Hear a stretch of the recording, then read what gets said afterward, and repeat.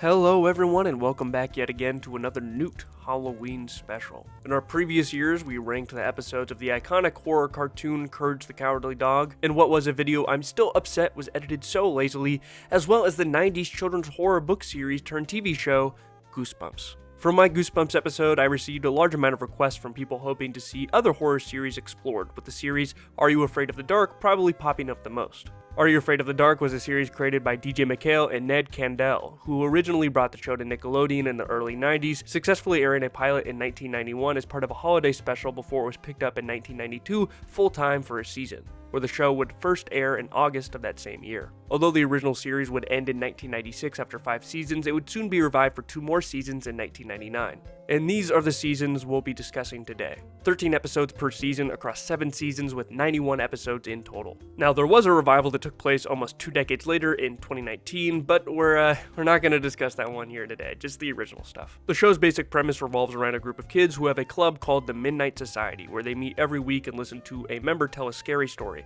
and we the audience get to see these stories brought to life. In many ways, the show was a predecessor of Goosebumps, who would come out a few years after Are You Afraid of the Dark premiered. And although I watched and read a lot of Goosebumps as a kid, I unfortunately missed out on ever watching Are You Afraid of the Dark, so I'm excited to finally have watched the show. I'd always had the idea in my mind that Are You Afraid of the Dark was a bit scarier than Goosebumps, so I was really interested to find out if this was the case. And honestly, yeah, I definitely say it pushes the boundaries a bit more. Now, for the rating system, much like last year's Goosebumps video, we'll be reviewing every episode in order as it's listed on IMDb. For some reason online, the ordering is different on almost every platform I saw it on, so we'll just be going by that. These reviews will be self-contained for the series, so again, a 10 here is obviously not going to mean that this is on the level of like The Sopranos or The Wire, but it will mean that it's one of the best for the series, in my opinion. Gotta bold and underline that for sure. People tend to get very upset about this stuff, and rest assured, I can and will be pissing you off again. A lot of episodes here are fairly similar in their overall structure, so I did nitpick a lot to differentiate the ratings when I felt it was necessary. Overall though, besides the enormous time investment and work and effort and everything about this, I had a fun time going through the series, so I hope you enjoy me discussing it as well. Now please, sit back and relax. We're probably going to be here a while. As we review every episode of Are You Afraid of the Dark?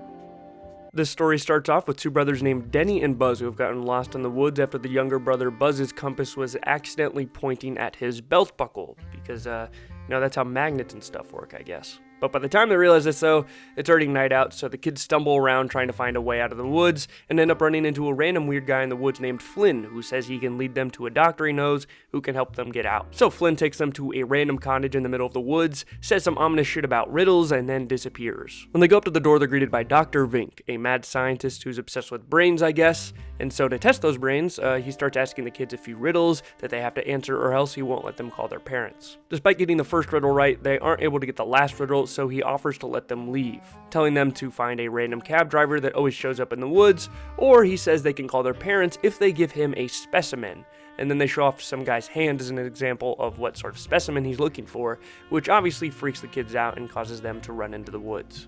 And sure enough, as they're running, a cab shows up, and so they hop in, no questions asked, and what? No way, it's Flynn again, who ends up plot dumping on the kids about how he once ran into Dr. Vink 40 years ago after he died, and Dr. Vink took his hand after he couldn't solve his riddles, and now says he transports people who fail the doctor's riddles to Dr. Vink by killing them in a car crash, like the crash he died in, and all the people who fail are left behind as ghosts until someone can eventually solve the riddle that he asks. Yeah, I'm not really sure I understand how this all works, but before they crash, Buzz solves the riddle that Dr. Vink asked them, which was, what's something that you can see, is weightless, and if put into a barrel makes it lighter, with the answer being a hole. And yay, they don't crash, breaks the curse, the taxi disappears, and they just kind of like sit around. The end.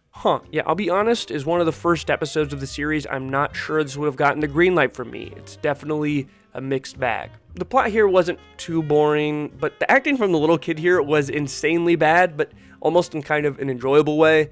But I don't know, there wasn't really anything that really gripped me for this episode besides the riddles, which was kind of neat, I guess. We do also get an introduction to the Midnight Society in this episode, which does help flesh out the show and serves as a good introduction. But that being said, I don't know. It's just a very average episode for me, maybe even below average, so I'll give this a 4 out of 10.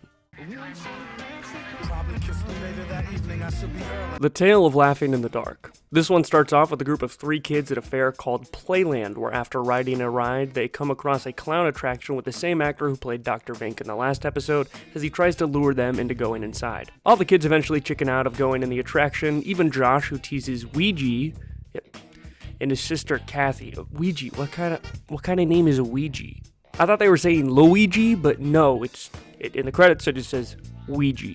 Anyways, the next day, Ouija did some research and found that the clown that was a part of the Laughing in the Dark attraction was actually a criminal from the 1920s who was chased in there by the police and burned alive after the building caught on fire from one of his iconic cigars. So that night, the kids end up back at Playland, where Josh ends up going into the building as part of a dare, where if he gets Zeebo the clown's nose, his friend will wear it for a week. Inside the attraction, it's pretty standard haunted house stuff until at the end, where he has to pick the right door to leave. Now, he picks the correct door to leave, but he keeps looking through the other doors to see if he can find Zeebo, where he's eventually able to get his nose. The next day, though, creepy clown-related stuff starts happening around Josh, and later at night, when his parents aren't home, it seems like Zeebo has broken into Josh's house to get his nose back. Josh ends up freaking out, and in the end, takes the nose back to the Laughing in the Dark attraction in the hopes that Zeebo will leave him alone. Overall, I thought this episode was pretty solid.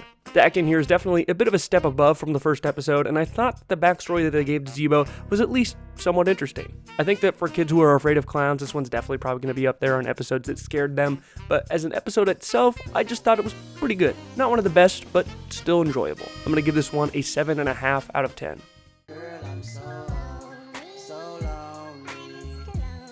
The Tale of the Lonely Ghost. Alright, this episode stars this girl named Amanda who has to spend the summer at her aunt's house since her parents are busy with some scientific research stuff. It also means that she has to share a room with her cousin Beth, who is an obnoxious asshole who also is really mean to their nanny for some reason. Before Beth will let Amanda hang out with her friends, she says that Amanda has to pass an initiation into her friend group by sleeping overnight in the haunted house next door owned by Beth's mom that they've been unable to sell for years. And so the next night, Beth and her friends go make Amanda sleep in the house and tell her a story about how a girl died in the house. The story goes that for whatever reason, this girl couldn't speak, and after her mom had to go away from home to help her husband, the girl who was supposed to stay with her grandparents was chased back into her room as she was leaving by a group of neighborhood bullies and locked inside. And unfortunately, by the time she was found, she was already dead. Now, Amanda doesn't really believe this too much, but when she goes inside, she ends up finding writing on the wall saying, "Help me," written backwards, only to turn around and find a mirror that has a ghost girl in it, which freaks her out, causing her to run back next door to tell her aunt about everything that happened. Now, Beth's mom obviously doesn't believe her, and so as punishment for writing on the wall of the house that her aunt is trying to sell, Amanda and Beth both have to go over to the house to clean the writing off. But when they go over there, they find that there's even more writing all over the wall saying, "Help me." The ghost girl then shows up again in front of Amanda and Beth and ends up pulling Beth into the mirror, swapping places with her. And despite being unable to speak, she lets Amanda know that the nanny that Beth is always super mean to is actually her mom. Amanda then runs back outside and grabs the nanny, who is apparently just now leaving at this time, because I guess she feels like she's not wanted there because Beth's always super mean to her. But Amanda is able to stop her from going and brings her to the haunted house and reunites her with her daughter, while also getting Beth out of the mirror. The end. I thought this episode was alright. The backstory of the ghost was relatively interesting, and I thought that Beth was a decent antagonist, even if most of her job as the antagonist is just being an asshole. The horror aspect I thought was done relatively well too, but I don't know, compared to some of the other ones that we have, it was just fine. I'm gonna go with a 5.5 for this one, a step above average, but nothing too stand out.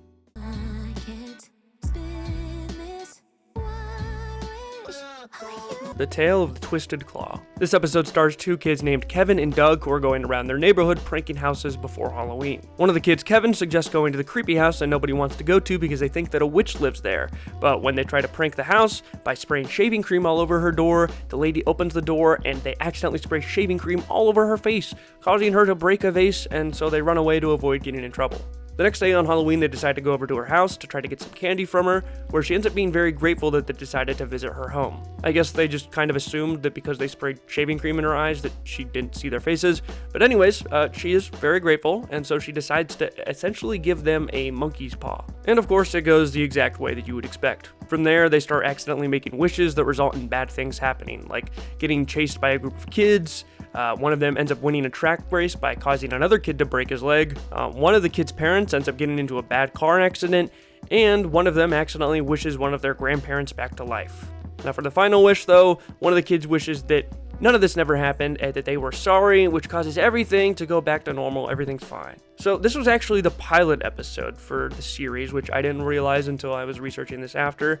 But it's essentially just the basic monkey paw story that we've seen a good few times before. And here I think it's done okay, but it definitely doesn't stand out that much here. But I'll give a decent bit of credit for this episode for going a bit darker than I think they normally would for a kid's show, especially when bringing up one of the kids' grandparents back from the dead. I thought that was kind of crazy. The pacing here felt relatively okay, but I do feel like some of the threats here went by really fast. Feels like every single problem was kind of just brushed aside very quickly. Overall, I thought it was an okay episode, but it doesn't really stand out for the series, and especially from other Monkey's Paw stories that exist out there. So I'm going to give this a 4 out of 10. You ain't nothing but a hound dog, you're crying all the time. The Tale of the Hungry Hounds. This episode starts off with two cousins named Pam and Amy exploring Pam's attic. While doing so, they end up running across an old chest filled with their old Aunt Dora's stuff before she died, but it's locked, so they can't really check what's in it. And so for now, the kids give up on trying to get into the chest, and Pam decides to show Amy the next door neighbor's horse before they're interrupted by Pam's mom, who freaks out because Pam's near her horse because apparently her sister Dora, their aunt, died in a horse accident. The kids then decide to have fun by using a Ouija board for some reason, which spells out, "Let me out," and also gives them the combination for the lock on the chest. And so they go to open it and end up finding Dora's old horse riding clothes, and when Pam decides to put on the jacket from the chest, she gets possessed by the spirit of her Aunt Dora, I think. The now possessed Pam leads Amy outside into a transformed foggy world where they run into what I'm guessing is a ghost version of one of the old stable keepers named Giles, who berates Pam, or Dora, now I guess, for not feeding the dogs, as she was unable to do so after dying in the horse riding accident, causing the dogs to die as well. Dora freaks out and heads to an old barn, ominously insisting she needs to feed the dogs, but before she can, Amy locks her in a closet, worried that she's going to feed her to the dogs. Amy starts looking around for some dog kibble to feed them actual food, but Dora, aka Pam, is able to free herself, opening the door for the dogs where they try to attack Amy, but are instead distracted by a fox that shows up out of nowhere and leads them away from her. Amy then steps outside to see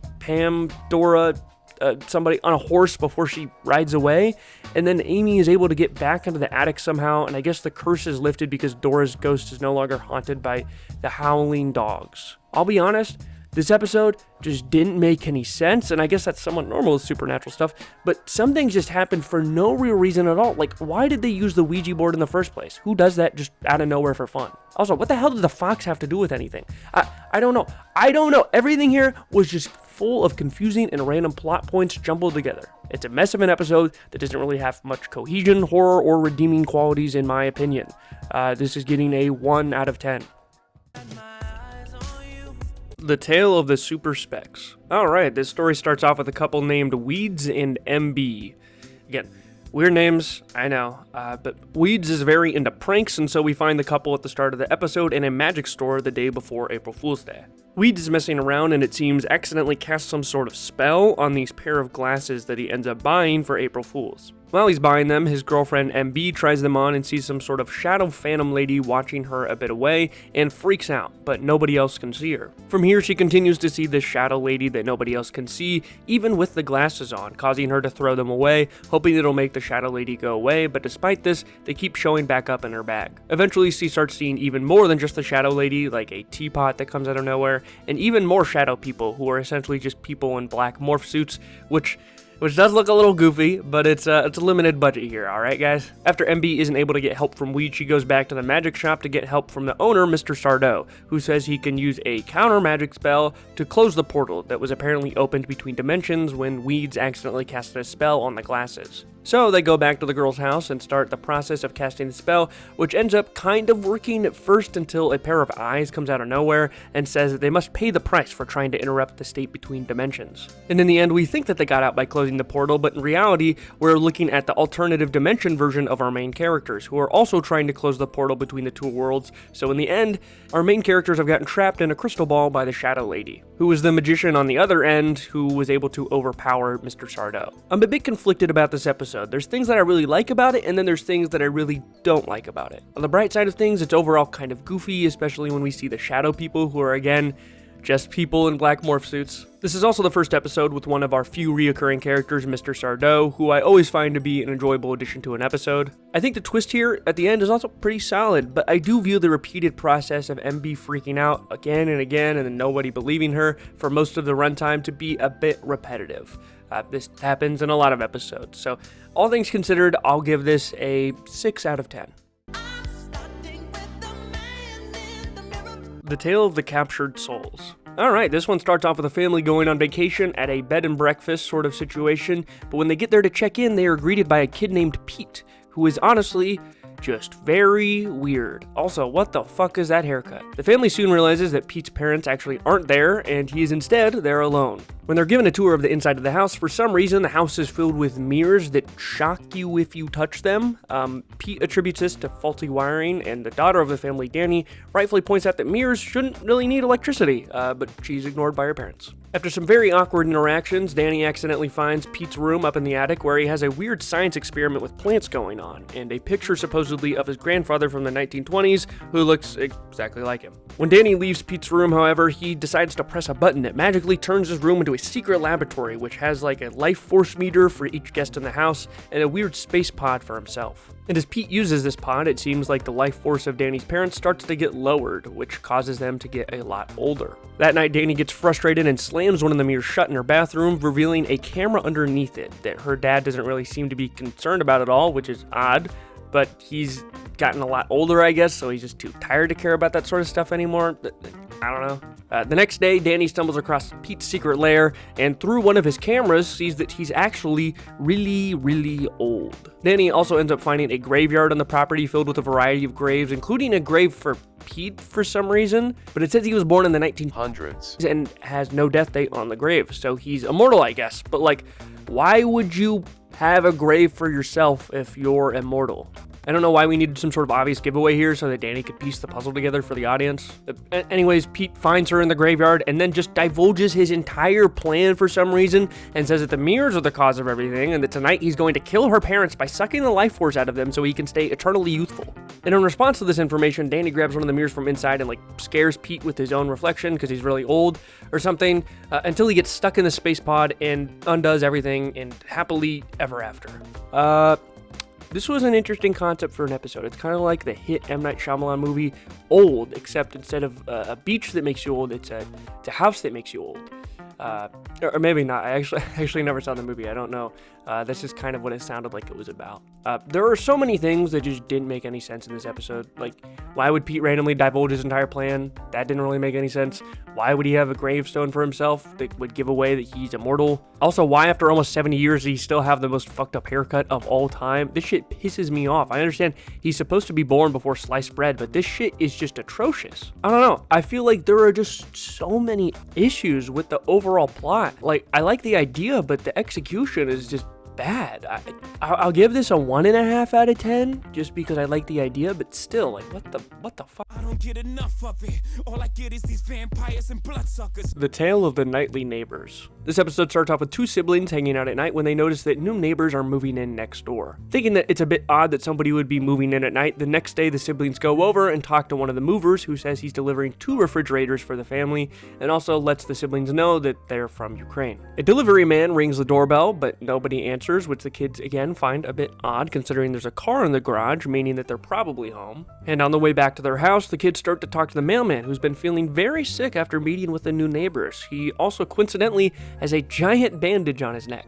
This endemic seems to have spread to a lot of other people in the town as well, with people seemingly being very sick and all having injuries on their neck. So the sister starts believing that the new neighbors are vampires, which I mean, Who could have saw that coming? The sister goes over to investigate the neighbor's house, thinking that the refrigerators that were delivered there might be coffins, but while she's over there, the new neighbors stop by the family's house, and although the younger brother doesn't invite them in because his sister told him not to, like that's one of the rules for vampires for some reason, I mean, you guys saw Sinners, right? But they're eventually invited in by their mom. The vampire neighbors only stay for a little bit and then head back home, causing the younger brother to run over and try to warn his sister, while his sister finds a locked fridge full of blood vials inside the family's basement, which all but seems to confirm that they're vampires. The siblings are able to sneak out and get back to their house, where they devise a plan to go over during the day so that they can kill them while they're sleeping. So they load up on all the classic vampire fighting stuff and go over to try to break into a secret locked room that they have in their basement. However, the parents are actually up at this time and almost catch the kids before the kids run outside. While outside, the kids end up talking to the parents of the family, essentially in broad daylight, so probably not vampires, where the kids also learn that they have a lot of blood because they work the night shift at a hospital. The kids end up feeling bad that they thought their neighbors were vampires, and so they invite the parents' son over to play games that night. So damn, I guess they weren't vampires after all, except we get a view into their basement where we find that the locked door is a coffin for the family's son, who is actually their vampire master. The end. This was really solid. The ending on this one felt maybe a little bit abrupt, but overall I like what this episode did to subvert expectations. It set things up pretty well, and besides the kind of rushed ending, I think the tension was fine throughout, which helped with the pacing when it was slower in certain areas. So yeah, I'm definitely a fan. Not super standout or anything, but I think it's pretty good. I'm gonna have to give this one a 7.5 out of 10. When it's sketchy, if they catch me, don't forget me, resurrect me. The Tale of the Sorcerer's Apprentice. This episode stars Dean, a kid who apparently has really bad luck. I mean, the only evidence we really get of this is that he failed the test for some reason, even though he studied, which, like, yeah, that happens to everyone sometimes. Later on in the day, in one of his history classes, he has a teacher who brings in a magic scepter from an ancient sorcerer named Goth. Dean seems to show a massive interest in this scepter, and so comes in after class and then gets possessed, I think, and becomes a servant of Goth, and has like a complete Spider-Man 3 Tobey Maguire personality change where he just kind of puts on a leather jacket and is kind of rude now. His friend Alex notices this change and starts watching Dean to see what happened to him, eventually catching him trying to revive Goth with a group of kids who also have been brainwashed. Anyways, from here, there's a lot of back and forth between Dean and his mind-controlled friends, chasing Alex, and Alex trying to wake Dean up, before eventually the kids break into an old pool room at the school and start the ritual to bring back Goth, which is successful, and Alex really can't seem to do anything but watch. Now, when Goth survived, he kind of just like floats there, and somehow, because Alex throws a rock at him, it breaks Dean out of the spell that he's under, and then he starts yelling at her to pour chlorine in the pool because he remembers that chlorine interacts badly with one of the ingredients from the chemistry test he failed. I don't know. And somehow this stops Goth, and then Alex and Dean are friends again, and everyone isn't brainwashed, and yay, everything's good now. Except at the end, it's revealed that the history teacher from the beginning set this up and already has other kids around the country working to bring him back too. Alright, so there is definitely some pretty goofy things going on in this episode. Not intentionally, but very goofy. Goth himself is just kind of like this bald guy who's painted gold. I don't know, this shit had me dying when I first saw it. I don't know, there's just something about him. There's also a few conveniences and that sort of thing that happen during this episode that don't really make all that much sense. Like, the amount of times Dean captures Alex and then goes, but you're my friend, so I won't hurt you, but this is your last warning. It takes any tension that would have been there away, since it never really feels like there's a threat. And even when Goth is brought back, he just kind of like floats there and gets like destroyed in 5 seconds by a high schooler. And he's supposed to be this super powerful sorcerer? Like, what the fuck happened? I don't know, there's obviously some problems with this episode, but it does have some enjoyable moments, even if they are just because they're kind of funny, unintentionally. It is pretty repetitive in some areas. I don't know, with everything in mind, I'm going to give this a 2 out of 10. To reap the corn, leave where I was born, cut a stout black thorn to banish ghosts and goblins. The Tale of Jake and the Leprechaun. Alright, so this one starts off with a kid named Jake who is an actor in an Irish play about a boy turning into a leprechaun to avoid being hurt by people who are hunting him. Anyways, we get to see this play out, and during the play, Jake gets a bit frustrated that he's not a good actor, but he does notice that one of the main actors of the play, Aaron, who's a very well-known and respected actor, always drinks this sort of special tea, so Jake maybe gets this idea that maybe he just needs this tea to be good at acting. So he finds out from one of the set producers what the recipe is and takes it down to a local, I think, greenhouse or something like that, and asks the owner Sean about getting the herbs needed for it, which makes Sean very upset at Jake for trying to make the tea to begin with. And so Jake is shoved away, and later on during another one of his rehearsals, they're going through the parts of the play when Jake's voice suddenly gets very deep and he starts to feel really weird. So Jake goes back to Sean and tells him about what happened at his rehearsal for some reason. These guys aren't close at all. I mean, they just met, and the Sean guy seemed to really hate him the last time they spoke, so I don't know why he's talking to him, but alright. Sean seems very sympathetic towards the kid and ends up plot dumping a bit, and then showing up at the next rehearsal to sabotage some sort of ritual that he notices is happening at the play. At the rehearsal, Sean finds out and lets Jake know that Aaron is transforming him into a changeling, and we can see this because Jake has pointy ears now. Sean then tells Jake that they need to go in and investigate Aaron's dressing room. And after distracting him, it just so happens that he has a ritual shrine in his dressing room, because I guess that's the place where you would hide that sort of thing. I don't know. As Sean and Jake are in Aaron's room, though, he walks in, so they have to hide under his bed, where they find out that he is a banshee as he transforms in front of them, who apparently feeds on human souls and wants to try to take Jake's soul by turning him into a changeling. Or at least that's what Sean says, I don't know.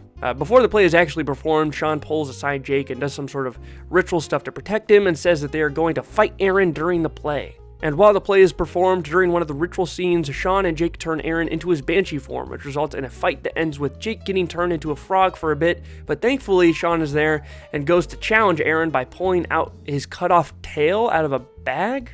And then Sean forces Aaron to make a deal with him, which causes Aaron to blow up and fucking just die, I guess. Everyone in the audience thinks this is part of the performance, and then Jake gets turned back into a human, and the end, I guess. Yeah, I'll be honest, I did not particularly like this episode. Big surprise. A lot of this one was pretty much just spent arguing over some tea and then saying a bunch of leprechaun jargon until this sort of fight at the end. Like, things just happen in this episode. I don't really understand it. I'm not really sure what they're thinking. It's just a bunch of random stuff happening until we get to the end. This is easily a 1 out of 10 for me.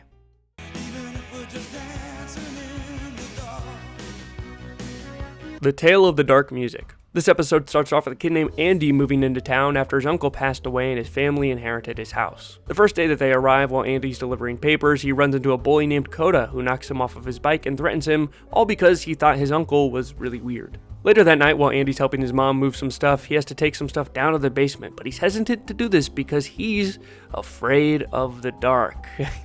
Kind of like the title of the show, eh?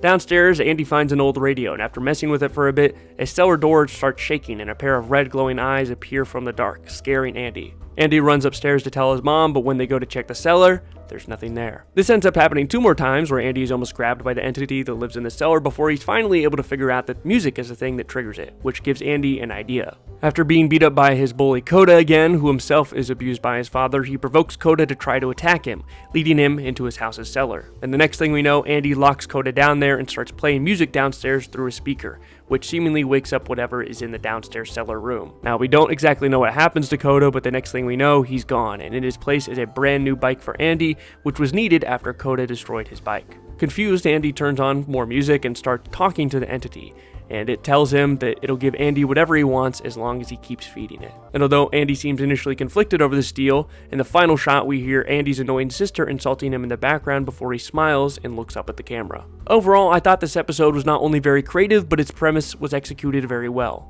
We never exactly know what the entity is behind the door, we never really get a resolution as to what happened to his uncle, and we get an ending where our protagonist ends up being a villain. I don't know, that sounds like a perfect combination to me. It's said that horror is often best done when dealing with the unknown, and I think this episode does that very well. Now that being said, it is a little bit repetitive, like Andy does have to do the same thing a few times to find out that music is the thing that triggers the entity, but overall, I still think it's probably one of the best episodes in the series, and it does say, "Are you afraid of the dark?" like multiple times in the episode, so like, it's pretty neat. I don't know, it does have a few flaws, but I still think it's really great. I'm going to give this a 9 out of 10.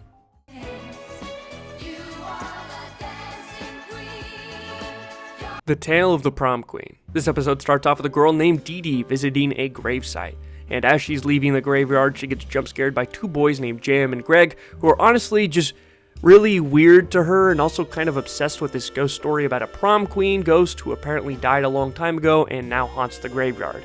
And they of course tell Dee Dee this. For some reason, Dee Dee also seems pretty interested in learning more about this, and so she befriends the two boys and starts to help them research more about this ghost. They end up going to a library to look through old newspapers to learn more about what happened, and eventually find an obituary where they find out that the girl's name was Judy Larson, and apparently she died while waiting for her boyfriend to pick her up for prom.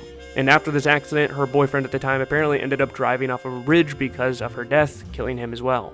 After learning about this, the kids end up going to the supposed bridge where the girl's boyfriend died in the hopes to make contact with him. Dee Dee takes the boys out into the middle of the water and starts some sort of seance, causing the water to start bubbling, supposedly making contact with the ghost, where they then let the ghost know what happened to his date in an attempt to give him some sort of closure. After barely getting to land, the group ends up then going back to the cemetery to find the grave of the girl, where after a prank is pulled by Greg and his cousin, they end up seeing a car come up out of nowhere approaching the gate, with it apparently being the ghost of Ricky, the girl's boyfriend. Dee Dee then approaches the car and transforms into wearing a prom dress, revealing that she was the ghost of the girl all along. Overall, I thought this episode was actually pretty solid. As someone who's a bit older than the original age range of the initial intended audience, I kind of predicted how this was going to end, but I still don't think it was too obvious. The guys in this episode act a little bit weird for some reason. Like, the guy who plays Greg was a little bit much, I think. He really came across as kind of creepy a lot of the time, but overall, I still really like this episode. I think it was pretty well done. Even if the friendship between Dee Dee and the guy seemed a little bit inorganic,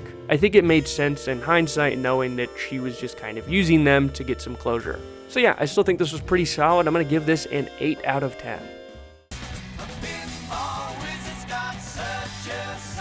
The Tale of the Pinball Wizard. This story starts off with a kid named Ross in a mall, picking out coins from a fountain in the middle of it. And after almost getting caught from a security guard, he ends up in a shop owned by a man named Mr. Olson, who it seems like repairs old machinery, including pinball machines. Now, Ross is desperate for a job, and so he begs Mr. Olson for a job, where Mr. Olson eventually agrees that if Ross can watch his shop for an hour while he's out for lunch, he'll consider giving him a job, also warning Ross not to play with the pinball machine in the back. And as soon as Mr. Olson leaves, Ross starts playing with the pinball machine pretty much immediately, before getting a customer who walks in, with it being a girl named Sophie who's there to pick up some old throne-shaped music box. Ross isn't sure if the music box is actually done being fixed though, so Sophie said she'll come back later. We then see Ross playing with the pinball machine for a while, and the next thing we know, he steps outside of the store and realizes that it's nighttime. And from there, a bunch of crazy, wacky stuff starts happening, as he's apparently in the pinball machine game, I guess, and he needs to collect a crown to give to Sophie, who's actually the princess for the game. I don't know, a bunch of random stuff happens where he's attacked by a variety of monsters, and then at the end we find out that despite winning the round of pinball, Ross is now trapped inside of the game, and we see the storekeeper, Mr. Olson, laughing at Ross maniacally in the machine. Yeah, this one just kind of felt all over the place, and that's kind of why I didn't really dive into the plot too much on this one. Like, I think it's a cool idea to do an inside of a video game sort of episode, or I guess in this case, a pinball machine, but the point where we actually get inside of the game, I wouldn't really say there's anything scary. I really wouldn't say there's much of a plot. There's just kind of a bunch of villains laughing and chasing Ross and Sophie around until Ross finally beats the game at some point. The episode just didn't feel impactful. Like, what was the point of this? We never really get to see any of the gameplay of the pinball machine, so we don't understand any of the references of what's actually happening, and there's not really anything important in the plot actually happening. It's just people being chased around for an entire episode. The writing here just feels insanely lazy. I don't know what they were thinking. I'm going to give this a 1 out of 10.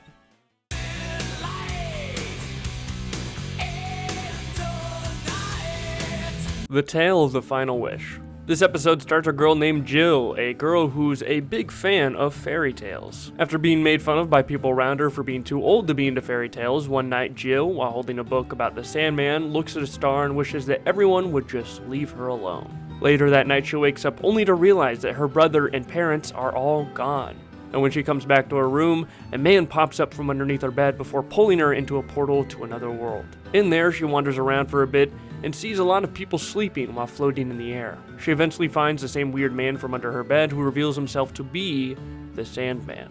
He then lets Jill know that she's in this predicament because she wished away the people in her life with his help. From there, Jill just kind of runs around in the weird Sandman dimension before she threatens to break his hourglass thing, and when she eventually does, she wakes up from her dream, vowing to move on from fairy tales. This episode was unfortunately another boring one. I actually fell asleep while watching this for the first time.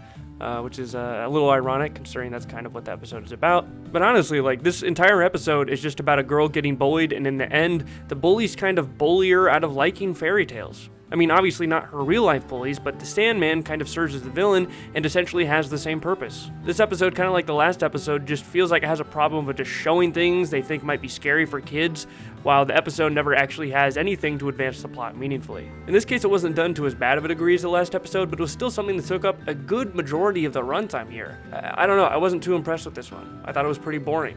I guess it could have been worse. I'll give this a 2 out of 10.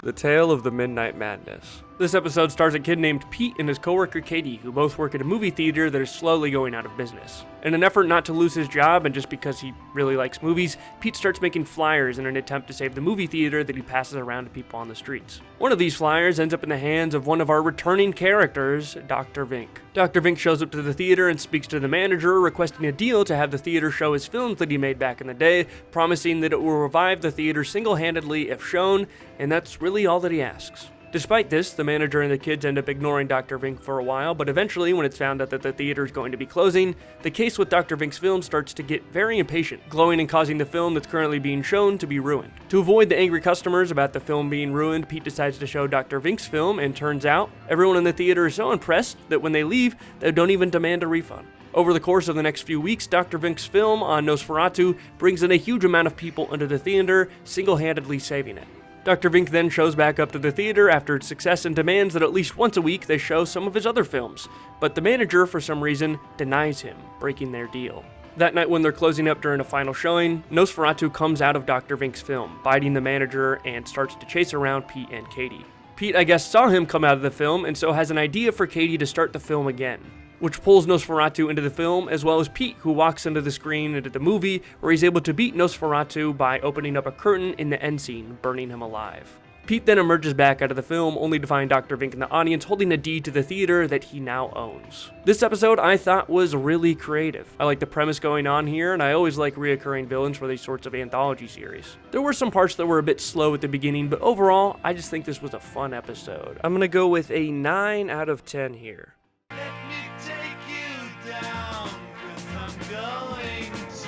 The Tale of Locker 22. This episode stars a new foreign exchange student named Julie as she adjusts to her new high school on her first day. As she's being walked around, she's given an old locker tucked away in a room that doesn't really seem to get used too often. From here, Julie meets some new kids around school, a lot of them kind of being bullies, as well as a kid named Chris, who she befriends. Around school, Julie starts seeing a random girl popping up out of nowhere, especially near her locker, with the girl eventually putting a necklace in Julie's locker that she finds by opening her locker and it falling out in front of her.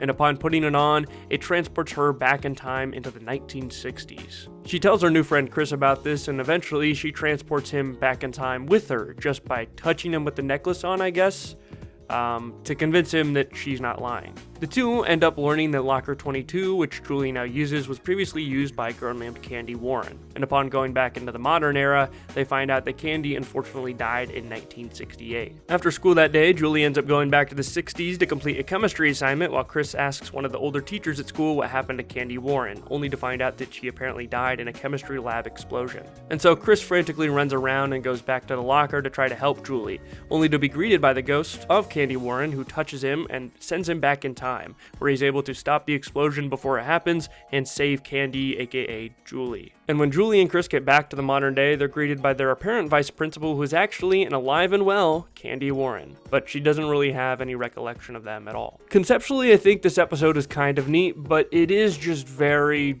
boring. Most of the episode is just spent on the fact that Julie gets bullied for being a new student, and even when the time travel stuff starts to get involved, it's mainly just people wearing bandanas saying like groovy over and over again until the plot actually develops a bit more. When it does, I like the direction that it goes, and I do enjoy the ending, but overall it didn't really stand out to me all that much, although I think the concept was at least there. I'm gonna give this a 3.5 out of 10. The Tale of the 13th Floor. This episode stars two kids, Billy and his adopted sister Karen.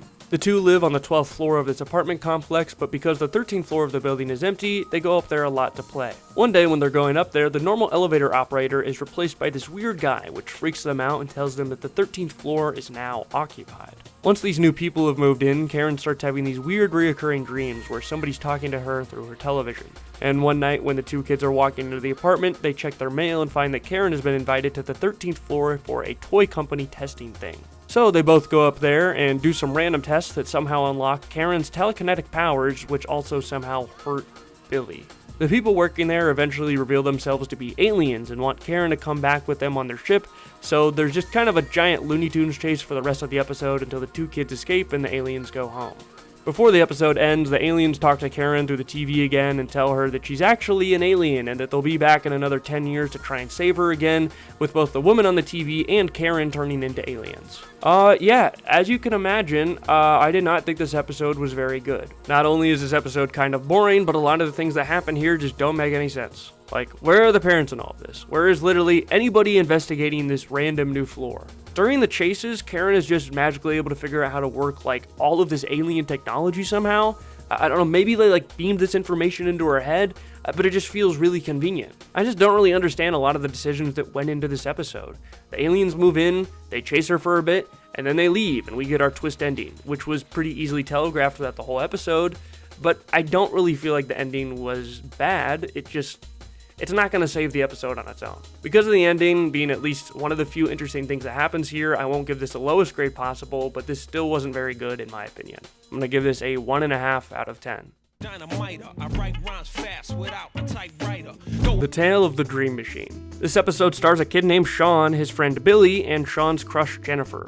One day after school, Sean and Billy go to Sean's house, which unfortunately has a lot of problems with it. As they're heading upstairs to Sean's room in the attic, one of the stairs breaks and they find a bunch of stuff from a writer who apparently used to live there, including a typewriter underneath the stairs. Sean takes the typewriter from under here and goes upstairs and starts writing that night about him and his crush attending a Halloween dance. While he's writing this, his crush Jennifer is sleeping and dreams the same exact thing that he's writing, with the dream ending with Sean transforming into an actual vampire and biting Jennifer on the neck. The next day at school, Jennifer tells Sean about her weird dream, and Sean realizes that his story came true in a way. To confirm that this is true, that night when Sean and Billy are hanging out, Sean writes a story about Billy being trapped inside of a grave and buried alive for a writing assignment, which Billy also ends up dreaming about. Billy then wakes up, where they can both now confirm that the typewriter makes whatever is written become a dream. But Sean, just to be extra sure, then ends up writing one more story where he's communicating with Jennifer through a dream and tells her to call him once the dream's over to confirm that it's real. She of course does end up calling him,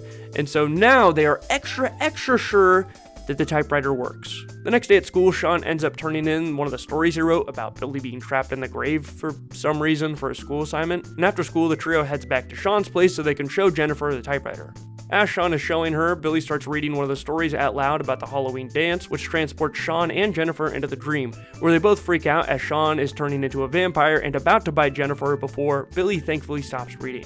Sean then realizes that I guess reading the stories out loud causes them to become a reality, and also realizes that he turned in the paper about Billy being buried alive inside of a grave to his teacher. So they rush to the school to get the paper from their teacher, but unfortunately, she's already started reading it, so Billy has now been transported into the story and starts to be buried alive. Thankfully, Sean and Jennifer are able to stop everything by writing out and reading something along the lines of the printer no longer works and the stories no longer come to life, or something like that, and then everything's good now, I guess. I found this episode to be pretty average. I think the concept is pretty neat, although we've seen something similar to this in like Goosebumps, The Blob That Ate Everything, and pretty much word for word, bar for bar on that one. Although I think this episode is relatively well paced, the fact that they need to repeat the process of confirming that this typewriter works 3 separate times of the story is a bit repetitive. Like a lot of episodes, once the episode gets through the halfway point, I do feel it picks up a bit, but it still doesn't stand out too much more than any of the other episodes in the series. I still somewhat enjoyed it though, so I'm going to give this a 5.5 out of 10. The Tale of the Dark Dragon. This episode stars Keith, a shy kid who recently got into a pretty bad car accident, limiting his overall mobility and ability to walk. At school, there's an upcoming dance, so one of the girls that helps with the library and his next door neighbor Mariah asks if he's going, and initially, he says no, since he feels self-conscious about the fact that he has mobility issues. However, after he bumps into this other girl at school who's having a fight with her boyfriend, he asks if she's going to the dance, and she says, well, she's not sure yet. And he does this right in front of Mariah too, which I think is a little fucked up, Keith. Later after school, Keith sees Shelly, that same girl who he asked before, at the cafe, and initially thinks she's going to sit down with him, but her boyfriend is already there, so that doesn't really happen. But while he's at the cafe, he sees an ad for a potion that is supposed to make you more confident, and so Keith goes to the store, and we run yet again into Mr. Sardo. Sardo hastily sells the potion to Keith, telling them that he can only take a small amount of it at a time, but it will give him the confidence to talk to girls. And so the next day, Keith takes a single drop and heads to the cafe, very confidently saying hi to Shelly, and starts flirting with her, saying that he's Keith's cousin, Casey, for some reason. When Keith wakes up the next day, though, he notices some weird spots of hair on him, which obviously freaks him the fuck out, but he does the best to cover this up for now. The girl who likes him, Mariah, notices a change in Keith and tries to figure out what's going on, as Keith ends up taking more of the potion and transforming even more into a monster to flirt with Shelly, so he's eventually able to ask her to the school dance. After growing some fangs and a lot more hair, Keith does go back to Mr. Sardo and asks him what's happening, where they both find out that through a book, apparently, before you take the potion, you're supposed to get rid of the dark dragon within. But Mr. Sardo, as well as the audience, has absolutely no idea what the fuck this is supposed to mean, so Keith just keeps taking it in an attempt to keep impressing Shelly. His neighbor Mariah eventually stops over to try to help him, but Keith has locked himself in his room after fully transforming into this sort of werewolf thing. But that night is the dance, so he has to keep taking the potion to make sure that he doesn't leave Shelly at the dance alone. Mariah ends up following him and sees him take the potion before heading into the dance, and so she breaks into his locker and downs the whole entire bottle, which, if we remember, folks, is not how it's supposed to be taken. Despite now being a confident Chad, Keith eventually ends up getting left at the dance for Shelly's ex-boyfriend. But luckily Mariah is there, now completely transformed, or at least that's what they're trying to convey, but she kind of just took off her glasses and is a lot more confident now, so whole new person, I guess. Anyways, Keith and her dance together for a bit before Mariah suddenly starts convulsing, and so Keith rushes her out of the dance as she starts to transform into a werewolf thing. The two then cry together, with Keith apologizing for letting this happen to her, and suddenly they both turn back to normal, apparently having beat the dragon within, which I guess was depression. Overall, I thought this episode was pretty well done. Obviously, it takes on a bit more of a mature theme without openly saying it does, which I guess I enjoy seeing, and honestly, even the romance plot, which is not something I'm usually super interested in, I think was relatively well done compared to a lot of the writing on the show. I think that the ending here was maybe a little bit rushed and felt a bit convenient, but overall, I think it was still pretty good. I'm going to give this one a 9 out of 10.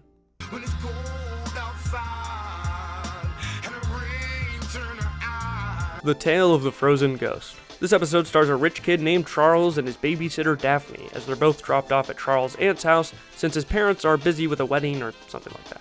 And then for a while throughout the first part of this episode, his aunts suspiciously talk about a ghost. It's like they keep accidentally saying the word. They're like, oh, you mean ghost? Oh, the ghost. Oh, we should talk about the ghost. Oh, I meant guest, not the ghost.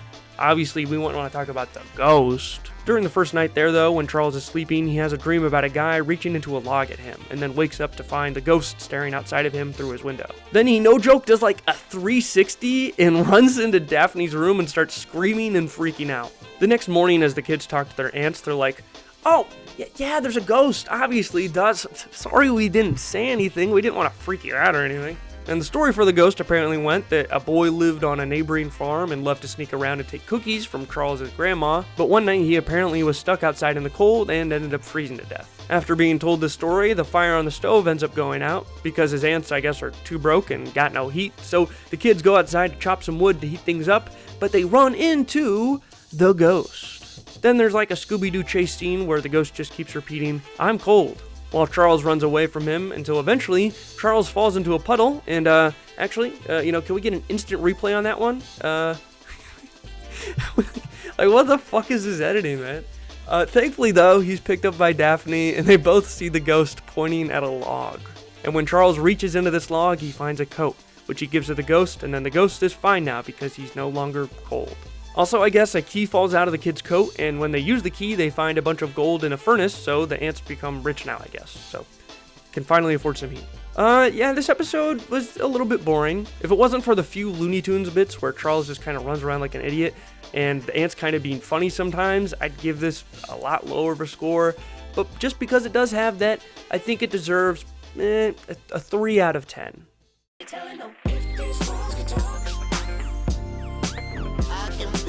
The Tale of the Whispering Walls. This episode stars 2 kids named Claire and Andrew as they're being watched by their babysitter Louise. Louise ends up getting lost on the highway after a makeshift sign covers up a directional sign she needed to get onto the highway, leading them to the Whispering Inn, where they're greeted by a weird dude who tells them to take a shortcut through the woods to get to where they're going. They end up doing this, but partway through the woods, their car breaks down in front of an old mansion, leading to Louise going inside to see if she can get some help. After a while of waiting, Andrew and Claire go in to see what happened to her and end up finding a room upstairs with a whole lot of ice cream. Andrew and Claire end up fighting each other for a bowl of ice cream and spill it on the floor, where it starts smoking, and the creepy man from the inn looks at them through a puddle that it leaves behind. Realizing that they're in danger, the kids then run back to the inn to hopefully get some help, which, like, come on, we just saw this dude from the inn in this puddle staring at you, like trying to kill you. Why do you think he's gonna help you? Anyways, they go inside the inn and now find a bunch of old people dancing who suddenly stare at them like this.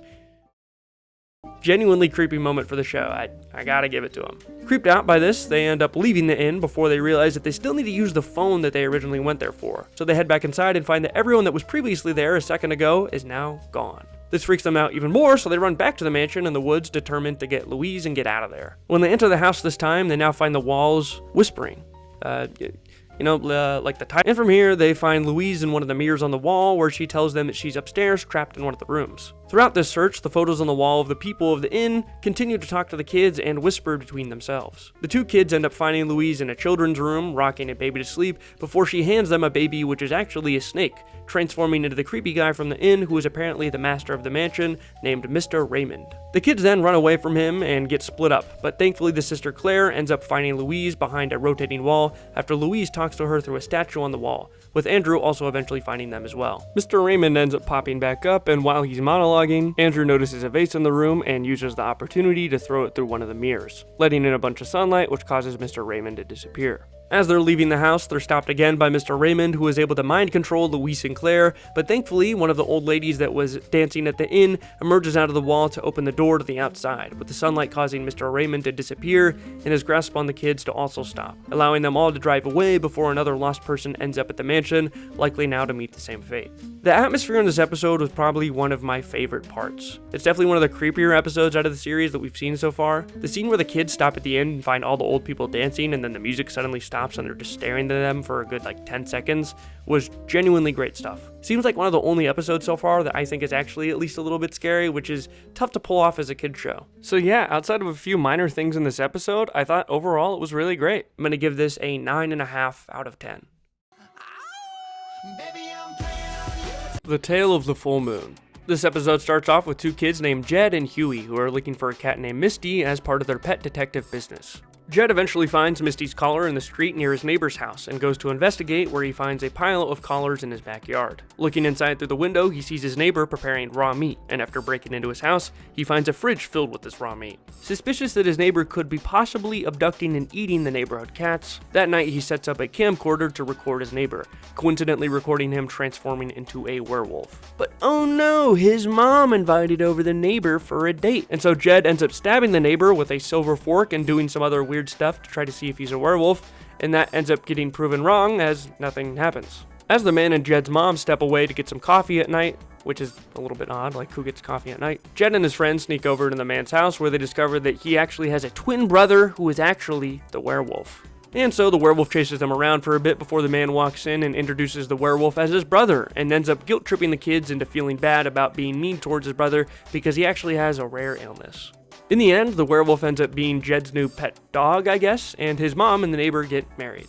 Now this episode is a bit dumb for sure, which I honestly kind of liked, but it does feel a little bit slow at times. If things were maybe a bit sped up, I'd probably have enjoyed this a lot more, but most of the episode definitely feels like it dragged on for a bit too long. I do really enjoy the stupid twist at the end though, so I guess I'll give this a 4.5 out of 10. The Tale of the Shiny Red Bicycle. This episode starts off with 2 kids named Mike and Ricky as they bike over a bridge at a nearby creek when suddenly one of the boards on the bridge comes loose, with Ricky and his bike both falling over the side as Mike desperately tries to save him before he slips down and drowns. This causes Mike to wake up after having another nightmare about his dead friend. Despite Ricky's death happening 5 years ago, Mike still seems haunted by it. The next day at school, Mike begins seeing not only Ricky's red bike, but his ghost. This eventually leads to Mike being sent home after he has an outburst in class after seeing Ricky in the hallway. The next morning, as his little brother Ben is going fishing with his friend at the same creek Ricky drowned, Mike is yet again visited by Ricky, assuring Mike that he did everything he could to save him, but mainly to warn Mike and repay him the favor by telling him that Ben is in trouble, as he's gotten his foot stuck under a rock in the creek. And so Mike borrows Ricky's red bike, and rushes to the creek where Ricky died, eventually able to save his brother in time before the current washes him away. Before the two leave to head home, Mike looks over at the red bike that he borrowed from Ricky to see it is now heavily rusted. And the next day it's reported in the news that Ricky's remains had finally been found after 5 long years. This is another episode that tackles a mature theme, and I think it does it incredibly well. The obvious theme here is grief and the guilt associated with that grief. Although this episode isn't particularly scary, I did find it to be very engaging without any horror, and I think all of the themes were handled really well. The acting here in particular I think was also really well done, and the two brothers seem to have a genuine connection, which makes the ending I think all that more impactful. So yeah, I think this is a great one. Honestly, couldn't give it anything less than a 10 out of 10.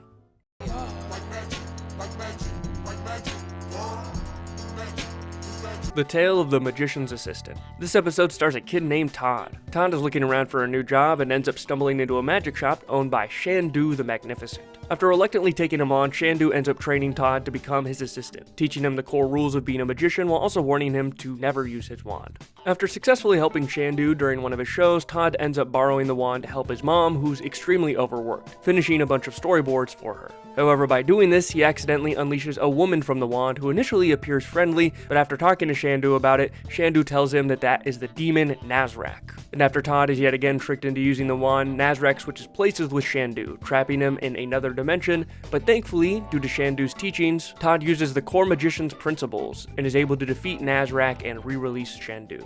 Shandu then decides that he has now found a worthy predecessor, and so he decides to give Todd his wand to look after. I thought this episode was pretty alright. The first half does entirely revolve around training Todd to be a magician's assistant, but I liked the relationship that the two had, so I didn't really mind this as much as some other episodes. The villain here is relatively boring and pretty easily defeated, but I overall kind of liked the episode and found it at least somewhat interesting. I'll give this a 6.5 out of 10. The Tale of the Hatching. This episode features two siblings, Augie and Jazz, who have to go to a boarding school since their parents are going away on an extended trip. During their orientation, they meet the headmaster named Mr. Taylor, who seems like a pretty cool dude, but when Augie's watch alarm goes off, he starts freaking the fuck out. After this though, things calm down as the kids get used to the boarding school, getting more and more comfortable and making new friends along the way. There are a few oddities at the school though. For one, they have this dessert that they're served every night called sponge, and class periods and scheduling things are announced through these low-frequency tones. And not to mention, Mr. and Mrs. Taylor have weird rules about outside devices like cassette players. One night while the siblings are sleeping, one of the low-frequency tones starts playing, causing all the kids to line up in formation and head down to the school's basement. The siblings, fully conscious, follow everyone to see what's going on and find that the basement is filled with eggs that are taken care of by the mind-controlled students. The kids do their best to fit in with the other students as they apparently are not mind-controlled because they never ended up eating that sponge. The siblings eventually overhear from the headmasters that they are a group of aliens, so the siblings try to escape the school, but unfortunately are caught by the headmasters and thrown into a jail cell with the mother of the eggs, which is like this alligator-looking creature alien thing.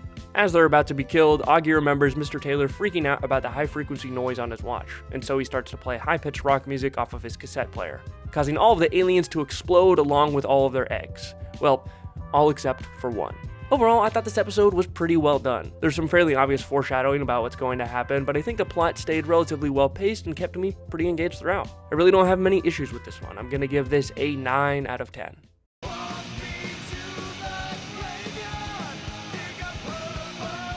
The Tale of Old Man Corkin. This episode features two kids named Kenny and Jack who are new to the neighborhood when they're invited over by a kid named Marshall to play hide and seek at a graveyard later that night. Although initially hesitant to join, they eventually show up with a lot of the other kids besides Marshall, pretty upset that they've joined. One of the kids in particular, Sissy Vernon, is pretty mean towards the new kids, telling them the tale of Old Man Corkin to try to scare them. An old man who used to look after the graveyard who was very protective of it, going as far as to apparently have chopped off another kid's hand from stealing from him one time.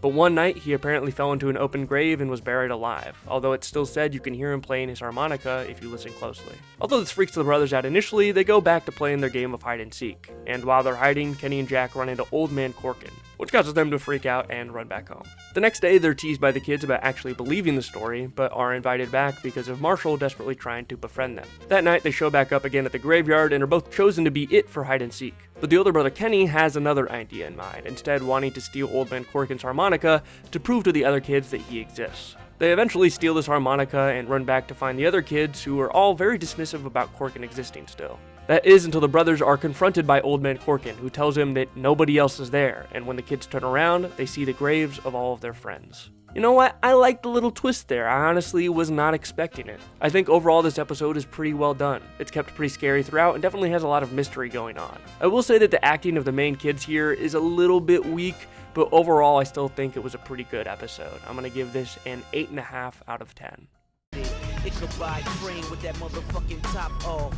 The Tale of the Midnight Ride. There's a new kid in the town of Sleepy Hollow named Ian who is having trouble making new friends. While he's leaving school that day, he sees a girl named Katie drop her box of things, and so he rushes over to try to help her, finding out that she's trying to set up for the Halloween dance that night. And so Ian offers to help her set up for the dance, running into Katie's ex-boyfriend named Brad. Brad initially starts bullying Ian while they're setting up for the dance, and even full-on starts a fight with him later on after he dances with Katie at the dance. Instead of physically fighting him though, Brad says that Ian has to go to the Bridge of Souls from the Sleepy Hollow tale and retrieve the Headless Horseman's pumpkin head as part of initiation to the school.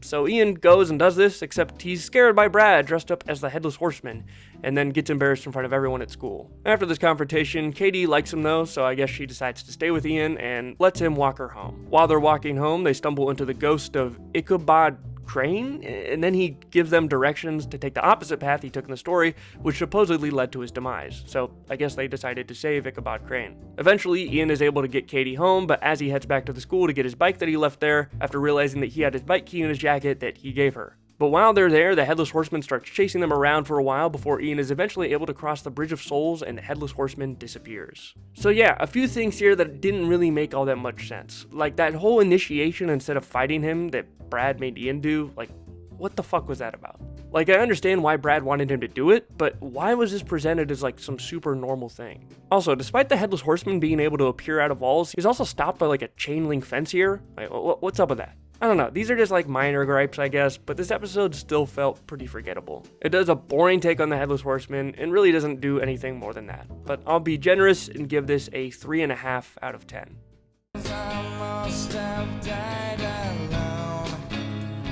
The Tale of Apartment 214. Stacy and her mom recently moved into a new apartment after her parents separated. And after first moving in, she initially gets a knock on her door, only to step outside and see that no one is there. But the apartment next door, 214, slowly swings open. Stacy initially ignores this, but eventually one time when the door swings open, she steps in and is greeted by an old woman named Madeline. Madeline explains that she used to be a painter and unfortunately now lives alone, and so the two bond over not really having any friends, with Stacy soon visiting Madeline on a regular basis. One day, Madeline asks Stacy specifically to come over the next day, as it's the day that she really doesn't like being alone. Unfortunately, as she's going over to visit Madeline, her other next door neighbor invites her to an event to make some new friends, so Stacy is pressured to go along. When Stacy gets home from the event, she runs to go see Madeline, but Madeline freaks out and starts yelling at her for breaking her promise. But when Stacy goes to turn the lights on in the room, all of the furniture and Madeline are gone. Stacy runs to go tell her mom about what happened, but not only does Stacy's mom have it going on, but she does not believe her and thinks that Madeline might have just moved out.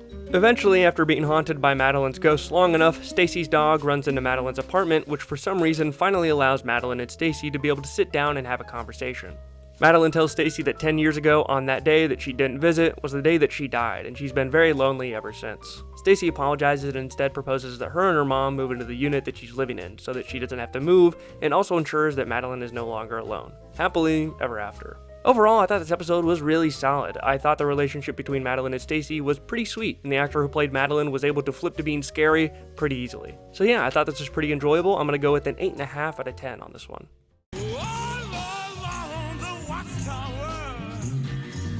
The Tale of Watcher's Woods. This episode features Sarah, who's new to a Girl Scout summer camp when she bumps into Kelly, another girl going there that's an asshole. The two kids end up sharing the same cabin together in an attempt to scare Sarah. Kelly tells her the story of the Watcher's Woods, a forest that's constantly moving, and about the three girls who got lost there long ago, leaving only their whistles behind. Despite her best attempts though, this doesn't really scare Sarah at all. The next day, as part of a camp activity, the kids at the camp have to go set up a tent in the woods, with Kelly and Sarah being paired together. Kelly, not liking Sarah, steals her backpack and runs away into the woods, but ends up getting lost. And as night approaches, both girls end up getting even more lost as Sarah can't navigate without her stuff, and Kelly just can't navigate at all. After wandering around a bit more, Sarah ends up talking to this guy's head on a tree in the middle of the woods, who is apparently the Watcher, while Kelly ends up getting captured by the ghosts of the three lost Girl Scouts. Eventually, Sarah finds Kelly, and after attempting to rescue her, she's caught by the ghosts who say they'll let Kelly go if they give them their whistles, as that's the thing apparently causing the Watcher to keep them there. And so Sarah runs back to the main cabins to get the whistles, running into the Watcher on the way, who turns into a giant skeleton tree creature, only managing to escape him after threatening to burn his woods down with a Bic lighter.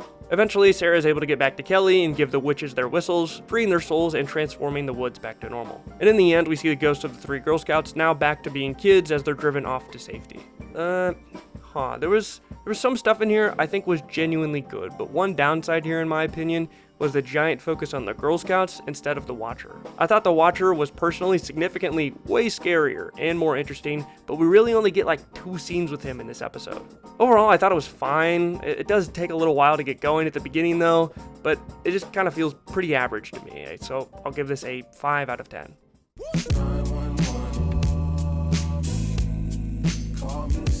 The Tale of the Phone Police. This episode starts with 2 kids, Jake and Chris, making prank calls on Jake's phone before they're interrupted by Jake's sister, Annie, who makes up a fake story about how doing prank calls can get you in trouble with the phone police. She then starts telling them a story about a kid named Billy Baxter who made too many prank calls and got in trouble with the phone police, and after that, nobody knows what happened to him. To confirm this, Jake looks through the phone book and is able to find Billy Baxter's phone number for some reason and decides to call it.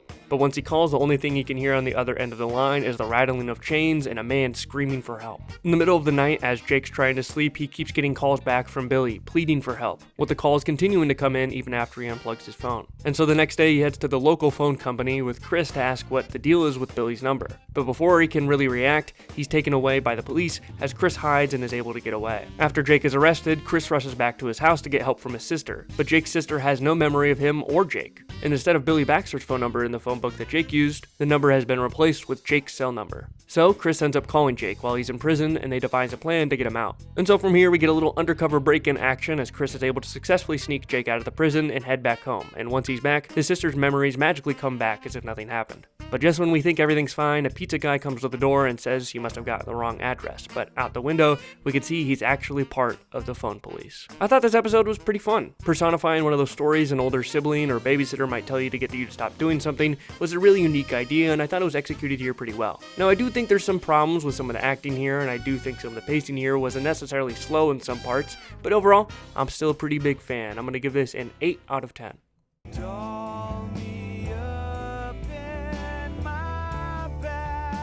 The Tale of the Dollmaker. Melissa is excited to go over and stay the weekend with her aunt and uncle, as their next door neighbor's kid, Susan, is a very good friend of hers. However, when she gets to her aunt and uncle's house, they tell her that Susan and her family moved away a while ago. But after Melissa sees something in Susan's attic window, she goes to investigate Susan's old house, only to find a bunch of their old furniture, eventually going up to their attic to discover a replica of their house as a dollhouse. Before she can investigate any further though, she's dragged away by her aunt, who eventually tells her that Susan's parents moved away after Susan went missing, and that she's been put in charge of taking care of the house. Her aunt then tells her that the thing she saw in the window was probably her just checking up on things, but Melissa doesn't believe her. That night while she's sleeping, Melissa hears somebody calling out to her in her sleep, and so she goes over to Susan's house again, only to see a glowing door in the attic. And upon opening the door, she finds a dollhouse with Susan in it, but Susan seemingly can't hear her. Before Melissa takes a step into the house, her uncle pulls her back, and it's revealed that she was on the verge of walking out of one of the house's windows. To prevent this sort of thing from happening again, the next day, Melissa's uncle decides to board up the door and make sure to lock the house so that she can't get in there. But while her aunt and uncle aren't looking, Melissa takes one of her uncle's hammers and breaks into the house, and eventually gets through the boarded door. Behind the door, she again finds a life-size dollhouse replica of Susan's house, and upon stepping inside, she finds Susan now partially turned into a doll. She talks with Susan for a bit and then goes back to the hallway she came from to go get some help, but finds that the door that was previously there a second ago has been replaced with a wall. Melissa believes that the key might be to check the attic. However, there's a dresser in front of the attic door that Melissa is having trouble moving. Melissa goes back to get help from Susan, but she's pretty much stuck where she is, so Melissa moves it herself and carries Susan to the attic. In the dollhouse attic, they open the same door that was present in the real-life attic, only to see the real-world perspective from outside the window of the house. And so together, they jump down and finally return to the real world. I thought this episode was pretty alright. There were definitely some moments here that were a bit slower for sure, but I think it helped build a little bit more suspense. Now, from my perspective, I was a little bit confused on what happened to Susan, and honestly, the dollhouse part made things even more confusing, but in like a good way, not like the normal confusing way that happens in a lot of other episodes. That being said, I'm not sure it really stands out to me compared to some other episodes in the series, so despite its positive qualities, I think I'm only going to give this a 6 out of 10.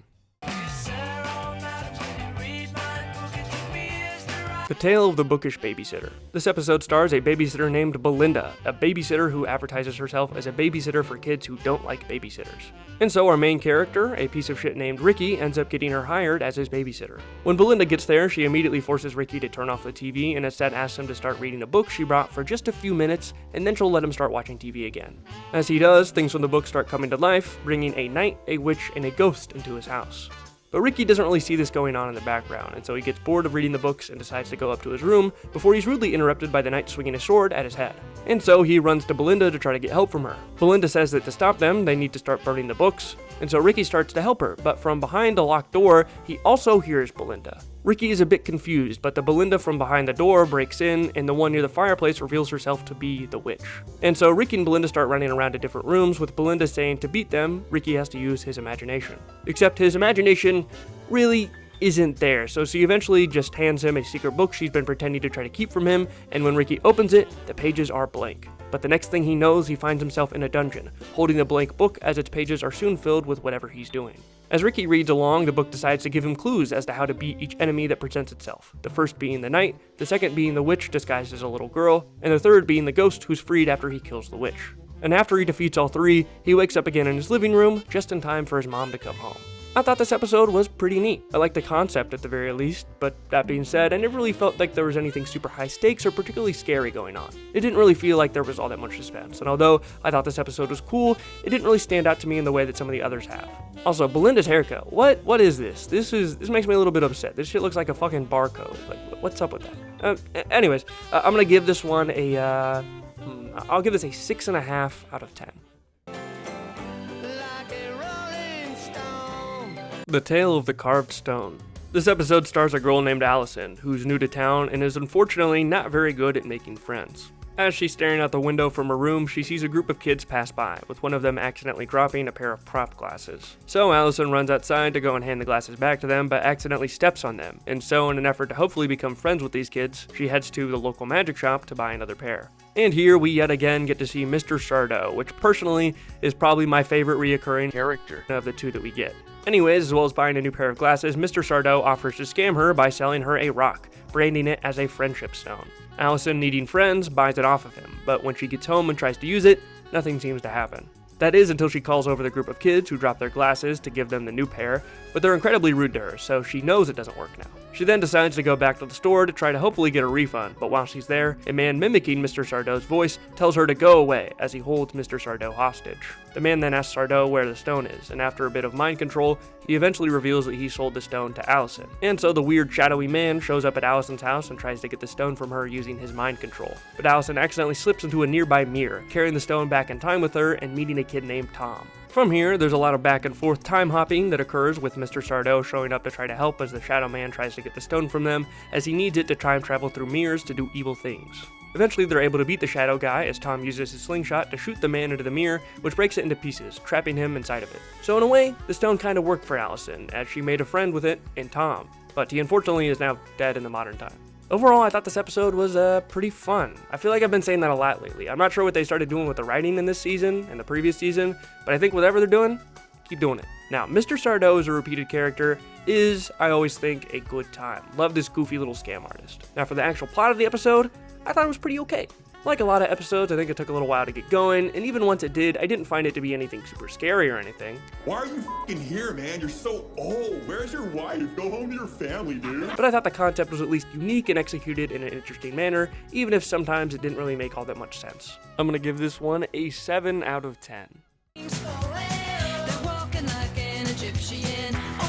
The The Tale of the Guardian's Curse. This episode starts off with a construction crew working on an addition to a local museum when suddenly they find a false wall, and it just so happens that a whole ass Egyptian sarcophagus is just laying behind there. So then we get introduced to our main family with 2 kids, Cleo and Josh, wanting to go on vacation, except because of this recent discovery, their professor dad gets called in to examine this mummy. Apparently, this mummy was a woman named Mina, and on her sarcophagus are hieroglyphics discussing something called the Ring of Eternity and Elixir of Life, but they're not found anywhere in her tomb. And so for a while, we get a bunch of backstory about the mummy as the kids have to help their dad, slowly realizing that they're no longer going on vacation. While they're helping their dad get some papers, one of them accidentally knocks something over and finds the ring and elixir, accidentally spilling the elixir of life onto the mummy, causing it to come back to life. They rush back to tell their father, but when they get back to his room, it's ransacked and they can't find him anywhere.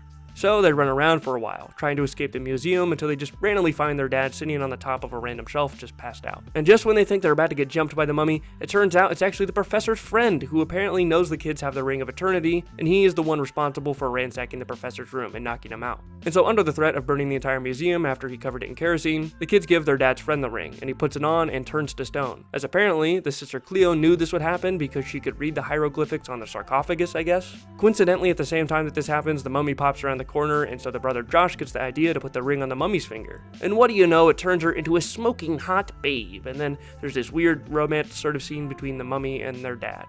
The end.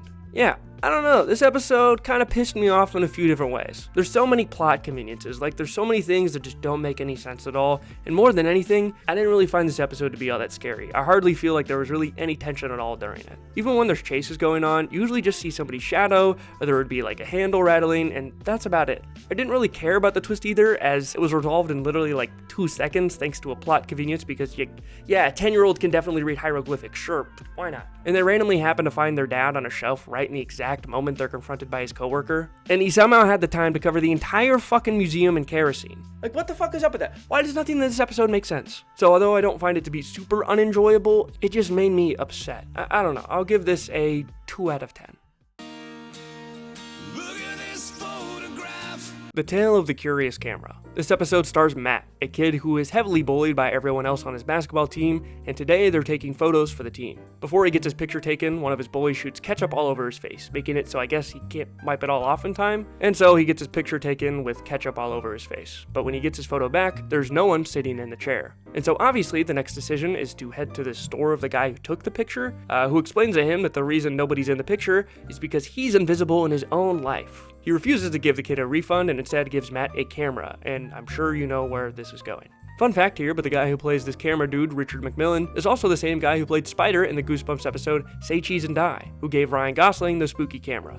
Not sure who did it first, but props to whoever decided to hire him again. Anyways, Matt takes the camera home and suddenly just starts taking random pictures of pretty much everything, and they just start breaking almost immediately. And sometimes these pictures are even taken by the camera itself. Matt realizes this, and obviously the next step for Matt is to take a picture of his school bully, and what do you know, it causes a locker to fall on him, sending him to the hospital. When Matt gets home, he ends up telling his sister about the camera, who doesn't initially believe him until she's almost crushed by a chandelier after he accidentally takes a photo of her. Upon them investigating the photos further, they find a little gremlin in the corner of every photo. So Matt goes back to the camera guy to try to give him the camera back, but he obviously refuses and says that he thinks it's the gremlin that causes the bad luck in the photos. So with that, Matt has no choice but to go back home, and as he's walking in, he accidentally takes a picture of both of his parents, which causes him to freak out as he's worried they'll get hurt. Also, I guess his parents just didn't notice all of the broken shit around the house from earlier. Okay. Despite Matt trying to stop them from leaving, as the picture that Matt took shows them getting into a terrible car accident, his parents end up going out to a movie anyways. Matt and his sister desperately try to break the camera, which doesn't end up working, so they eventually put it in front of a mirror and have it take a photo of itself, which causes it to explode, saving their parents. Except the demon in it somehow jumps to a nearby camcorder, and so the kids have to try to stop it, which they do by turning the TV on and off that's connected to the camcorder, which causes it to explode again. In the end, when they think it's all done, apparently it's jumped to a computer. Not sure what it's gonna do in there, but alright. This episode was okay. It's hard not to draw parallels to the Say Cheese and Die episode from Goosebumps, but to be fair to the show, I'm pretty sure that they did this first. I'm not positive though. I think R.L. Stine probably wrote the book first, but who cares? That being said, here I feel like the pictures just directly showing what happens is not nearly as fun as the ominously vague pictures that we get from the Goosebumps counterpart. Also, the part about the gremlin leaving like a little watermark in every photo so I guess people can find out about it just feels kind of stupid. Especially when we get into the whole jumping between different electronics. That just really didn't make any sense at all. I think it would have been a whole lot better if we just had the ending be that that it took a photo of itself and exploded, instead of the repetitious one where you get at the end where it just keeps jumping between things. So yeah, there was some stuff in this that was a little bit disappointing to me, but I still thought it was fine, I guess. I'm gonna go with a 3.5 out of 10. This is a girl of my dreams. Is she as good as what she sings? The Tale of the Dream Girl. This episode stars two siblings, Johnny and Erica, who both work in a bowling alley. One night as they're closing, Johnny checks his locker and finds a random ring in it, putting it on for a second, but once he does, he can't take it off. Once they get home, the siblings start watching TV, and Johnny is a bit confused why his mom seems to be ignoring him and seems kinda sad, but Erica doesn't seem to know either. That night when he's asleep, Johnny dreams of a girl who comes up and kisses him before he suddenly wakes up. The next day at the bowling alley, he tells Erica about this, and she says that the girl he's describing looks pretty similar to this other random girl at the bowling alley. And so Johnny tries to go up and talk to her, but is completely ignored. While he's working on fixing something in the back, Johnny sees the girl from his dream and starts trying to catch up to her, but she keeps disappearing. When the siblings get home from work, they find a letter that came in the mail that's addressed to Johnny from the girl. Apparently the girl he's been seeing is named Donna, and she tells him to meet him at the bowling alley that night at midnight. So Johnny ends up showing up at the bowling alley, only to find that it's transformed into a diner filled with people who all kind of creepily stare at him at first. Eventually Donna shows up, begging him to go with her, before quickly telling him that it's too late, and suddenly she disappears and everything goes back to normal. At this point, Erica tells Johnny that she found a news story about Donna dying in a train accident, after her and her boyfriend got their car stuck on a train track, and she went back to get a ring with her boyfriend. The next day, after Johnny continues to be haunted by Donna, Johnny gets home to tell Erica before they're interrupted by a phone call. Erica picks up the phone and says it's Donna, and so gives the phone to Johnny, who tells her to leave him alone. After he does this, the ring he put on earlier finally falls off as Donna hangs up. And so now that the ring is off, Johnny thinks that maybe she just wants her ring back and decides to go to her grave. After stumbling around for a bit, Johnny accidentally finds Donna's grave, and when he does, his sister finally breaks down, saying that he also died in the train accident, as it's then revealed that his name is also on the gravestone. Apparently Erica, I guess, didn't want to say anything because Johnny didn't remember the accident when he came back, but now that he knows, Johnny says that he has to leave with Donna. And so he says goodbye to his sister, and I guess lives out the rest of eternity with Donna. I thought this episode was pretty solid, but there was definitely a few plot holes that didn't make all that much sense. The idea that Erica would just act completely normal after seeing her dead brother's ghost, and then he wouldn't pick up on that sooner at all, strikes me as kind of weird.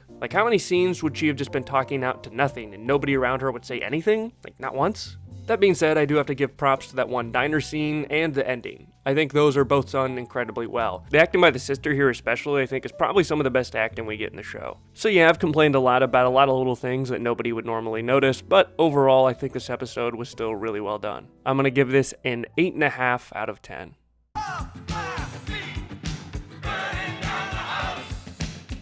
The Tale of the Quicksilver. This episode starts with a flash to a girl in her room performing some sort of seance when a dark creature appears out of nowhere and rushes towards her. She then tries to fend it back with some sort of jewelry, but unfortunately this doesn't seem to work. During this, she accidentally knocks over one of the candles from the ritual, starting her room on fire with her supposedly burning to death. From here, we flash forward to the present, where two kids named Aaron and Doug are moving into that same house. That night when they're going to sleep, some suspicious stuff starts happening, but they blow it off and blame it on each other. The next day, as they start their first day of school, weird stuff starts happening to Aaron, like he's being haunted in class. And it also just so happens that the girl from the beginning is in his class. That night while Aaron is sleeping, he has a really weird dream where he's in the room and he sees the girl from class, Connie, doing the same thing at the beginning that we saw with the ritual, but unlike before, she turns to Aaron exclaiming that something went wrong.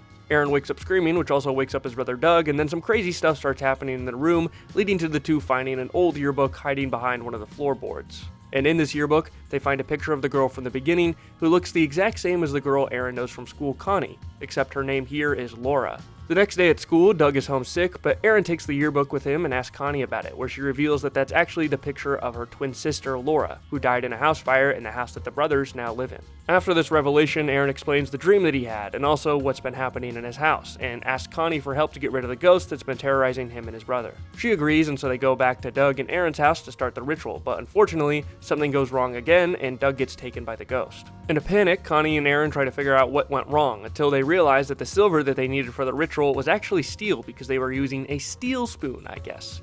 And it just so happens that Aaron has a silver necklace that was foreshadowed earlier, so he uses that for the ritual and everything works out now. There's some things that I liked in this episode, like Doug and Aaron's relationship, and an interesting dynamic that felt pretty organic, but other than that, everything here felt kind of slow-paced and convenient. Most of the episode is spent with either a ghost messing with somebody, because there's apparently 2 ghosts, I guess, which is a detail just kind of thrown in there for some reason. And when the ghost messes with somebody, it's usually just moving stuff around a little bit, which is definitely a bummer, because I think the episode had a pretty decent start, but from there, things kind of slowed down until we get to a very quick solution at the end. Like, the stuff that Aaron says to Connie to convince her to help was pretty much like, hey, you didn't believe your sister when she needed help the first time, and now she's dead, so you should help us, who you don't know. I don't know, maybe that's a convincing argument, but like, you just met this person. Why would she give a fuck about helping you? I don't know, maybe I'm being a little nitpicky, but personally, it just wasn't one of my favorites. I'm gonna give this a 2.5 out of 10. Freak shows and murder go round. Fuck how you lookin', painted up like a clown. Loosen up, let it go. The Tale of the Crimson Clown. This episode starts off with 2 brothers named Mike and Sam. Their mom's birthday is coming up, and so Mike wants to go out and get her a gift, but Sam really couldn't give a shit. So after making a really bad excuse to sneak out and get to the store, Mike goes to an old antique store to pick out this sort of statue thing for his mom. But when he goes to pay for it, he realizes that Sam stole his money to buy a video game for himself from another store. Before they can return the video game to get their money back, the store closes, and so they head back to the antique shop to try to get the statue anyways, but unfortunately the clerk won't sell it to him. As they're leaving the store, Mike makes up a story about the Crimson Clown who hunts kids if they misbehave, and it just so happens that there's a doll of a clown in the store that he uses to tell the story. When they get home, their mom yells at them for being late, and Sam immediately blames Mike for wanting to go out to hang with his friends, which obviously didn't happen, but their mom just starts yelling at Mike and pretty much just lets Sam do whatever he wants. But after this, Sam starts seeing the Crimson Clown in his room, even when he's watching TV, and eventually when he goes to bed for the night in his dreams. The clown terrorizes Sam so much until he wakes up in the morning and hugs Mike, apologizing for what he did and grateful that the nightmare is over. In the end, they both give the statue present to their mom for her birthday and happily ever after. I thought this episode was pretty okay. There were some moments that I think definitely would have been scary for a kid for sure, especially when we get more into the haunting parts. And I guess it had a good lesson attached to it, but overall, I didn't really find the plot to be all that interesting. Like, I understand the younger sibling usually gets away with a lot, but Sam is like at an unbelievable level of shithead, and he just gets away with everything. Like, his mom has never noticed this trend before. I don't know, I don't believe it. So yeah, I think the horror in this episode is done relatively well, but the plot is just kind of left behind. But I guess it is a kid's horror show, so I guess that doesn't matter as much. I really would have liked, though, if they had a more interesting plot. So I guess overall, I'm gonna give this a 6 out of 10.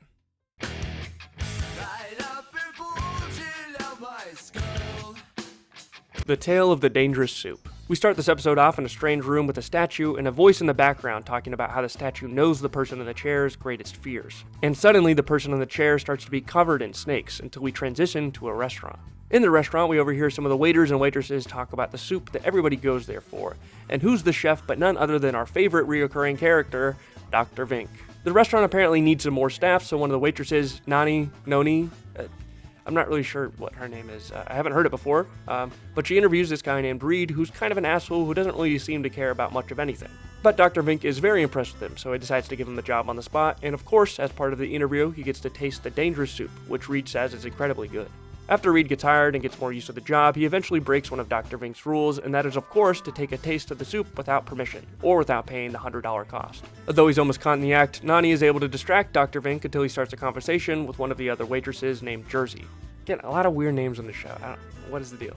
As he's talking to Jersey, he says that he's looking to show her the secret behind his soup, leading her into a freezer where we see the statue from the beginning as it starts to mentally torture her with her worst fears, extracting some sort of liquid from her or from, the torture, I guess. Reed and Noni see Dr. Vink doing this and demand that he lets Jersey out, and when he does, she has no memory of anything that happened. To calm down Nani and Reed, Dr. Vink explains the secret behind his recipe, and that is the statue that he obtained apparently extracts fear from people, and it just tastes super good, I guess. From here, he decides to show off the process by shoving Reed into the chamber. Particularly eager too, because people who are strong-willed and less afraid extract way more of the juice. And when Reed gets in there, he starts to hallucinate his dead, abusive uncle, which is not really something that I expected to see in the series.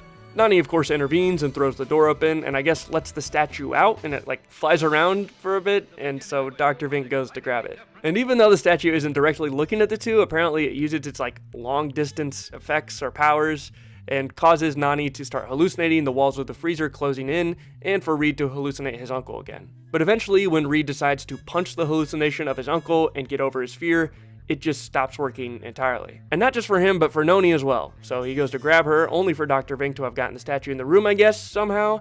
The end.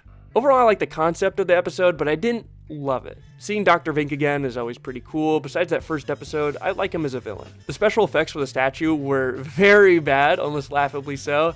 I would have thought there would have been more of a budget for this season, but I guess not. Also, Reed conquering his fear and then Noni able to also stop being affected by the statue was kind of odd.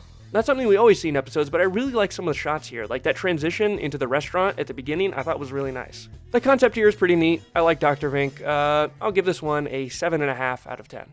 Just take your pick, a yellow, red, a black, or a blue one. Virtual reality, virtual bullshit. The Tale of the Renegade Virus. This episode starts off with a kid named Simon and his friend Evan. The two are kind of fighting after Simon pulled a shit ton of pranks on Evan after Evan messed with them first. That being said, Simon did steal his bike, steal his girl, and cause Evan to get in trouble in front of his entire class, so I'm gonna side with Evan on this one. Even with that in mind, Evan doesn't seem too initially upset, even after everything. And that day at school, Evan excitedly tells Simon that one of their teachers, Mr. Poe, is finally done working on his game, and so they go to check it out together. When they get there, they find out that it's a virtual reality game, and Mr. Poe wants Simon to be the first tester. So they slap on this weird contraption onto his head, and he is transported into what's supposed to be medieval times, but instead he wakes up in his house and starts hearing a bunch of weird voices, even though nobody else is there. Eventually he walks into a room and finds this weird guy who left a little bit too much silver paint that is apparently a scary computer virus who wants to use Simon to break into the real world. Thankfully, Simon is able to wake up and get himself out, except he's not actually out of the game and is still in it. The virus then shows up again and gives him a countdown of 10 minutes to solve everything because, obviously we have to have some sort of tension here. Eventually, Simon is able to get help from Evan by FaceTiming him through his computer into the real world, which helps him get the password to kill the virus, as Evan apparently was the one to make it and plant the virus after Simon kept messing with him. But Simon is able to get out and the friends make up, and everything's fine except the virus, I guess, still got out somehow. This episode was not one of my favorites. I'm always a fan of seeing random computer jargon from the 90s with like the hacking and computer stuff, so it definitely adds like a point or two for me, but everything else about this episode I just thought was pretty boring. There were a few fun little gags here and there involving Simon experiencing embarrassing things at school through the virus. Outside of the unnecessary countdown the virus gives Simon, there's really not all that much tension throughout the episode. Definitely not one of the worst episodes for the series, but it's also just a bit below average in my opinion, so I'm gonna give this a 3 out of 10. Stop this, stop my frenzy. The blue coat is coming, the red coat is coming, the red coat is coming. The Tale of the Long Ago Locket. This episode starts off with a kid named Jimmy as he walks home from school when he randomly spots a knife on the side of the road. And when he goes to grab it, a hand comes out of a bush and grabs it instead, freaking him out. The next day at school after his history class, he tries to ask out his crush named April, but they immediately get interrupted by their friend, and so he decides to wait to try another time. On the way home from school that day, he goes the same path from before, and through the tree line, he sees the same person who grabbed the knife from the bushes yesterday. So he chases after this guy into the forest, and is greeted by this frantic man who grabs him and tells him that they need to run into the distance as they're being shot at by redcoats? The pair are chased down and attempt to hide behind a stone wall before they're both caught. Right before they're about to be killed, Jimmy, I guess, goes back to modern times, and his friends are staring at him lying in the dirt. He tries to play this off, and it obviously doesn't go, particularly well, but he's very confused about what happened. And so the next day, he goes and enters back into the woods, and is yet again chased by redcoats, except this time, he's captured and almost about to be hanged, before the same guy from the other days, Lieutenant William, decides to save him, asking for Jimmy's help and leading him through the woods to a nearby town, as he's attempting to confess his love to a girl before she gets married. We also in this conversation get confirmation that they are indeed in 1786, so I guess Jimmy traveled back in time in the woods. After all of this, Jimmy goes to a local historian with the knife Lieutenant William gave him and asks more about it, eventually being given a book about the history of Lieutenant William that he starts to read the next day. As he's reading, he finds out that apparently Lieutenant William was hung that very day in 1786 for treason, and so Jimmy freaks out in the middle of class as he wants to go save him. After class, he starts acting really weird in front of his friends again, common theme here, asking one of his friends if he can borrow their boombox. So he takes it, runs into the woods, where he finds Lieutenant William about to be hung. And so to stop the redcoats, he distracts them by playing really loud rock music off the boombox and is able to untie and escape with Lieutenant William, telling Lieutenant William how to find his love, while William tells Jimmy that he should confess his love to the girl he likes. And after another embarrassing occasion of running from ghosts that nobody else can see, Jimmy confesses his love to his crush and, happily ever after. Yeah, I didn't personally care about this episode, at all. The romance plot was done as bad as you'd expect from a kid's show, and honestly, I just really wasn't invested in any of the characters in this episode. The writing here just felt really weak. I never really felt like any of the characters were in danger, and we essentially get the same plot point repeating over and over again until it's finally over.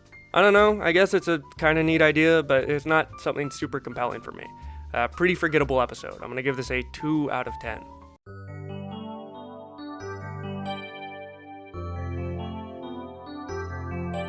The Tale of the Water Demons. This episode features a kid named Sean who has to stay with his cousin Dean over the summer after getting in trouble back home. The two kids both cover shifts at Dean's dad's grocery store, and one day they get a call to make a delivery of some coffee to this rich guy named Mr. Westchester, who apparently got his fortune from salvaging ships and then went crazy. So, while they're delivering his coffee, Sean steals one of his random relics that he has lying around his house from a shipwreck, which causes an argument between the cousins as Dean thinks it's wrong. While Dean and Sean are fighting over this, they accidentally find a rotating bookcase and come face to face with Mr. Westchester. The guy is very clearly a little bit crazy, as they said, and he says he hasn't been able to sleep for years because demons from the water are constantly after him while he sleeps because he stole their stuff. Sean and Dean hear this and don't really believe him and just kinda end up leaving for now. When they get back home, Dean's dad tells them to go to sleep, but Sean refuses, starting a fight with him, which causes his uncle to kick him outside to sleep for the night. As Sean is sleeping, Mr. Westchester also accidentally drifts off to sleep, causing the water demons, which are more kind of like water zombies, I guess, to go after them, trying to drag them underwater and drown them. Thankfully though, after Dean and Sean make enough noise, they end up waking up Mr. Westchester, causing the demons to fade away. Mr. Westchester then brings the kids inside after noticing Sean has the mark of the demon, which is pretty much just like a handprint on a shirt from one of the zombies. Mr. Westchester then goes on to explain that after a yacht full of people capsized nearby a while back, he's been haunted by these demons ever since. He says he's even tried returning some of the treasure, but they still keep bothering him. The kids then point out that he still probably has some of the treasure, and well, he does, so they decide to immediately dump all of his stuff in the hopes that it gets rid of the demons. While they're packing up the boat, Sean accidentally knocks out Mr. Westchester, causing the demons to start appearing as Sean desperately goes out to sea to throw off all of Mr. Westchester's stuff, barely getting it all off in time before the demons go away. And just when we think things are over, one of the demons pulls Dean under, and it's revealed that Sean stole something from Mr. Westchester earlier, which we already kind of knew, but we weren't positive about, so he just throws us back into the ocean, and it pretty much just spits Dean right back out. I thought this episode was pretty cool. I really like the concept here. I think the idea of some sort of water spirit demons coming up on land to drag you back under and drown you is a pretty neat concept, kind of like those old tales about like sirens and mermaids. But beyond just a concept, I think it was also executed relatively well too. The acting here is pretty solid, pacing here feels pretty good. Overall, just a good episode. I'm gonna give this one a 9 out of 10. The Tale of Cutter's Treasure. Alright, we got our first and I guess only two-parter for the series here. We open up here with a flashback to some pirate trying to assassinate another pirate, apparently going by the name of Captain Cutter. But just when the other pirate is about to stab him, Captain Cutter pops out from the darkness and kills this guy before he transitioned into the modern day, with two kids having a plastic sword fight. One of these kids, Max, together with his friend, decides to sabotage his brother's date, turning on their sprinklers and soaking both him and his date. This leads to a chase where his older brother named Rush starts chasing around Max, and of course the parents intervene as they're apparently going out of town for the weekend. The parents end up giving them money to pay the babysitter when she gets there, but when she eventually does show up, they talk to her through the mail slot at the bottom of the door, pretending to be their dad, telling her that they actually didn't go out of town because they all have measles, but they still pay her for her time. Despite the very obvious dots drawn on by Sharpie, she buys this, and so they're basically alone for the weekend. The older brother, Rush, really just wants to hang out with his girlfriend, but Max really wants to hang out with him. So Max offers him a deal where if Rush buys him this magic set from the local shop, he'll leave them alone for the rest of the weekend. And so, Rush heads over to the magic shop, and of course we get Mr. Sardo yet again, this time in possession of a treasure chest that he unfortunately cannot open. Somehow, Rush is easily able to open it and just turns a latch on it, and so Mr. Sardo agrees to let him have everything inside as he just needs the chest itself. Most of the stuff in the chest is junk, but he takes a spyglass from it and gives it to his brother to try to fix. And then for a while, we get a few awkward scenes of Rush trying to make out with his girlfriend while his brother continuously interrupts them, as weird stuff keeps happening in his room from the spyglass telescope thing that Rush gave him, like a skeleton popping out from under the bed, almost dragging him under. But of course, as is tradition, as soon as Rush walks in, the hand stops and disappears. That night, Rush has a weird dream about some old Scottish ghost who tells him what he wants is not what he desires, before a hand grabs him from behind and wakes him up screaming, finding the spyglass next to his bed, and when he looks through it, he sees himself from the dream. Rush then rushes to return the spyglass to Mr. Sardo, who refuses to take it. And when he leaves, we hear a vague conversation between Mr. Sardo and a mystery man about Rush needing to take something when he's ready. Magically, it turns night out, and Rush gets home, but can't find Max until he looks out his window and sees him in the yard looking at a boat paddling to shore. Rush rushes out and confronts the man rowing the boat, turning him around, but he's a skeleton, who then transforms into a pirate who starts chasing them into their house. Unfortunately, they can't escape, and the next thing we know, Captain Cutter kidnaps Max and disappears onto the boat. From here, we move on to the next episode, where Rush goes back to Mr. Sardo's magic shop and demands that he helps him. But Mr. Sardo doesn't really know how to help him, so he instead just kind of points him to the mystery man who gave him the treasure chest to begin with. And who was that man but none other than Dr. Vink? Yes, we get a little crossover episode between Mr. Sardo and Dr. Vink. Dr. Vink explains to Rush that he obtained this treasure chest that was apparently destined for Rush to open, with it apparently belonging to one of his great-great-great-great-great-great-great-great-great-great-great-great, which contained the items needed to defeat Captain Cutter. So Rush takes these items and heads back to his house, talking to his dead relative before unlocking the door to the crypt of Captain Cutter. Once he's inside, he has to make his way through a variety of traps, eventually running into Captain Cutter's sidekick, who he defeats by taking out the dagger from the chest, which just kind of like blasts the guy with a beam of light and kills him. Rush is then able to find Captain Cutter's treasure room, which contains Max and, of course, Captain Cutter, who starts to fight Rush, knocking the dagger out of his hand, and just before Captain Cutter is about to kill him, Max is able to break out of the cage he's in and grabs the dagger, giving it to Rush, who uses a light beam magic or whatever to wrap Captain Cutter in some vines. Also, Dr. Vink is down there too, I guess now. Captain Cutter and Dr. Vink want Rush to kill Captain Cutter, but Rush remembers what his dead relative said about not giving him what he wants, and so he snaps the dagger in two, causing the cave to collapse as Rush and Max both escape from there and are good now, I guess. Alright, so what could Are You Afraid of the Dark do with a two-parter episode? Well, unfortunately, it's just more of what they've done with other episodes, but stretched out a bit more. I was hoping that they'd build up the characters a bit more here, maybe have more interesting storylines, although I think they did accomplish this to a degree. It definitely feels like it could have just been a one-episode story. Like, the entire first episode is pretty much just filled with parts that are unnecessary and could have easily been condensed into a few minutes, which we see happen in the recap at the start of the second episode, which pretty much just tells us everything we need to know because most of the episode is focused on Rush just wanting to make out with his girlfriend, which is just unnecessary in my opinion. Once things get going though, I guess it's a pretty solid story. I like seeing Dr. Vink and Mr. Sardo again, but overall it's nothing too crazy or too unique either. We get some pretty basic character arcs where the brothers fight and then make up at the end, we get some lame fights between our main characters and the villains, and then the episode is just kinda over. Honestly, I wasn't too impressed with this one. I think if it was just one episode it would have been average, but because it's stretched across two and still doesn't manage to do anything super impressive with it, I'm gonna give this a 4 out of 10. BD on fucking Lamron and them. They say don't be nigga putting on no work. Shut the fuck up! The Tale of the Quiet Librarian. Right off the jump here, I was pretty invested. We get some cool scenes here of two kids going missing after they discover the library's secret quiet reading room, as upon opening the door, they're flooded by a pink light before complete silence.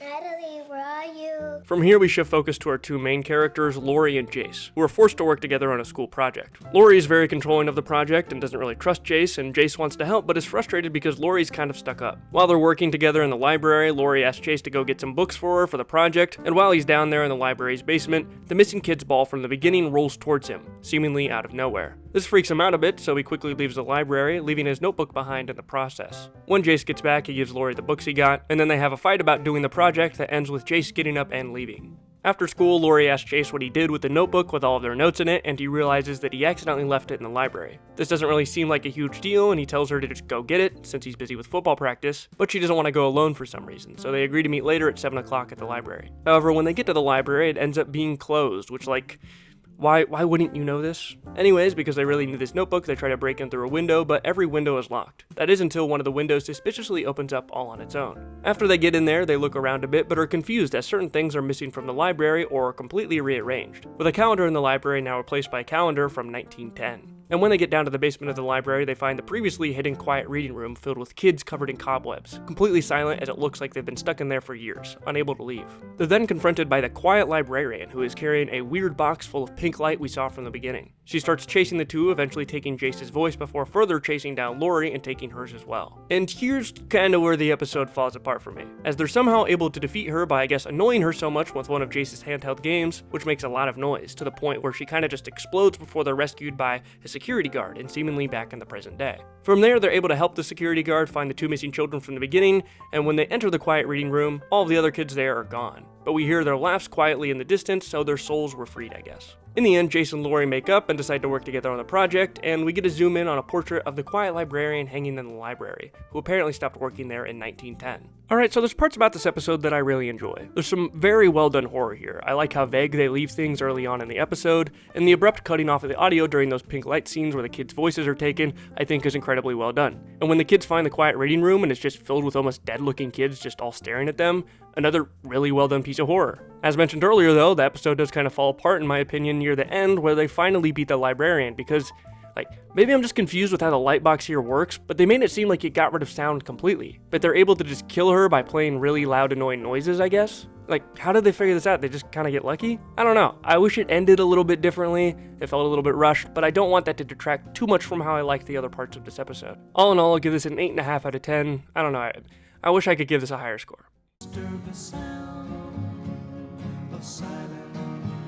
The Tale of the Silent Servant. This episode starts off with a flashback of a weird man passed out in a barn as another weird old guy enters. The guy on the floor starts rambling about something not listening to him as the weird old guy, who's not passed out on the floor, then talks into a closet, throwing something inside and telling whatever's inside to not show itself. We then flash forward 20 years and meet a kid named Jared who has to stay with his cousin Ann and help with her dad's farm for the summer. The two are playing catch outside when Jared accidentally throws a baseball through his uncle's front door window, which gets both of them in big trouble as their uncle now says they have to go run an errand for him and help him build a fence to make up for it. As the two kids are biking over to their neighbor's house to give them some beans like their uncle asked, they run into an old dilapidated barn that Ann says is haunted. When they go inside, they seemingly open the door to the closet from the beginning, and out falls a scarecrow along with a mysterious-looking scroll. The kids then end up dragging the scarecrow back to the farm in the hopes that it would be enough to scare off deers from the garden so they wouldn't have to build a whole fence like they were asked to. But unfortunately, this doesn't work as Ann's older brother Mark tells them that they still have to build a fence. As they're biking back again to finish delivering those beans, they again go to the same barn, and this time are confronted by a crazy old guy named George, which I guess is the guy from the beginning. George then rambles about dragons, a servant, and that sort of thing for an extended period of time, and I'm talking like 2-minute exposition dump here. And the kids both get back home and opens up the dragon scroll thing that they got from the scarecrow that George was talking about from before, and Jared grabs it and starts reading it out loud. The scroll talks about a spell used to awaken a servant, which is obviously the scarecrow we saw earlier. In that night, they seemingly come face to face with the scarecrow, and after getting scared by it moving behind the two kids, Jared wishes that it would fix the front door window and deliver those beans to their neighbor. And what do you know, in the morning when they wake up, that stuff is done and no one knows who did it. And so Jared goes over to the scarecrow again and demands it helps finish building the fence. And what do you know, it ends up doing it. And then Jared asks it to build a dugout for a baseball field. And what do you know, it does it. Except this time it takes the boards from the fence, so the kids get in trouble and unfortunately are grounded again with their cousin taking their baseball gloves so they can't play, I guess. While they're home, Jared's a bit upset and wishes that whoever has his glove would die.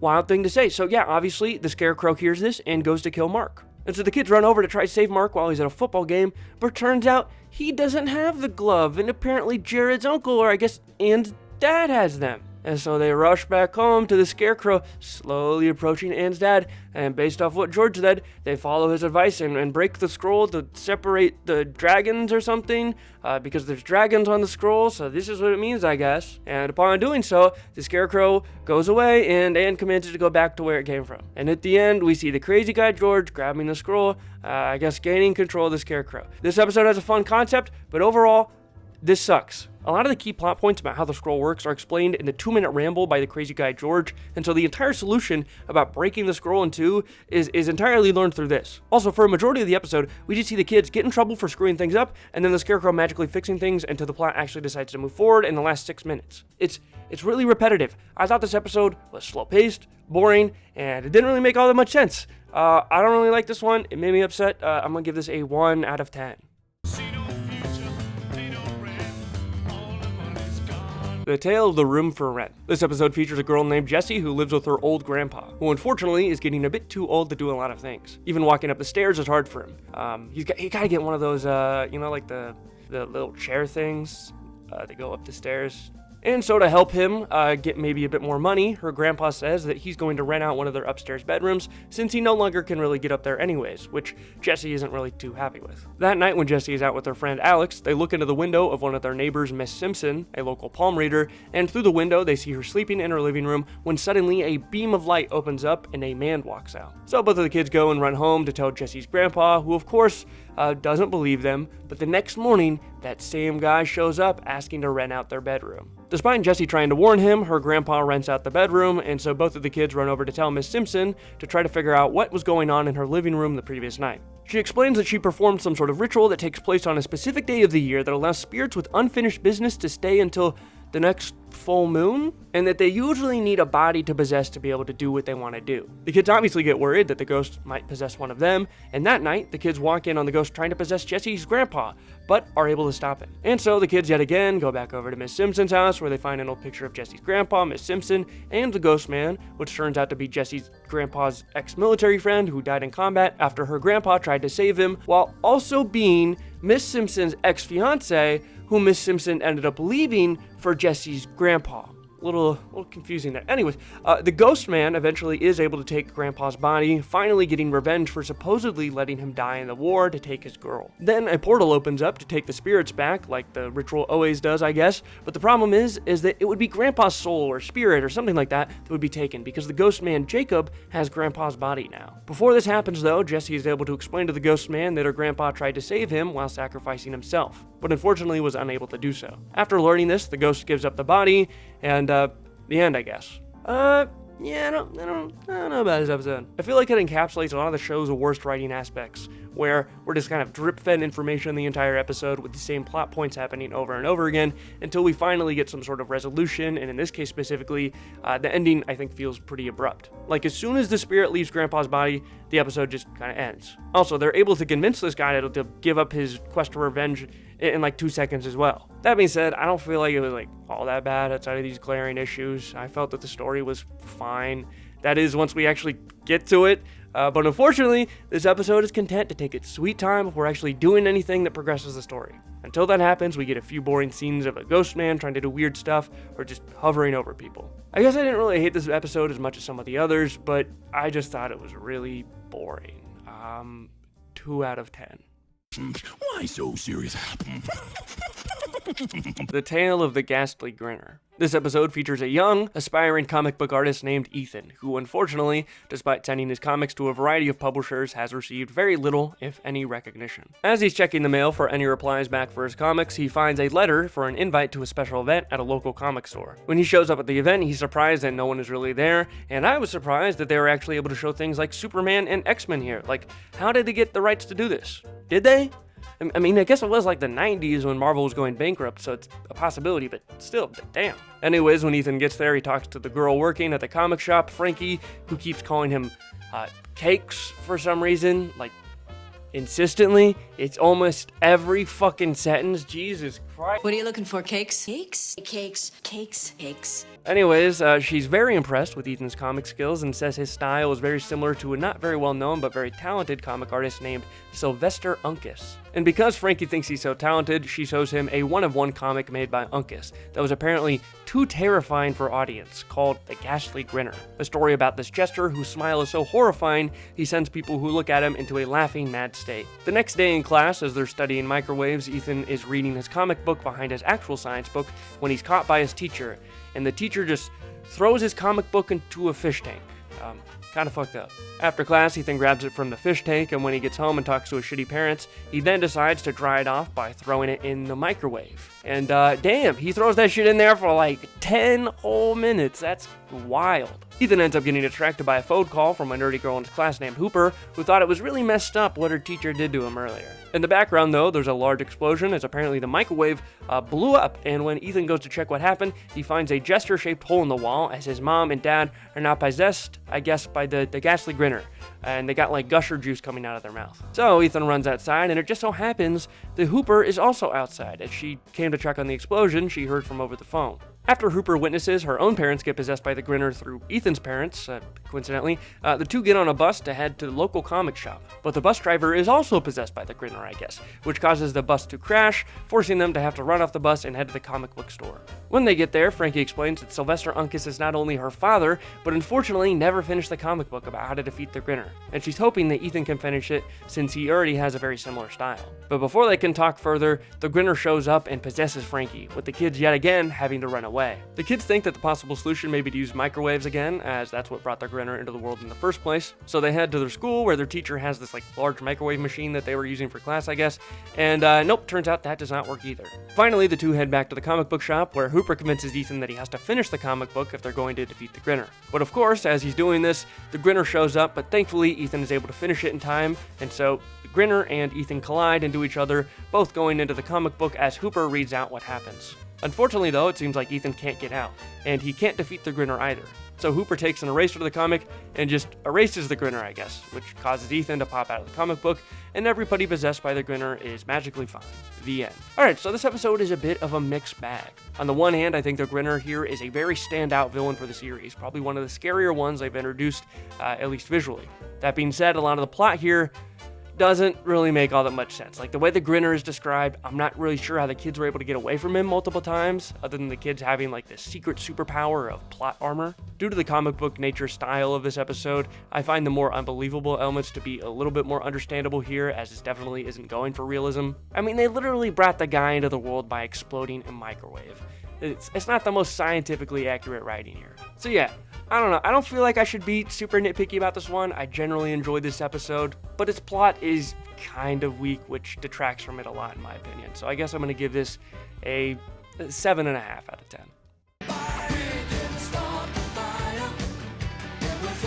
The Tale of the Fire Ghost. This episode features two kids named Roxy and Jimmy, who were part of a surprise birthday party at the fire station for their dad's birthday. At the party, their mom shows up after recently divorcing their dad, and Jimmy is pretty visibly upset. After a random tree branch suspiciously breaks a window near Jimmy, cutting his hand open, as his dad is taking care of his wound, he and the rest of the station get called out to take care of a fire. After all the firefighters leave, the lights randomly go out, and out of the dark emerges a man named Jake, a firefighter that watches the station whenever everyone else is gone. Jake then sits down and tells them the story about a fire ghost that the kids have previously heard about that haunts the station, saying the only way to bring it back into the real world is to look directly into its flame. That night, as the kids are sleeping in the upstairs area of the fire station, Jimmy notices a glowing light coming from downstairs, so he slides down the fire station pole, where he finds flame shooting all over the place. He obviously freaks out, causing his sister to go downstairs to check on him, and of course, when she goes down there, there's nothing there. While they're both down there, the phone, which was previously dead, starts ringing, and when they pick it up, on the other end is a voice telling Jimmy that his dad is a murderer, and that he's next. As this is happening, the hose from the equipment room grabs Jimmy by the ankle and drags him into the room, but thankfully Jake, who decides not to identify himself for a bit here, is able to save both of them after initially scaring the shit out of them. Jake then tells them everything else he knows about the fire ghost, telling the kids to run outside before disappearing in front of them, because I guess he's also a ghost. As the kids run outside, they hop out of a broken window before being stopped by a policeman who thinks they broke into the building. So the policeman goes inside, telling them to wait in the equipment room as he looks around the place, but the kids refuse to go in there, thinking something's a little bit off, which causes him to get very mad and reveal that he is the fire ghost. The kids then run away and find Jake to discuss a plan to kill the fire ghost, and of course, the ghost waits very politely until they're done discussing. We also get a sad backstory of Jake, who apparently died in a fire while he was helping Jimmy's dad, which brought the fire ghost back with him into the station. But after this exposition dump, the kids successfully bait out the fire ghost and defeat it together with Jake right before their dad gets back to the station. Overall, I actually thought this was a pretty good episode. I think it had some good tense moments, I like the characters, I think they were developed pretty well here, and I think it explored an interesting concept. Jake in particular, I think, was really well fleshed out and added a lot to the episode. I personally think without him, the episode would have went a lot worse, but he's here. So yeah, really wasn't expecting to give this one this sort of grade at first, but I'm going to give this a 9 out of 10.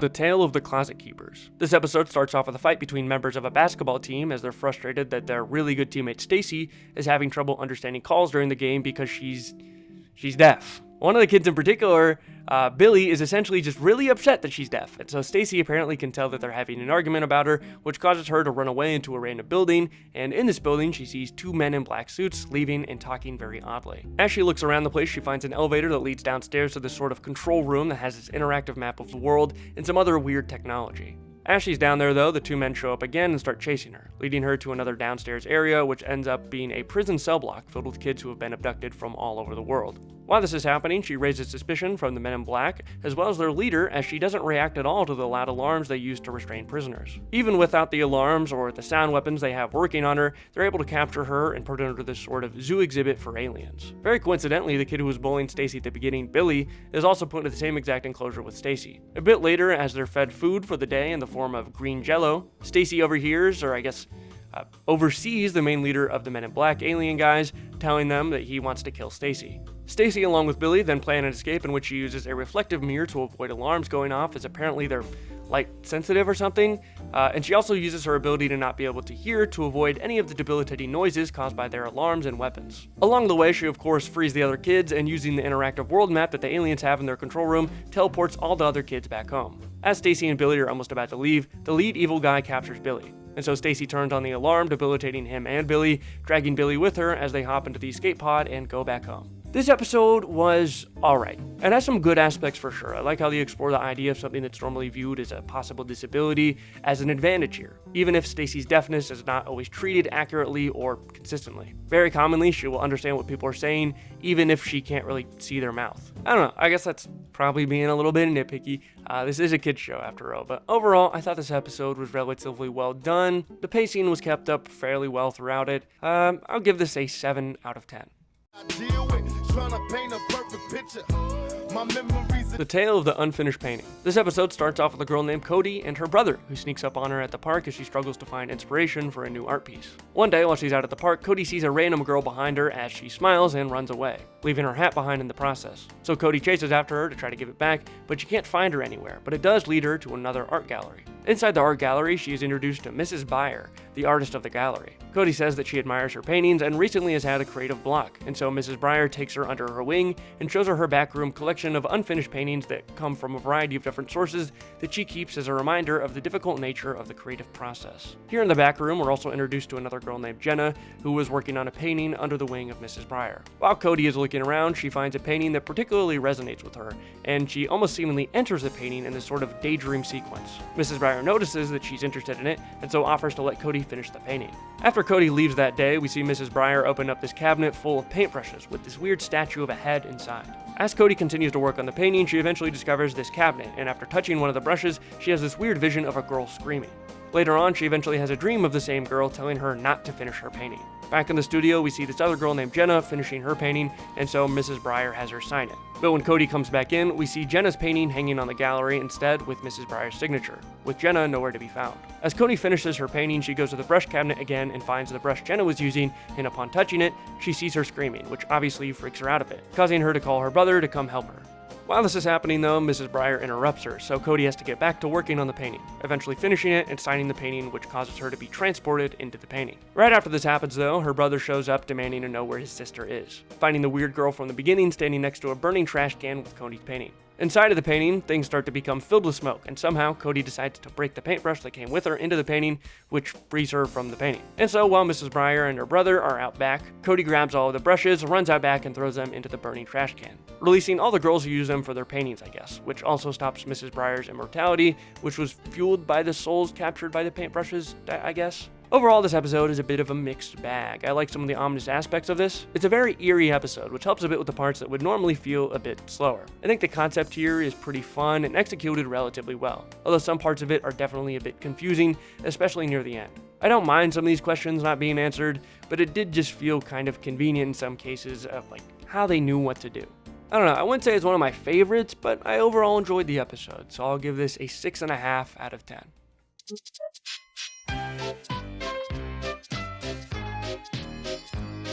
The Tale of Train Magic. This episode stars a kid named Tim who's been really into trains after the passing of his train conductor father. One night after a day of Tim playing with his trains, his brother Hank gets very frustrated with him for always being busy playing with his trains instead of doing anything else, taking Tim's conductor hat before it gets caught in the wind, and Tim has to go get it. While Tim's looking for it, he heads to a very old abandoned train track near his house, where he is abruptly greeted by a man dressed as a conductor. The conductor identifies himself as Ray Lawson and says he's a conductor of the 713 train, and says he's noticed that Tim's constantly walking around the train tracks. He then offers to give him his pocket watch, as it's a very important thing for a conductor to have. Before he's able to hand it to Tim though, Hank interrupts them, causing the conductor to disappear, as Hank's left confused as to who Tim was even talking to. The next day, Tim goes to the local train station like he always does to talk to a man named Captain Anderson who knows a whole lot about trains. Tim asks him if there's a 713 train that goes on the tracks near his house, and the Cap says, nah dude, that thing hasn't been used for years. Later that day, there's a knock on the kid's front door, so Hank answers it, and he comes face to face with the conductor from the previous night, Ray, who says he has a gift for his brother Tim. Ray then hands Hank a new cart for his toy train track to give to his brother. Tim hooks up this new car onto his track and starts playing with it when he is suddenly teleported and seems like into that very train car, which is filled with a variety of people as well as the conductor Ray. Ray yet again attempts to hand him his pocket watch, but Tim gets freaked out and pulls the emergency brake on the train, which launches him out of the train back into the real world. Tim goes back to the train station to talk to the Cap about what just happened, and the Cap initially blames it on him falling asleep or his imagination, or says it could have been train magic, as nothing has more train magic than a conductor's pocket watch. When Cap brings this up, Tim brings up that Ray tried to give him his pocket watch, and this freaks out the captain as he explains the backstory of Ray Lawson. Many years ago, Ray was responsible for a deadly train crash after failing to pull a turn switch for the train, which killed him and all of the passengers inside. As they talk more and more about it, Tim mentions that the train in the story would have crashed by his house, and the Cap seems to get pretty freaked out by this, telling Tim that he needs to pursue other hobbies and stop liking trains. That night, the Cap goes to the train tracks and confronts Ray Lawson, but unfortunately is put under some sort of mind control by Ray's pocket watch, causing the captain to board the train, disappearing as Tim yells at him from the bushes to try to stop him from boarding. When Tim gets home, he starts freaking out and asks his brother for help. Hank obviously doesn't believe him until some freaky stuff starts happening around the house, which causes him to agree to help Tim. We then cut to Hank waiting on the train tracks as Tim plays with one of the trains back at home before he's yet again teleported inside of the train car from earlier, finding an unresponsive Cap. Tim is again greeted by the guests on the train as well as Ray Lawson, who again attempts and this time succeeds in giving Tim his watch, passing on the responsibility of being a conductor onto him, finally relieving Ray from an endless cycle of the train crashing over and over again since his initial death. But thankfully back in the real world, Hank is able to flip the railroad switch in time before the train comes. So instead of it normally crashing just like it would the night in which Ray and the passengers would die, the train takes the correct path and disappears, letting the Cap and Tim free as the purgatory for the conductor finally ends, with Tim promising to instead focus on other hobbies instead of trains. This was an interesting episode that I think was primarily held back because of the vagueness of the supposed train magic. Like, the train magic stuff is just brought up a few times in the episode, and it's left incredibly vague, which I suppose for supernatural phenomena is fine, except the Cap brings it up as if it's something that could be easily explained and is used as a justification for what could be happening. But because there's no further explanation given to what the hell train magic actually is, it just feels like a lazy justification for why weird stuff might be happening. I think if they would have just said the train was haunted, like it seemingly was, it wouldn't have really mattered. But instead we get these random mentions of train magic that serve no real purpose for the plot. Also, I have no idea why the conductor is so obsessed with Tim specifically. It seems like he just needs somebody to fill the role of the conductor, and Cap with all of his train knowledge seems like he'd be a perfectly fine fit, but instead he's hyper-focused on Tim for some reason. It just doesn't make all that much sense. If the train is just going to crash in the same place every night, do you really need somebody who has actual knowledge about being a conductor? It's going to crash anyways. You could have just fucking grabbed anyone. And then finally, the ending I think was kind of a miss. Mainly just with the idea that Tim is for some reason now going to give up his hobby because of all of this. I think what they were going for is that because Tim focuses more on the train hobby after the death of his father to seemingly stay connected to him, it's a sign that he's moving on and progressing through his grief. But it just mainly feels like he has trains ruined for him after this traumatic experience. I don't know. Maybe I'm being too nitpicky here, and honestly, I feel like I probably am, because I really do like this episode, but it just does have a lot of flaws. But in terms of enjoyability, I still think it was a relatively fun episode, and so although it does have some flaws, I'm still willing to give this a 6.5 out of 10. Show you how to turn it up a notch. First you get a swimming pool full of liquor, then you dive in it. Pool full of The Tale of the Dead Man's Float. This episode starts with a flashback to 1954 as a kid is swimming in a swimming pool as the lifeguard for the pool is making out with the kid's older sister. As they're distracted in the back room, the kid smells something weird and suddenly begins to be pulled under, screaming for help whenever he can get air. The lifeguard and the kid's sister eventually rush out there, but before we can see how things end up, we jump forward in time as a kid named Zeke is showing off a volcano he made for his chemistry class, which makes a pretty big mess. After class, he's approached by two girls. One of them seems very interested in him, while the other definitely does not. The girl who has a crush on him asks Zeke what went wrong with his volcano to have it blow up so much, and he explains that he just got the ratio of the chemicals for the magnesium solution mixed up. After the girl who has a crush on Zeke leaves, he goes up and talks to her friend, Clarice, who is definitely not interested in him and tells her he has something to show her. After being a bit vague, she agrees to check out Zeke's surprise the next day. The next morning, Zeke explains to Clarice that he was trying to figure out how big the school actually was when he found a secret area that was part of the school that was walled off. And upon moving some lockers in the locker room, they find a room to a swimming pool that was for some reason closed. Zeke felt like he should tell this girl Clarice since he's on the swim team and they apparently have to go pretty far away to go to another school to practice for swimming, and Clarice honestly seems pretty grateful. So within a few weeks of it being discovered, Clarice is apparently able to pressure the school board into opening the pool back up so that the swim team has a place to swim. During one of the first practices in the new pool, Clarice and her friend begin to smell something strange, which seems to confirm that it probably is the same pool from the beginning scene. In class later, Clarice seems a bit frustrated because she has a bad grade in chemistry at the moment, which could cause her to be kicked off the swim team, so Zeke turns around and offers to help tutor her, and in exchange, he wants her to help him get over his fear of water. She seems to agree, so after school that day, to ease him into things, they use an inflatable raft and just start floating on the water in the pool. Zeke then explains to her that he's afraid of water after a traumatic incident he had as a kid where he almost drowned in a pond after he got his leg caught in some plants. Clarice seems sympathetic and instructs him to start slow by just putting his hand into the water, when suddenly they start to smell something weird before Zeke is pulled under. Thankfully, Clarice is able to grab him, but he's confused as to what exactly happened. Before they're able to figure out what happened, the raft starts violently shaking, eventually tipping both of them out into the water. Thankfully, the janitor Charlie is nearby and uses a cleaning net for the pool to pull them out of the water. After getting them out, Charlie explains that he was the lifeguard for the pool 30 years ago, and he's the one we saw in the first scene, and unfortunately, he was unable to save his girlfriend's little brother from drowning in the pool. But even after the kid's death, no one believed Charlie about what happened, so 3 more kids eventually drowned in the pool before it was shut down, as no one was exactly sure what it was or how it happened. Charlie supposedly heard that to build the pool, they had to excavate an old burial site, and he suspects that maybe one of the spirits stayed behind to haunt the pool. Although they had an explanation about what happened to them, Clarice and Zeke didn't want to have more children drown in the pool before it was closed down. So Zeke uses his chemistry skills to identify the smell that the spirit was creating, and identifies a chemical he thinks can be used to actually show the ghost, with the hopes being that he can convince the school to shut the pool down. So Zeke grabs some stuff from the chemistry room and pours it into the pool, and sure enough, the spirit is lured to them and soon reveals itself in what is probably one of the most horrifying creature designs we get in the entire series. The monster then gets out of the pool, with Zeke trying to push it back into the pool with a pole, but it ends up just going straight through him, as apparently the creature is made of water. They all end up going back to one of the locker rooms where Charlie begins to essentially have a panic attack. Charlie speculates that now that they can see it,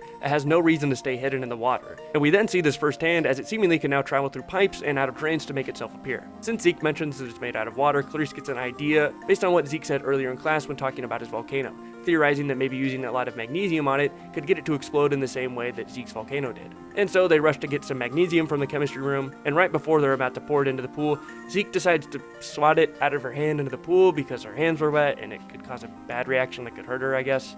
Could have aimed a little bit better on that one. I couldn't have just grabbed it, right? Anyways, this forces Clarice to have to get into the pool where, of course, the monster begins to try to drown her, and so Zeke throws himself into the pool to distract it, allowing Clarice to get out as Zeke is saved in the nick of time by Charlie waking back up. And as the monster approaches them, Clarice throws the entire jar of magnesium into its face, causing it to start to snap, crackle, and pop, finally ridding the pool of its spirit. Wow, so this is likely the best episode in the series.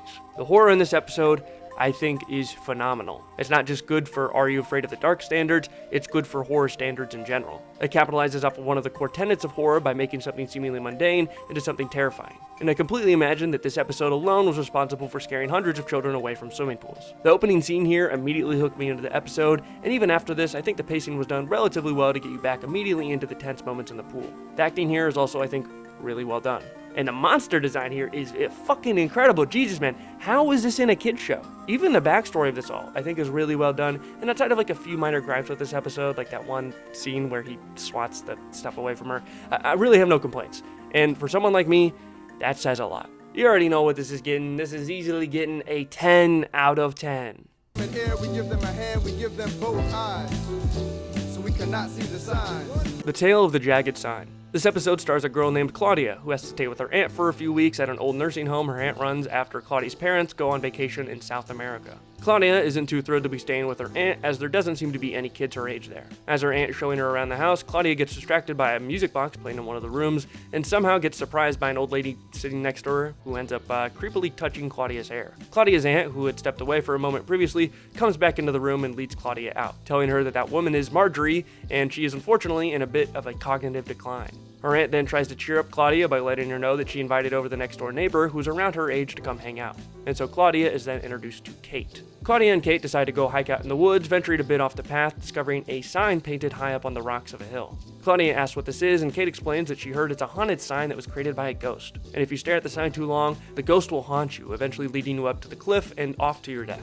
Claudia wants to go explore the cliff, when the two girls see a boy standing at the top of the cliff, beckoning them to come up. Kate freaks out, thinking it must be a ghost, but Claudia doesn't really believe this until suddenly the symbol that was drawn on the side of the cliff starts appearing in the mud. The two girls run back to Claudia's aunt's, where Claudia asks her aunt about the symbol. Her aunt is pretty dismissive though, and says she doesn't really believe it's haunted, but doesn't want them over there because she thinks the cliff is dangerous. They're then interrupted by the smell of something burning inside, and they find Marjorie, the old woman who previously grabbed Claudia's hair, burning something in the kitchen as she was trying to make some soup but had no idea what the fuck she was doing. That night as Claudia is sleeping, she's awoken by a light coming from outside, and when she looks out her window, she sees it's the ghost boy from earlier who suddenly disappears in a flash of light, causing condensation to appear on her window, with a sign from the cliff popping up soon after. The next morning, Claudia's aunt lets Claudia and Kate know they're going to be moving Marjorie out of the house since they no longer feel like they have the adequate supervision that she needs, asking them to help her move some stuff out for Marjorie. In the box of things Marjorie is giving away, Claudia finds the music box she saw from the beginning and takes it to Marjorie because she thinks that she probably doesn't want to actually get rid of it. And it turns out she's right, but before she can ask her more about it, they both see the ghost out the window, causing Claudia to run outside after him. While Kate is going through Marjorie's stuff, Claudia's aunt finds an old photo of Marjorie and her supposed lover, and it turns out Marjorie just so happened to look almost exactly like Claudia, and her lover was the ghost boy. Kate then goes up to talk to Marjorie about the picture, and she explains that his name was Joshua. She used to love him, but her parents forbade them to get married, so she wasn't able to meet Joshua at their cliffside secret hideout as she was grounded. And disappointed that she didn't show up, Joshua decided to draw a symbol of their love on the side of the cliff, but accidentally slipped down and died before he could finish it. After hearing that Claudia ran off into the woods alone, Kate rushes to go after her and finds her hanging from the side of the cliff, about to fall. But luckily, after 2 whole minutes of her hanging there, Kate is able to get up and pull Claudia up on the top of the cliff, where they meet Joshua's ghost and explain to him that Marjorie's parents didn't let her run away with him, and then show Joshua the old music box as proof, and so Joshua believes them and disappears to go find Marjorie. Soon after this, looking down into the woods, Claudia and Kate see what appears to be Joshua and a young version of Marjorie walking away together in the woods with their symbol of the cliff finally being finished, turning into a dove, which I guess was their symbol of love. And the music box that they had for Marjorie ends up turning into 2 doves, which both fly away. When Kate and Claudia finally get home, they learn that apparently Marjorie had just passed away, but they knew that she was actually just finally able to run away with Joshua. Ugh, wow, this episode is not very good. There's almost nothing interesting going on the entire episode, with the only supposed horror element being a kid who is brightly lit up and waves at the camera. But even outside of that, I don't think every episode of the series needs to be necessarily scary. But the writing just sucks too. The whole reason that this kid Joshua died is just to draw a symbol on the side of a cliff? What the hell did you think that was gonna do to get your girl back, man? And a lot of the acting here and line delivery is just really off. It's not very good. And the same goes for the plot. It feels like it just walks at a snail's pace. Almost nothing happens the entire episode, and I was really just waiting for it to end. I think it might honestly be one of the worst episodes in the series. I'm going to give this a 1 out of 10.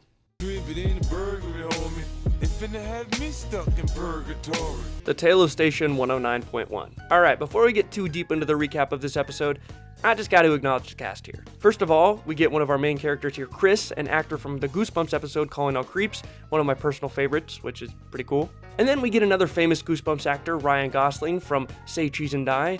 I think he's been in some other stuff too, but not anything super noteworthy. And then we also get Gilbert Gottfried as one of the main characters here. Amazing casting, honestly. He does so much for this episode. Anyways, let's actually get into the plot. Alright, so this episode starts with a kid named Chris, who for some reason is obsessed with death and is just overall really weird about anything involving the process. One day his brother Ryan Gosling, or Jamie, tells Chris that at his friend's auto body shop, someone brought in a hearse, which for those who don't know, is one of those funeral cars. Anyways, Jamie, knowing his brother is big into death stuff, invites him to come check it out. But of course, not without pranking him by jump-starting the car and setting off the alarm. So with the alarm going off, Chris rushes to turn it off, but when he does, somehow the radio starts tuning itself to a station that couldn't possibly exist. 109.1. And on the station is a voice on the other side saying that if you follow its voice, you'll find your way home. As Jamie is leaving, a man in a suit walks up to him and asks him if he can help find his way home, but Jamie ignores this random stranger before he completely fades away and disappears. Wanting to find out more about this radio station, Chris uses an online index to find the radio station's address, and upon going there, he finds a bunch of random old people aimlessly wandering around outside of the station. Upon stepping inside, he finds a waiting room filled with even more people. Chris, confused as to where he's at, rushes to the front of the line, where he of course meets our boy, Gilbert Gottfried. The character he plays, Roy, essentially serves as the front desk secretary and explains to Chris that once his number is called, he'll help him sort everything out, putting a wristband on Chris with his number, which apparently marks him for death. Chris tries to explain that there must have been a mistake, as Roy thinks he's this other guy named Daniel James. But Chris then sees another guy being dragged away by 2 Grim Reaper-looking dudes being taken to his death, also screaming that there must have been a mistake, so Chris kind of realizes that Roy is probably not going to listen to him. Chris rushes out the front door of the station to try to get help from his brother, but once he's back home, he realizes that his brother can't hear or see him, and any further attempts of trying to leave the lobby result with him being thrown right back in. Roy then shows Chris the radio station room for 109.1, saying that he's the announcer for the station before doing a quick broadcast recording.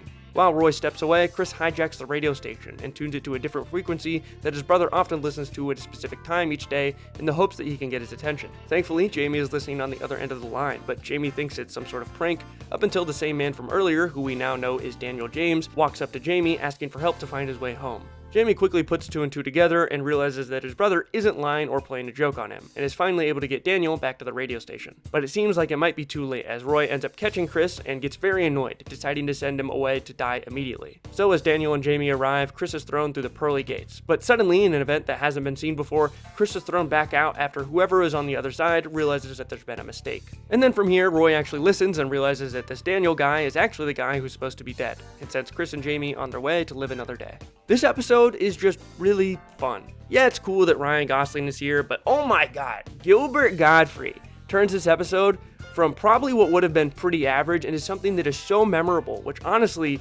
what else can you expect from it? His line delivery here is absolutely hilarious, and I think contains some of the best written jokes for the series. Like, there's a small line that's thrown in here about his backstory, where apparently he used to work for the DMV, so now he kind of just runs the same sort of system, but for dead people. Conceptually though, the concept of some sort of radio station for people in purgatory trying to find their way to heaven or hell is a unique take on death that I hadn't really seen before. Now, this episode isn't perfect. I think the weird obsession with death from the main character Chris, especially at the beginning, just feels like really weird and abnormal. None of the writing here feels natural, but I don't know, I liked so much about the rest of this episode that I feel like I'm still gonna have to give this a 10 out of 10.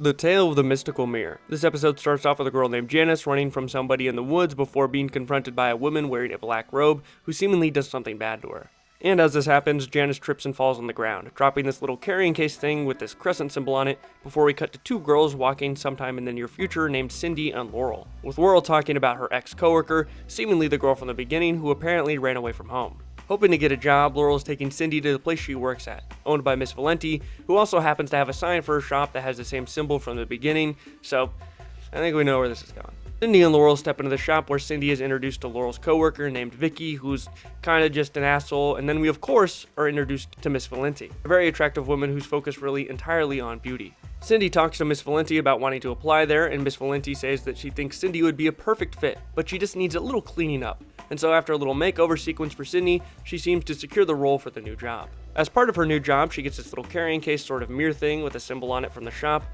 the same one that was shown at the beginning being dropped by that girl Janice. As Miss Valenti is handing it to Cindy, her hand starts violently shaking, so she excuses herself. And when Cindy looks to see if she's alright, she sees Miss Valenti staring at herself in a weird mirror. A mystical mirror, some might say. A few hours later, as they're closing up the shop, Laurel realizes that she forgot to get her watch back from her coworker Vicky, who was at Miss Valenti's house that night for some sort of special occasion. And so Cindy and Laurel decide to go over to her house together.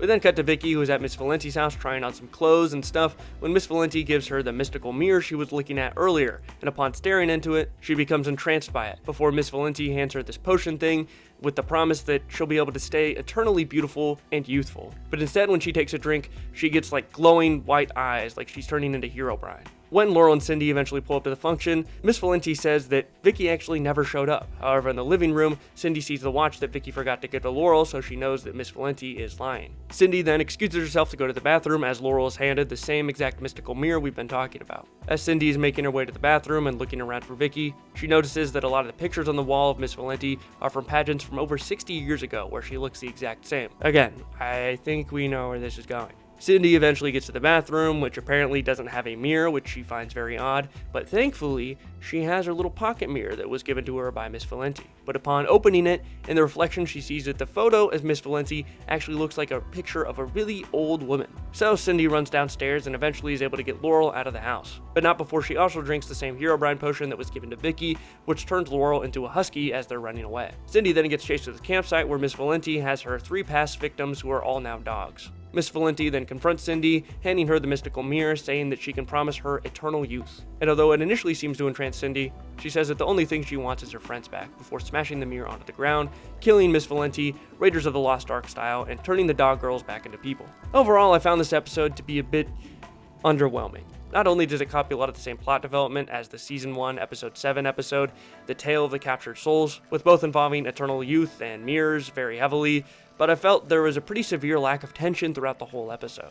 I mean, just from the opening scene alone, we already know who the villain is, and based off the overemphasis of beauty, it's very easy to see where the plot is headed. The only plot point in this episode that really threw me off was the part where the girls are turned into dogs, which just didn't make any sense at all. I don't know what sort of purpose this serves, it just seems really random.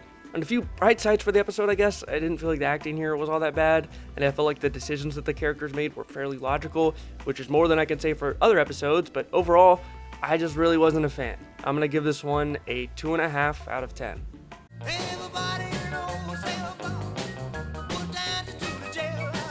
The Tale of Prisoners Past. This episode starts off with two step-siblings, Jason and Scott, who couldn't be more contradictory. The two are on a school field trip going on a tour in a closed-down prison, when the nerdy sibling Jason is conflicted about which shirt to get at the end of the tour, when his jock brother Scott jumps up behind him and makes the decision for him, also getting himself a shirt in the process. After this, Jason confronts Scott, asking for the $5 for the shirt back, and Scott simply responds by waving a $10 bill in his face and begging Jason to try to get it. Once Scott turns around, Jason snatches the $10 bill from him and runs to a random block in the prison with Scott following closely behind. Scott eventually finds Jason, so the two start heading back together when they're confronted by a prisoner stuck in a cell demanding to be let out. The two oblige, thinking it's part of the tour, when suddenly the prisoner demands that they also go into the cell. They end up running around the prisoner and escape behind a door, but this doesn't really seem to matter as the prisoner attempts to grab them through the door anyways. They're eventually able to get away after running into one of their teachers, who is definitely a bit upset about them just wandering around. Once they get home, the stepbrothers discuss what happened, with both of them perfectly fine to dismiss it because they don't believe in ghosts. However, when they're sleeping, Jason wakes up in the middle of the night after hearing a noise, only to realize that the noise is just coming from the window being left open. And as Jason goes to close it, he's almost grabbed out the window by the prisoner Ghost Man, but Scott is able to grab him and hold him back until their parents walk in, and of course, ghosts can't be seen by parents. That's not allowed in the show, so it disappears. The two look more into who the prisoner might be and find out that he is called One-Eyed Jack, and is the only prisoner to ever have escaped that prison and has never been caught. They then try to trace down where his supposed daughter might be to get some more info, but when they get to her house, she starts screaming and scares them away. That night, One-Eyed Jack comes back and ends up grabbing Scott, taking him with him, with Jason forced to go back to the prison to try to find his stepbrother. Jason eventually finds Scott in the same cell that One-Eyed Jack first confronted them in, but as he goes to get him, the door slams behind him, so Jason gets locked in the cell with Scott. In there, we get a conversation between the two brothers in which Scott is surprised that Jason would even come back to try to save him, leading to a small bridge in the relationship between the two. Jason then realizes that if this was One-Eyed Jack's cell and he previously escaped, there'd have to be somewhere he escaped through, and sure enough, behind the toilet they find a giant hole in the wall leading to the air ducts. As they're crawling in the air ducts, something blocks them from going further, and upon shining their flashlight on it, they realize that it's the bones of somebody else, which freaks them out and I guess causes the air duct to break. One-Eyed Jack then appears and says that that's actually his body, and the entire time he's been trapped in the prison, despite everyone thinking he escaped. He's very grateful to the boys for finally freeing him, and asks of them one last request, and that is of course to inform his daughter about what happened to him. And so, to make sure that she believes the boys, he leads them to a shirt pocket, which has a picture of him and his daughter when they were younger. So in the end, we get a happy ending where they go and tell his daughter about what happened to her father, and Scott even pays Jason the $5 back for the shirt. Overall, I really liked this episode. I actually thought it was pretty solid. I didn't find the episode to be particularly scary, but I did find the story to be well written and the acting to be pretty good too. The pacing here was also really well done. Didn't really feel like there were any scenes that needed to be trimmed up too much, and although I wouldn't say this is one of my favorites, I still do think it's probably one of the better episodes the series has to offer. I'll give this an 8.5 out of 10. The Tale of C7. Jason and Lisa are two siblings who have been forced to leave their city life behind as they move into a new house on a secluded lakeside property with their mom in the hopes that she can fix it up and turn it into a nice inn. As they're unpacking stuff, their mom finds a locked door which she can't seem to open, and so Jason tries to open it as well but can't, which ends up with him pulling off a handle before a chandelier falls and almost hits them. That night as Jason is sleeping, he hears a woman singing and so goes downstairs to investigate, bumping into his mom who is wandering around the house and has no idea what sort of singing he's talking about. After talking about this for a bit, they both end up discovering Lisa in the living room looking out at the lake, who apparently also heard the singing. The next day, as they're exploring around the house, Jason finds an old jukebox, and after doing some repairs, he's able to get it up and running again. But playing the music from it seems to attract someone, because as he's playing one of the records, Jason turns around and sees a woman staring at him through the window, with it suddenly disappearing as soon as he stops playing the record. Jason rushes outside to find the person, but there's nobody out there, and ends up just running into his mom and sister instead. Later that night, as Jason is sleeping, he hears a song coming from downstairs, and it turns out to be jukebox playing by itself. And so, he goes to turn it off, but before he does, the same woman as before comes up behind him and reaches out to him, disappearing again when the record stops. This is then followed up by his younger sister Lisa the next morning, seeing the woman out in the water, hopping in a boat trying to reach her before she's stopped by Jason just in time. With all these events going on, Jason confronts his mom about everything, and she says that the reason that they're able to get this property for an affordable price was because of the tales of its haunting. Supposedly, the story went that after World War II, the family of a soldier was holding a surprise party at the house as a welcoming home celebration. But unfortunately, he never made it home, and his girlfriend at the time was kayaking over to their house and ended up rolling over in a kayak that night when a storm hit, washing her empty boat onto shore. That night, their mom steps out while Jason tries to fix the jukebox, as the track C7 never seems to be able to be played. While he's doing this, his sister sneaks off again and completely disappears. Jason begins freaking out and runs inside to call 911, but once he starts talking about a ghost, they don't really believe him and just hang up. After hanging up the phone, Jason turns around as the jukebox physically swings itself to a different wall in front of him, and finally the track C7 is able to be played, completely transforming the room into a welcome back party from the story his mom told him about. But this time the ghost of a man walks in and is finally reunited with his girlfriend, and after one last dance, the ghost girl goes over to Jason and thanks him for his help before suddenly everything disappears as his mom arrives home. Even though this was resolved though, Lisa is still nowhere to be found, and so Jason and his mom rush outside to look for her, eventually running out to the dock. And although she's not there at first, she suddenly appears at the end of the dock saying that the ghost woman told her that everything is alright now and took her back to shore. I thought this episode was really well done. It was slow in some parts for sure, but I really like when a movie or show uses music as an aspect of suspense or as a sign of a ghost or monster itself. Although this is another instance of a ghost or monster not being all that scary, the narrative they're able to craft here I think is again just really well done. The woman herself is not really an antagonist even, like her pull on Lisa specifically keeps tension throughout the episodes pretty high though, as we aren't really sure if she's attempting to harm her by dragging her out to sea or what's going on with that. And that again reminds me of the acting. The acting in this episode is incredible. The mom specifically here, especially near the end when they're looking for her daughter, who she thinks might be dead, has the most blood-curdling scream I've heard in a minute. After her! She's right there, Mom, I swear. And it's The only criticism that I could possibly launch against this episode is that I do feel that the beginning is a little bit slow. When it's all said and done though, I do really like this episode. It's probably one of the ones I'll walk away from the show from actually remembering. I wouldn't call it my favorite, but it's definitely up there. I'm gonna give this a 9 out of 10.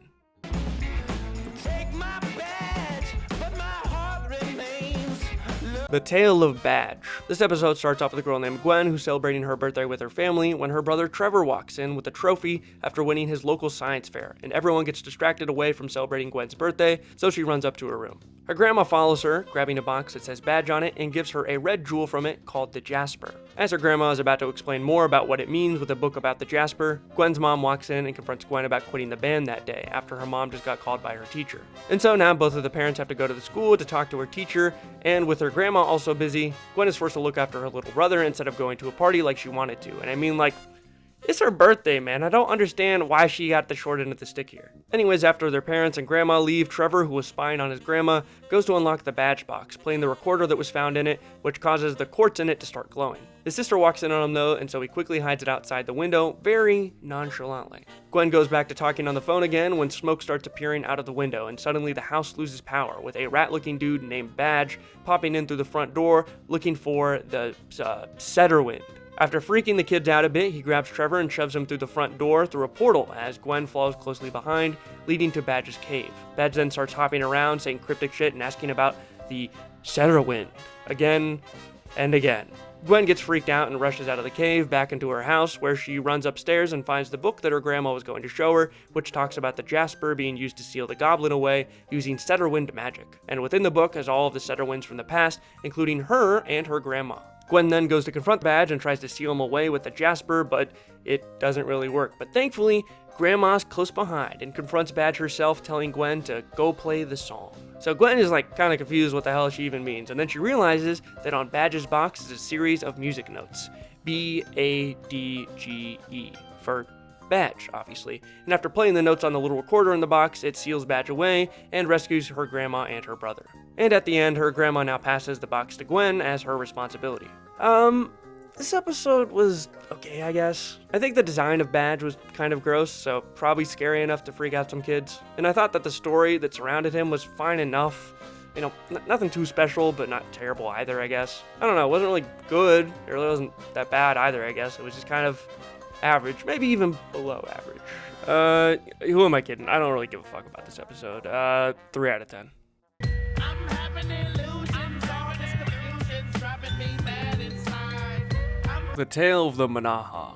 This episode starts off headed by this one asshole who pretty much acts like a drill instructor named Lonnie, who is leading a group of kids on a camping trip for like the Boy Scouts or something. Our main kid, Jonah, is really well informed in camping after reading a survival guidebook teaching a variety of core tenets for camping, but the leader here, Lonnie, thinks that he knows best since he's older, which starts a few arguments between him and Jonah. One of the first here leads to Lonnie shoving Jonah, which ends up knocking Lonnie's back off the edge of a cliff, and so Lonnie demands that he go grab it. When he does, Jonah finds a cave nearby, and upon entering it, it's filled with a variety of cave paintings and a statue sitting near the middle of it. Upon grabbing the statue and moving it slightly, the cave becomes filled with smoke, and a Native American shaman appears, warning Jonah that something called the Manaha are on the prowl and hunting for humans in the forest. Lonnie and the others end up walking in, and when they do, the shaman completely disappears. Lonnie comes in and grabs the statue for himself, hoping to take credit for this discovery while completely ignoring Jonah's warnings about the Manaha. The group of kids then go check in with the ranger, but when they get there, his cabin is completely empty, making Jonah scream that the Manaha must have gotten him before the ranger walks in a few seconds later, scaring the shit out of him. Later on, while they're setting up camp, Lonnie demands that Jonah go grab some firewood, but while he's doing it, he hears something from the tree line, so he goes to run back to camp, too scared to get more. Lonnie gets frustrated with him and decides to just go grab it himself, and of course, while he's out there, the Manaha attack him, with the kids hearing screams, but when they find where Lonnie was, his whistle is the only thing that's left behind. The kids then plan to head to the ranger station, and as the kids are leaving where Lonnie was attacked, Jonah looks back to see the footprints from the Manaha disappear in front of his eyes. Back at the ranger station, they find a similar scene with the entire place trashed, and the ranger nowhere to be found. Similar to the scene where Lonnie got attacked though, as the rest of the kids leave, Jonah looks back inside to see things magically be put back together. The kids then decide to make their way to the main campsite, but it's so dark that they all end up getting lost, with one of the kids, Eddie, eventually getting attacked. From here, Jonah finds the statue that Lonnie left behind glowing, and so he picks it up and suggests to the kids that maybe he thinks the Manaha are simply an illusion created by their fear, reminding them of one of the core tenets of the book that he always refers to, says that animals chase you when you run, and so he doesn't want to run anymore. Jonah then magically finds the campsite with all 3 of the missing individuals tied up on stakes. From here, Jonah hears the Manaha surrounding the campsite from the woods, but Jonah screams back at them, saying that he's not afraid, and they suddenly disappear into smoke. This doesn't stop the shaman from reappearing though, who says he controls the Manaha, and that Jonah is messing with magic that he does not understand. But Jonah calls his bluff, saying that now that he has the statue, he holds the true power to the magic, and so commands the Manaha to attack the shaman. From here, noises start erupting from the forest as the Manaha close in, scaring the shaman back into the cave before Jonah places the glowing statue back in its place, causing the cave to collapse, sealing in the shaman with it. After Jonah gets out of the cave, it's revealed that the Manaha that he used to attack the shaman were actually the other kids dressed up in outfits and banging sticks. And after all of this is past, we flash forward to the future where Jonah is the new leader of the camp outings, with Lonnie now being forced to carry everyone's stuff. I thought this episode was pretty fun. I think the ideas explored by this episode were fairly unique for the series, and I really like how Jonah managed to beat the shaman. That being said, I really have no fucking clue how he figured out that the Manaha were not actually real, and decides to just directly confront them. Like, I understand that he saw those illusions disappear with the footprint in the ranger's office, but that wouldn't immediately make me think that the Manaha themselves were an illusion. Maybe I'm just missing something here, I don't know. Either way, despite some of my grievances here, I think overall, I enjoyed this episode and thought it was a fun watch. I'm gonna give this one a 7 out of 10. Everybody say, throw your hands in the air and wave them like you just don't care. And if you like The Tale of the Unexpected Visitor. This episode features 2 kids named Jeff and Perch? Never met anybody in my fucking life named Perch. Sorry for any Perches out there. Anyways, these kids want to start their own band, but they're having trouble making music as they fundamentally have different ideas on what they want to make. Jeff then gets the idea to try to get some free tickets to this Battle of the Band event using his dad's supercomputer. And so the kids break into his computer room while Jeff's parents aren't home. But Jeff ends up getting blackmailed by his little brother to give him some ice cream, otherwise he's going to tell their dad he broke in.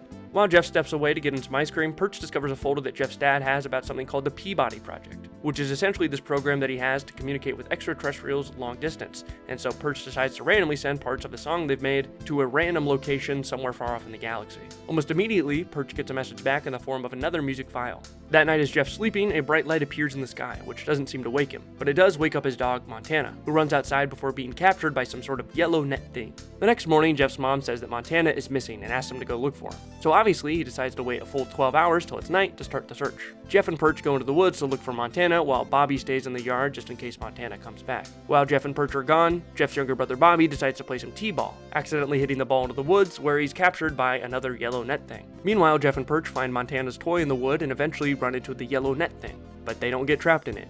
Instead, from the woods, they hear something repeating what they're saying back at them. They start freaking out and head back to the backyard to look for Bobby, when they suddenly find a silver pod popped up in the backyard. They try to throw some stuff inside to see if it's safe, but whatever they throw inside just gets thrown back at them. The satellite in the yard used for the Peabody project also starts moving, so the kids head downstairs thinking that Jeff's dad is home, but in reality, they've just received 5 different messages, with each message being sent closer and closer to Earth. The two then get freaked out, so Jeff decides to call his dad, while Perch heads upstairs to try to find Bobby before he is also captured by the yellow net thing.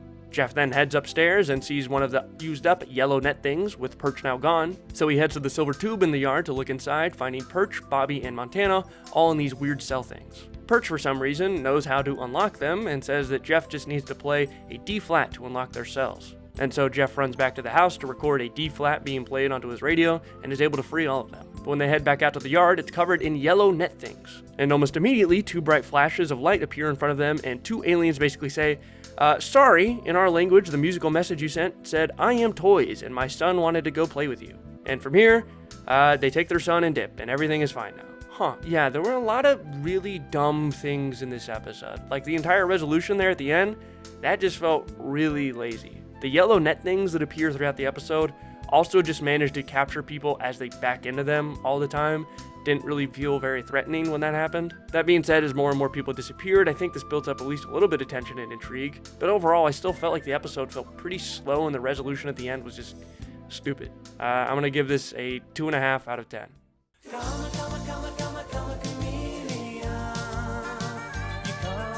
The Tale of the Chameleon. This episode starts off with a little kid running around in a pet store being kind of an asshole to all the pets there when he's confronted by our main characters, Janice and Sharon, who tell him to stop bothering the pets. The little kid ends up showing them a chameleon, which is not at all a chameleon, but is instead a Chinese water dragon, but who fucking cares anyways? He convinces Janice to stick her hand into the chameleon's cage where it bites her. And then the kid runs away and says something about, "Bite you once, bite you twice, a little water, pay the price."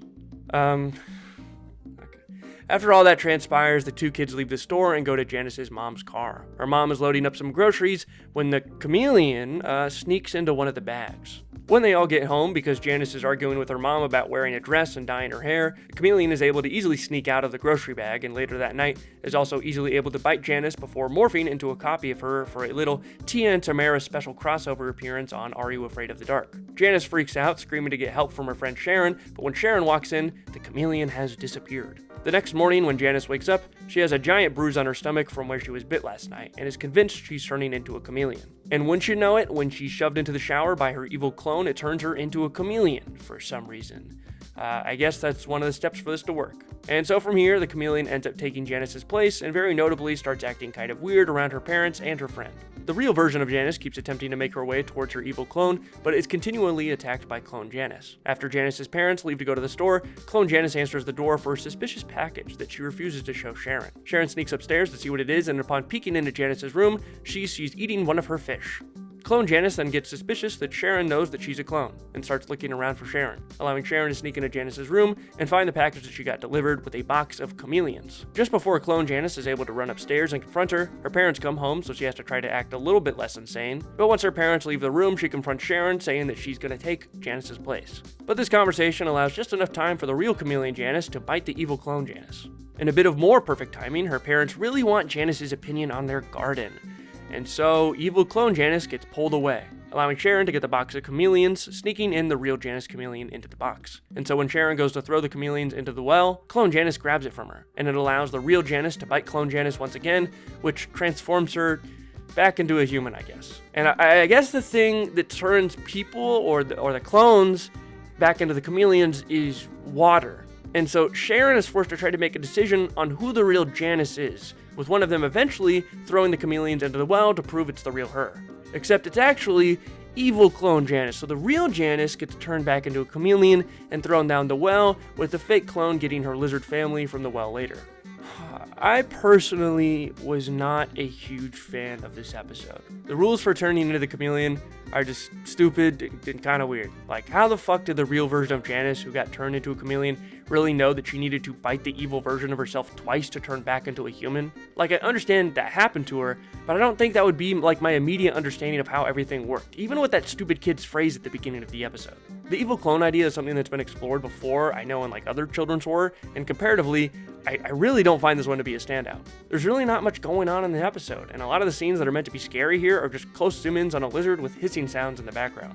Many times in this episode, the chameleon is able to get away with things in near perfect timing, which makes the writing feel even weaker. And in the end, we get the difficult decision where a friend or somebody has to make a choice on who the real version is and who the clone is, which we've also seen replicated in other similar stories, which makes one of the only parts about this episode that really builds any actual tension feel a little less noteworthy. That being said, I do want to treat this story in isolation, as if it's something that hasn't been done before, but even then, I think it falls flat in quite a few areas. It's just one I really wasn't personally invested in all that much. I'm going to give this a 1.5 out of 10. Make it hot, get found the vacant lot. You don't really want to come try the one guy. The Tale of the Vacant Lot. This episode starts off with a girl named Catherine at a track meet with her friend Sue. They're both participating in long jump, and although Sue manages to get a really good jump, Catherine's is, not great. After the meet, Catherine goes to look at her scores with her sister Joyce, when a guy on the soccer team named Eric runs into her and goes back to the game, seeming somewhat interested in her despite her really stupid bowler hat. Like, why are you wearing this right now? This is not the 1930s, you are not fucking Al Capone. On her way back home, a strong gust of wind comes out of nowhere, knocking off her bowler hat. Almost as if it was a sign from God to tell her to stop wearing that shit. But this wind blows her hat into an empty parking lot that has a pop-up tent full of stuff inside. Inside the tent, Catherine's greeted by a woman who's pretty much covered head to toe in a hijab, who offers her a pair of running shoes so she can maybe get better at track. Initially, she wants to trade these shoes for the ring on Catherine's finger, but Catherine says it means too much to her as she got it from her grandfather, so instead, the woman says that she'll take something from Catherine that she doesn't care about, which at the moment seems like nothing. The next day at track, Catherine is able to easily beat everybody else in the race with her new shoes, and afterwards when her friend Sue comes to congratulate her, she kinda acts like an asshole out of nowhere. When Catherine gets home for a brief second, when she looks into the mirror, a mark appears on her face, but upon looking back at it, it seems to have vanished. The next day at school, she's talking to the soccer boy who ran into her at the track meet, but his attention is pulled away by another girl, so after school, Catherine goes back to the pop-up tent to try to get something to impress him. The shopkeeper Marie makes a deal with her again where she'll take something that she doesn't value, gifting her this dress to slightly improve her drip. Back at home, while Catherine's helping her sister study for a social studies exam, she again randomly starts acting like an asshole. And the next day at school, this continues when her friends are talking about getting tickets to a concert, but because she was an asshole to Sue after the track meet the other day, she seemingly doesn't want to include her. And although she does go to apologize, Marie pops up in the background and chases her into one of the bathrooms. In the bathroom, Marie finally reveals her face to be extremely fucked up, and so decides to offer her a pair of tickets to the concert that her friends are talking about going to, but this time Catherine refuses. Despite this, after Catherine runs into the soccer guy again, the tickets magically appear in her hand, so she asks the soccer guy Eric if he'll go to the concert with her, and he says yes. Back at home, Catherine is stressed about what to wear to the concert later, freaking out because she feels like she has nothing else to wear, and so she runs back to Marie's stand with her sister Joyce following closely behind without her knowledge. She eventually walks out of the stand with a variety of clothes, and when she gets back home, she realizes that Joyce also grabbed a bunch of clothes after making a deal with Marie. After an argument with her sister, Catherine looks into the mirror and realizes that her face is now covered in sores and lesions, similar to how Marie looked. And when she looks into her sister's room, she finds that Joyce is now also covered in these same injuries. At the same time that this is happening, Eric arrives for their date, but she knows that she can't have him see her like this. So she runs back to Marie's stand to return everything Marie gave her, but finds that Marie now looks fine, as she took something that Catherine didn't care about, her life. So despite Catherine trying to return these things, it seems like nothing can turn her back. In an effort to hopefully have her sister Joyce return back to normal at the very least, she decides to offer Marie her grandfather's ring. And Marie, too greedy to refuse, decides to take it, transforming her back into her undead state that she was in before and turning Joyce and Catherine back to normal. Catherine is able to get back home right before Eric leaves after waiting around for a while at her house, and is able to tell him that she unfortunately lost the tickets.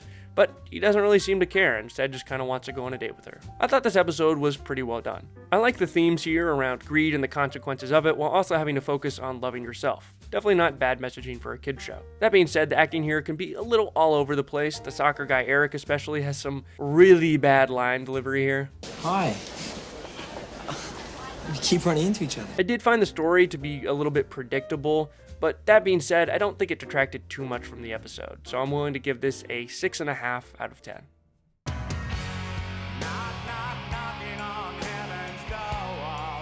The Tale of the Door Unlocked. This episode starts off with two friends, Justin and Ben, discussing who they're going to take to an upcoming school dance. Ben is like super cool and confident because he wears these sick sunglasses, so as they're walking back home, Ben sees a girl and decides to just go up and ask her to the dance, pushing Justin away as he doesn't want to do it in front of him. And it just so happens that the store Justin gets pushed into is that of Mr. Sardo's, who offers Justin the solution to his woman problem by pulling out a tiny door that he says can see into the future. Justin then asks the door to show him a girl that he thinks he could ask to the dance that would say yes. And although it doesn't initially work, there's a tiny slide at the top of the door that Justin is able to open, and in it, he sees a girl. We then get a classic Sardo bartering scene with Justin eventually buying the door. The next day at school, he tries to show his friend Ben how the door works, but it doesn't work, of course, until he leaves the room. And this time, in the tiny slide, Justin sees a tiny bit more of the girl from before that he saw the first time. Later, when he's back at home studying, the door starts violently shaking on its own. And when Justin opens the door, he sees the same girl this time, screaming for somebody named Brad before being violently engulfed in flames. While walking to school the next day, Justin walks past Mr. Sardo's store and sees another one of the doors that Mr. Sardo sold him that was supposed to be one of a kind. And so he goes in to confront him about this, but is just kind of ignored. Back at school, a new girl joins the class named Ashley, and what a surprise, it's the girl from the door. After class, Ashley goes up and talks to Justin when they're interrupted by Justin's little brother Michael and Ashley's little brother Brad, who are now friends, I guess. At lunch that day, some of Ashley's friends light some candles for her, and Justin freaks the fuck out and dumps water all over her, scared that she's gonna catch on fire, I guess. And then after making an ass out of himself at school, at home he's examining the door, even more confused on how it really works. He then discovers a secret slide on the side with a key in it that says in. Ashley then calls Justin, asking where her little brother is at because he was last hanging with Justin's brother. We then cut to Justin's brother Michael and Ashley's brother Brad doing an initiation ritual for Brad to be part of the friend group by trying to scare him in this supposedly haunted house, when they're interrupted by Ashley looking for them. They quickly get out of the house, accidentally knocking over a candle, and in the process, starting a fire. Justin then asks his younger sister where his brother went and learns that he went to the old abandoned haunted house. And I guess this freaks out Justin as he realizes that the vision that the door showed him, that's likely where he saw the vision of Ashley. So he opens the door by using the key, which teleports him into the house where he's able to narrowly save Ashley from being crushed by the burning ceiling. They then escape through some sort of laundry chute to a downstairs area where they unfortunately can't get out, and while they're being suffocated by smoke, Justin realizes that because there's two doors, there must also be an outdoor to his indoor. Because remember, the key to his door says in. And so he starts screaming for Mr. Sardo to open the other door, and eventually he does, which lets Justin and Ashley escape from the fire. And at the end of it, Justin is able to finally get himself a date to the dance. Overall, I really did not like this episode. The amount of premonition scenes that we get throughout the door become pretty repetitive pretty quickly, and the way that the door works, especially near the end, just doesn't make any sense at all. And it makes even less sense that Justin knows how the door would work. Like, he thinks this girl is going to die, and so his immediate instinct is to use the key on the tiny door that he has, and it just so happens to teleport him in the nick of time to where he needs to be. And then it just so happens that he's able to figure out that this sort of outdoor exists, and by opening it, it'll just teleport him out of the house for some reason. It makes no sense. Even if we ignore these weird plot conveniences, I found the episode to be pretty boring overall, so I'm gonna go with a 1.5 out of 10. Could have been worse, I guess. Thankfully, Mr. Sardo bumps it up a bit. I've been working this grave shift, and I ain't shit. The Tale of the Night Shift. This episode starts with a boy named Felix who gets in trouble with his manager after signing for a water pipe delivery even though he's not supposed to sign for deliveries, and now it's gone missing. So the hospital manager tells Felix that if he can't find it, he's going to fire him, and so Felix looks around downstairs to try and find the delivery. With that, we also get introduced to a girl named Amanda and her friend Laurette, who both work as nurses at the night shift at the hospital. Amanda's task today is to train a new girl on the floor named Margot, but before she can, she's interrupted by the head nurse who pulls her away to do something else. Back downstairs, Felix finds part of the crate from the water pipe, and as he looks around more, a girl calls to him from around the corner before he's attacked by a vampire. Back upstairs, Laurette tells Amanda that one of her friends is in a room and wants to talk to her. And it turns out that it's a guy named Colin there for a tonsillitis surgery tomorrow, who's been continuously begging to take her on a date. While Laurette is working on some stuff in the hallway, a little girl calls to her and runs into one of the rooms. So Laurette chases after her, only to be attacked by the vampire. Back with Amanda and Colin convinces Amanda that they should go look for the kid in the wheelchair last seen with the new girl, who's been sharing a room with him since the kid might get in trouble if he's not in his room. As they're both looking for him, they end up discovering a bunch of empty blood bags in one of the rooms, and so Amanda brings this to the head nurse, who seemingly has already been turned into a vampire. Colin and Amanda then head to the morgue as the kid in the wheelchair seemed to want to check it out earlier, and unfortunately they don't find him and instead find Felix, who is seemingly dead. But as they leave the room, we see Felix pop back to life with bite marks on his neck. Amanda and Colin then go to try to get some help, but the phone line is dead. They're then confronted by the hotel manager, who assures them that Felix is actually fine, even though they just saw his dead body, which of course weirds them out, so they run into the hospital stairwell where they're attacked by Felix. After they fend Felix off, they're able to pull him out of the spell he's under, where he breaks down and says that he's scared of completely turning into a vampire, worried about the main vampire coming back. He then agrees to help Colin and Amanda try to stop the vampire, leading them downstairs to its coffin, which he says can stop it if it's destroyed. The group is then confronted by Margot, the new girl, who transforms into the vampire and attacks Felix. The kids then rush back upstairs to try and leave, but are stopped by security, who've also been bit. Colin and Amanda then decide that the only way to get out of this is to try to burn the vampire's coffin. Colin initially volunteers to try to distract the vampire and his vampire zombie people, but Amanda thinks she's too weak to lift the coffin alone, so she decides to be the distraction instead. Amanda is then chased up to the roof of the building while Colin is downstairs working on destroying the coffin, but is attacked by the now fully transformed Felix. On the roof, Amanda is then grabbed by the vampire, who hangs her off the edge of the roof, threatening to simply drop her to her death and drink her blood before changing its mind and going in to bite her. But thankfully, downstairs, Colin is able to partially wake up Felix by reminding him that his friend Amanda is in danger. And so they team up to lift up the coffin into the downstairs incinerator, causing the vampire to burst into flames and fall off the roof to its death. Back inside the hospital, Colin and Amanda reunite, and Amanda finally gives Colin a chance at a date, with them and seemingly Felix being the only ones who actually remember what happened. Overall, I thought this episode was incredibly good. I know this one in particular is a favorite among the fan base, and it's also one of the few episodes that I actually knew about before going into this video. I think the pacing in this episode is incredibly well done. Just like some of the other best episodes in the series, it immediately gets into the horror aspect of the show instead of dragging to the halfway point like so many other episodes do.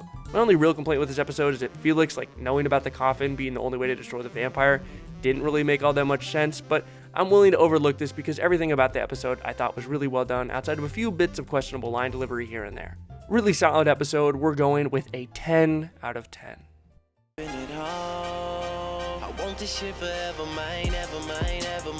The Tale of the Forever Game. This episode stars two friends, Peter and Mark, and Peter's younger sister, Monica, all biking in the woods together. Peter is essentially a giant fucking asshole to Monica, to the point where even his friend Mark has no idea what the hell is wrong with this guy. As they're biking, Peter finds a trail with an abandoned bike and decides to go down it with the others following, where they find a weird tree at the end that they can't seem to get away from. In fact, it seems like they're going in circles, and so Peter gets the idea to have the crew split up, with Monica and Mark going in different directions, and while they're doing this, Peter hears a weird sound coming from the tree, and so he goes to inspect it before seemingly falling down into it. Down here, he finds a kid named Nathaniel, who shows Peter a small puddle, or a screen or something, that's in this stump that shows footage of Monica and Mark on the outside. Nathaniel then asks Peter to play a game called the Forever Game, and Peter agrees. The way that this game works is that there's this wheel you have to spin, which dictates how many spaces you move, and the first person that gets to the end wins. So, pretty simple. Certain spaces have special events on them, and as we soon see, they trigger certain events that affect both Monica and Mark. The first event to trigger simply causes flower petals to fall from the sky, while the second, triggered by Pete, causes lightning to erupt from the sky.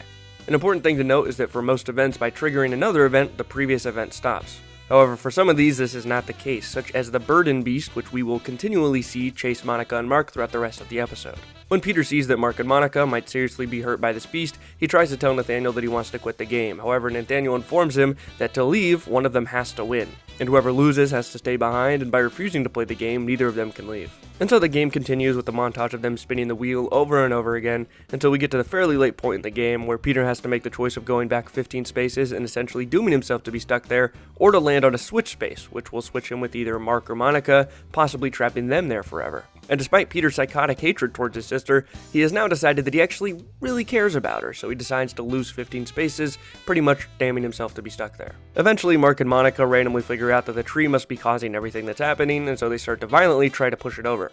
To help with this, Peter decides to go back to the lightning space to hopefully cause the lightning to strike and explode the tree. And eventually, after the Burden Beast almost kills Mark and Monica, lightning finally strikes the tree, ending the game, and freeing both Peter and a very aged Nathaniel. I thought this episode was kind of dumb. The obvious flaw here is the complete 180 character arc of Peter. The writing there felt pretty weak. He goes from wanting to violently hurt his sister to being like, nah, I'm gonna sacrifice myself for her in what is 15 minutes for us.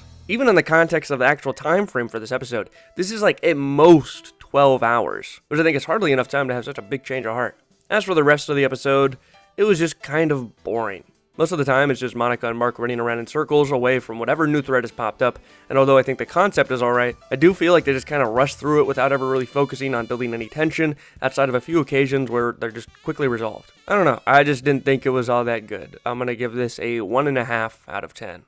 Get the luck of the draw. For others, life is a dice roll, and waiting on faith ain't for us. The Tale of the Zombie Dice. This episode starts off with this big gorilla-like dude leading this kid to what looks like a dome-shaped light projector, where as soon as the kid puts his thumb on it, it gets stuck to it and he starts freaking out. From here, we cut to two friends named Tate and Alex after Tate gets in trouble for gambling in class. As Tate is leaving the office, he teases Alex for always being a coward when it comes to taking chances on anything. And we later get the same sort of conversation when they're both at the arcade and Alex refuses to play any games because he's scared he's not good at them.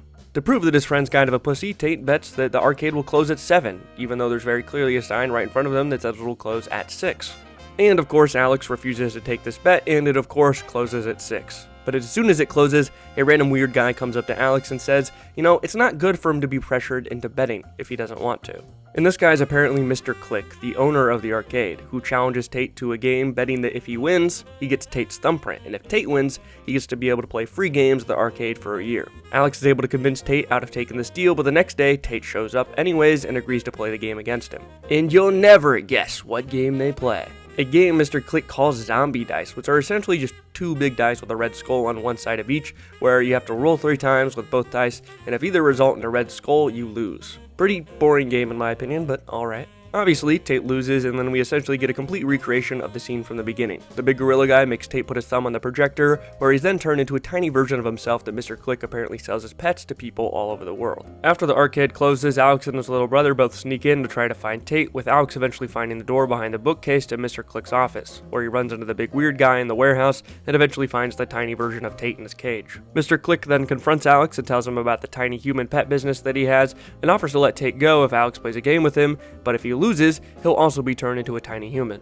Alex accepts this deal, and so they play a game of zombie dice, but this time Alex has Mr. Click roll the dice because he doesn't trust him. Mr. Click ends up winning, but Alex offers him a double or nothing sort of deal, where if he wins the next game that they play, Mr. Click will let him go and Tate go, but if he loses, Mr. Click can have his little brother and him. The game that Alex proposes is a game where Mr. Click has to drink a tiny glass of Mountain Dew before Alex drinks 3 mugs of Mountain Dew, with the only rule being that Alex has a head start with one of the mugs, and that they can't touch each other's mugs. And so Alex slowly finishes the first one, and before Mr. Click can react, he puts his mug over Mr. Click's glass. And since he can't touch it, Alex wins the game. In the end, Tate is able to be freed, and Mr. Click's weird henchman turns on him, turning him into a tiny little pet human.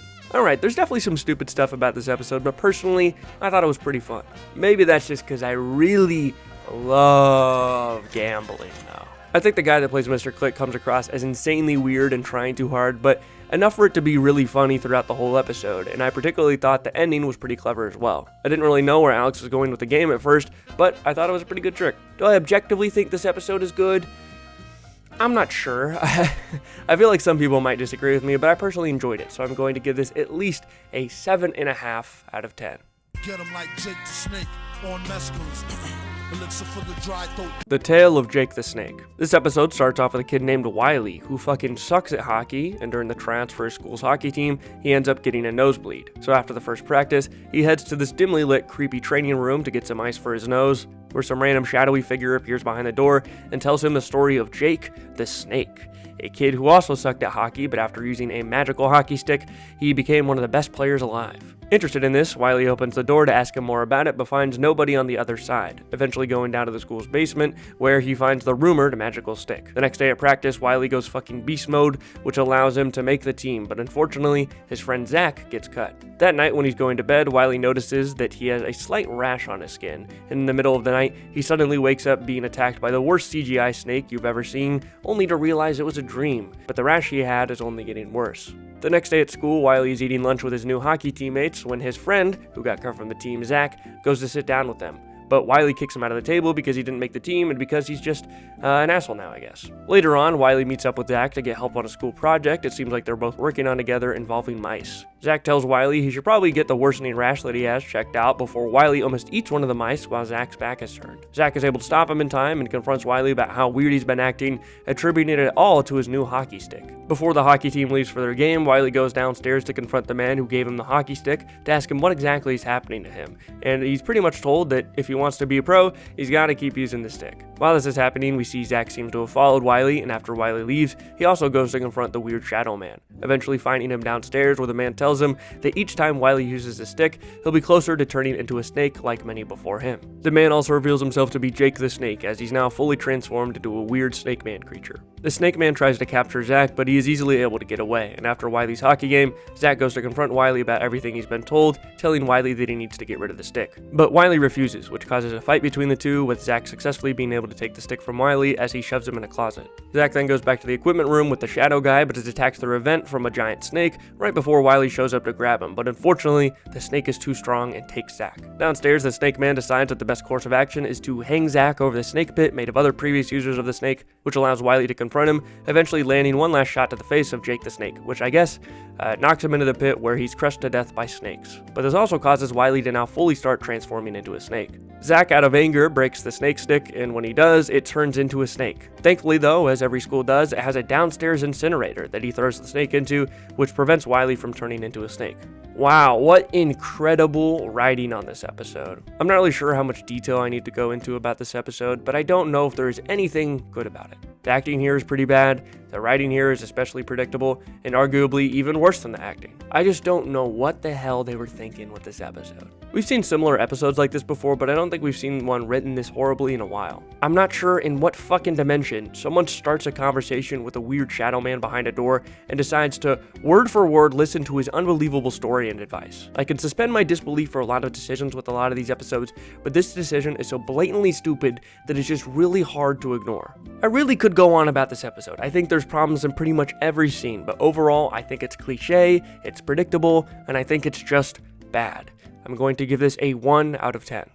I keep the gun like the kids with Tamagotchis, king like Rodney, serve 2 fiends with the Johnny. The Tale of the Virtual Pets. This episode starts off with a boy named Tom using his at-home desktop when he finds a game database program thing called the Digger, which can hear and communicate with him. As Tom talks to it more, it demands that it feeds him, which weirds him out, so he tries to forcibly close it, but before he can, it sends a mind beam into his head, which I guess digitizes him. Anyways, we then cut to 2 friends named Kate and Isabel who are heading to school, with Isabel essentially playing what's kind of like a Tamagotchi, which I guess would have been kind of popular around this time.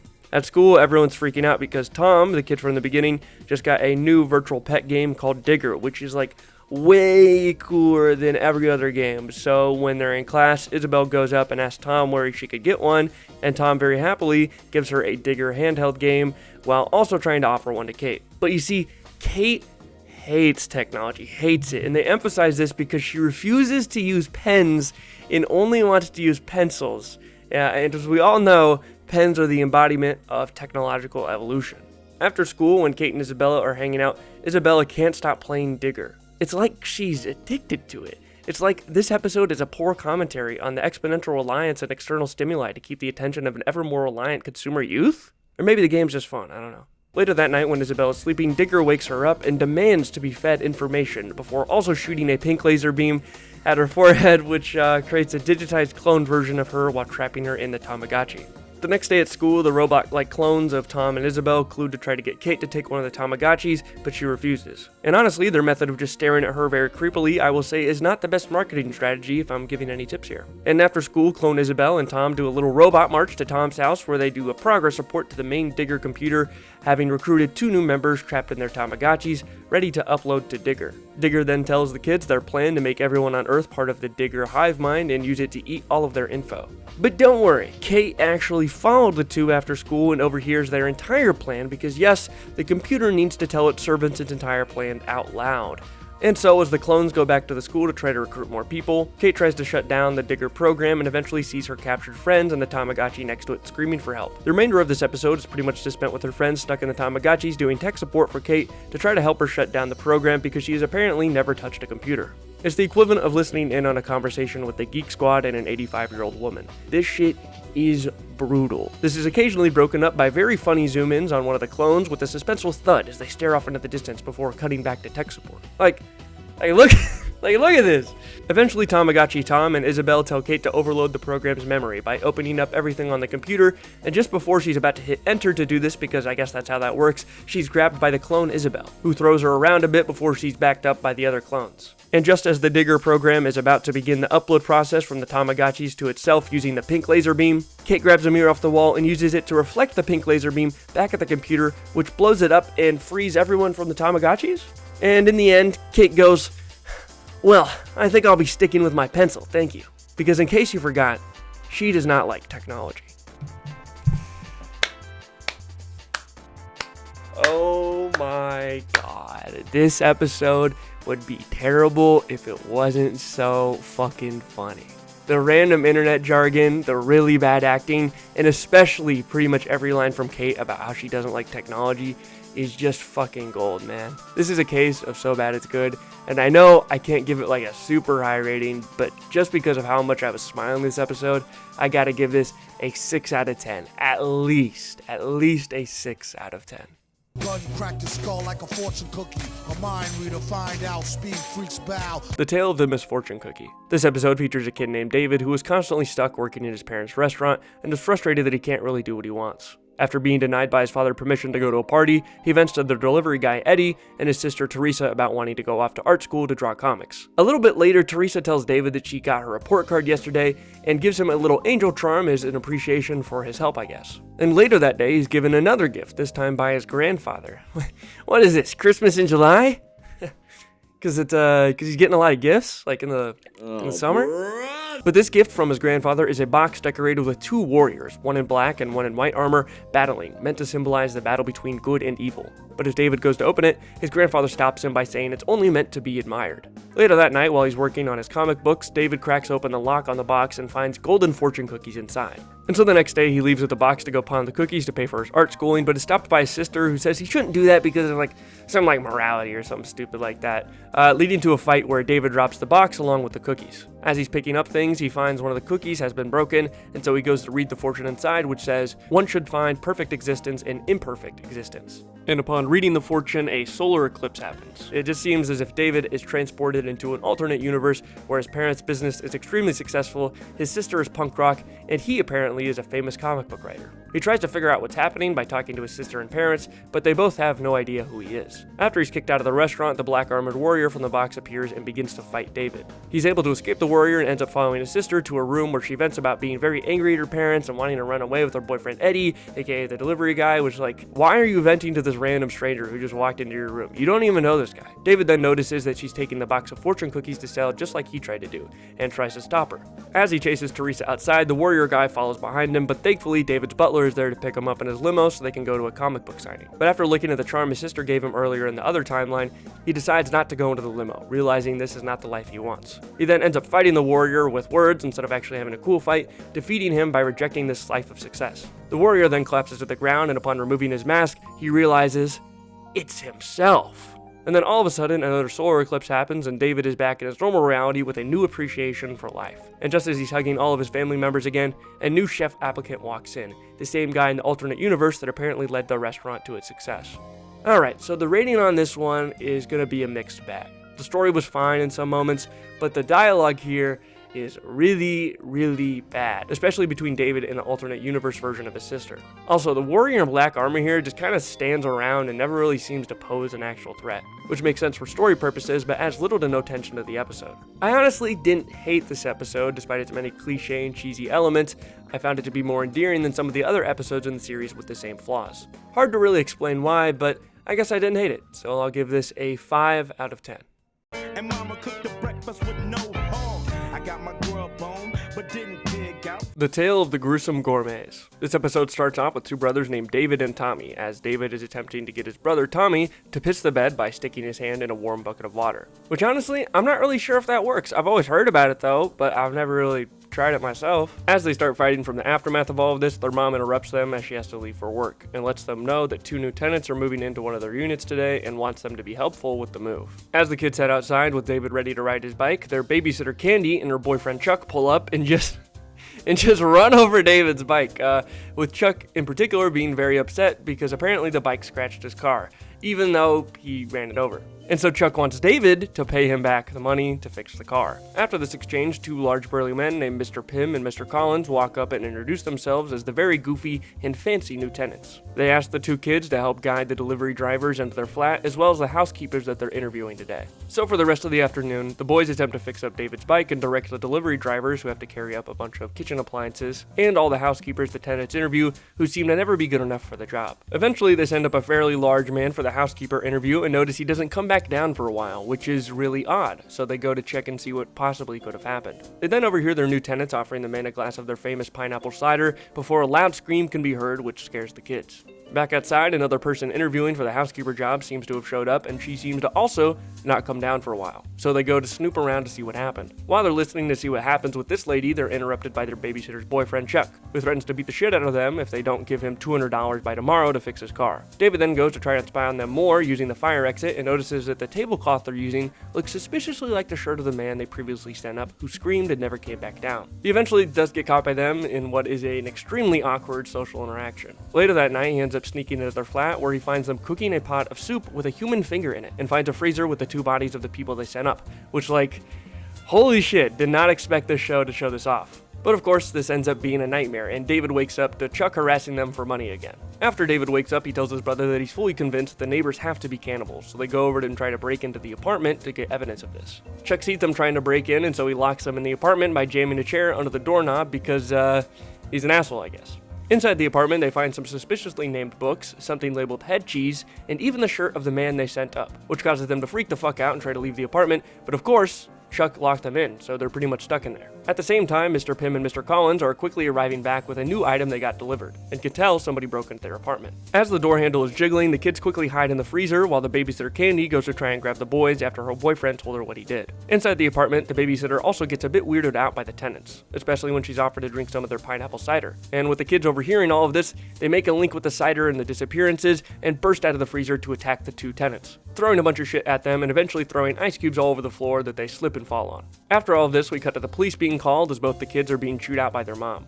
Mr. Pym and Mr. Collins eventually come over to talk to the boys to clear up some misunderstandings, with their explanation pretty much being that they just really like food. Apparently the one guy that they sent up that screamed just saw the dishes in the sink, and the other lady who they thought they saw a tablecloth made out of just really likes polka dots and gifted them a very similar set of handkerchiefs. As for the numerous kitchen appliances and cookbooks, well again, they like food. And as it turns out, the thing they were getting delivered was actually a brand new bike for the kid, which is, just really nice, honestly. At the end, Mr. Pym and Mr. Collins invite them over for dinner later for some Chuck steak, which really makes you think, where'd that Chuck guy go? Honestly, I really enjoyed this episode. There was some really great chemistry between the brothers, felt like a pretty organic relationship between the two, and it definitely feels like the type of thing you would believe as a child that could spiral out of control. And even at some points I was like, damn, these guys have to be cannibals, right? And when that dream sequence happens, I was honestly shocked they even showed that in a kid's show. Like, genuinely, what the fuck? But even though that's not the route this episode really went down, I still found it to be incredibly entertaining. Might be a hot take, but I really liked this one. I'm gonna give this a 10 out of 10.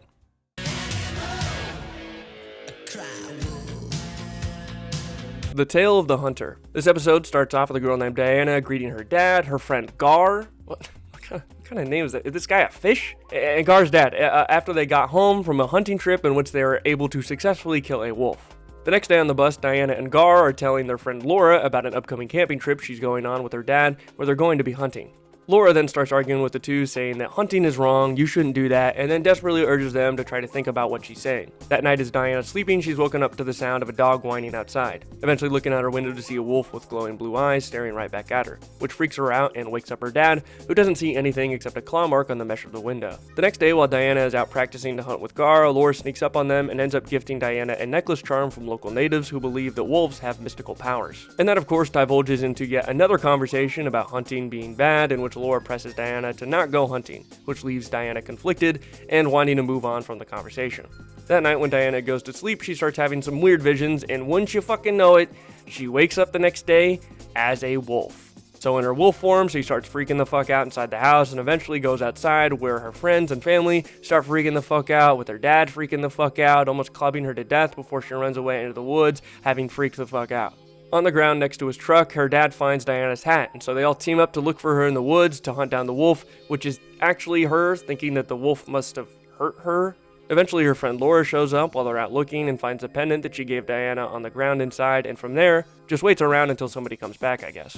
Eventually, wolf form Diana ends up finding the leader of the wolf pack that her father and his friends have been hunting that they call the Blaze, which is a really fucking stupid name, but the Blaze and Diana start running around together and hiding from the hunters. Eventually, Diana's friend Gar gets his foot stuck in a bear trap, and so the Blaze and Diana go over to try to comfort him and get the attention of Diana's father and Gar's father. Diana then runs back to the house where Laura is waiting and pets her for a while until Diana's father and Gar pull up in their pickup truck. Diana's dad immediately grabs his club to beat the shit out of his own wolf daughter, but Gar wants to protect the wolf after it helped him. Eventually, after looking into the wolf's eyes, her father puts down the club, and she transforms in front of their eyes back into Diana. And in the end, Diana vowed to never hunt again for as long as she lived. What the fuck was that? Listen, I'm sure for the young furries that were watching this back then, they maybe got something out of this, but that really is the only appeal that I see here. If you have a fantasy about wanting to be a wolf, I think you might enjoy parts of this, but this episode doesn't really offer anything outside of that. Even its messaging just feels weak, and not to interject too much of my own opinion, and I mean, we're just gonna act like I haven't been doing that the entire time, but I'm not somebody who really fucks with hunting. I really like any and all animals, and seeing them die is not one of my favorite things, but this shit just sucked. Like, Laura, shut the fuck up. The entire episode is so incredibly boring. Half of it is just a camera moving around on the forest floor with a blue filter on it, and that's supposed to apparently be the perspective of a wolf, while the rest is just the same conversation over and over again about hunting being bad or Diana and her dad being super excited to go hunting. Where is the tension? Where is the anything? The only part of this episode that has anything even close to emotional was at the end where her dad looked her in the eyes and decided not to beat the shit out of this wolf, despite him seemingly killing a bunch of them before. What the fuck changed here? It felt stupid. Really stupid. 1 out of 10 stupid. Worst episode in the series.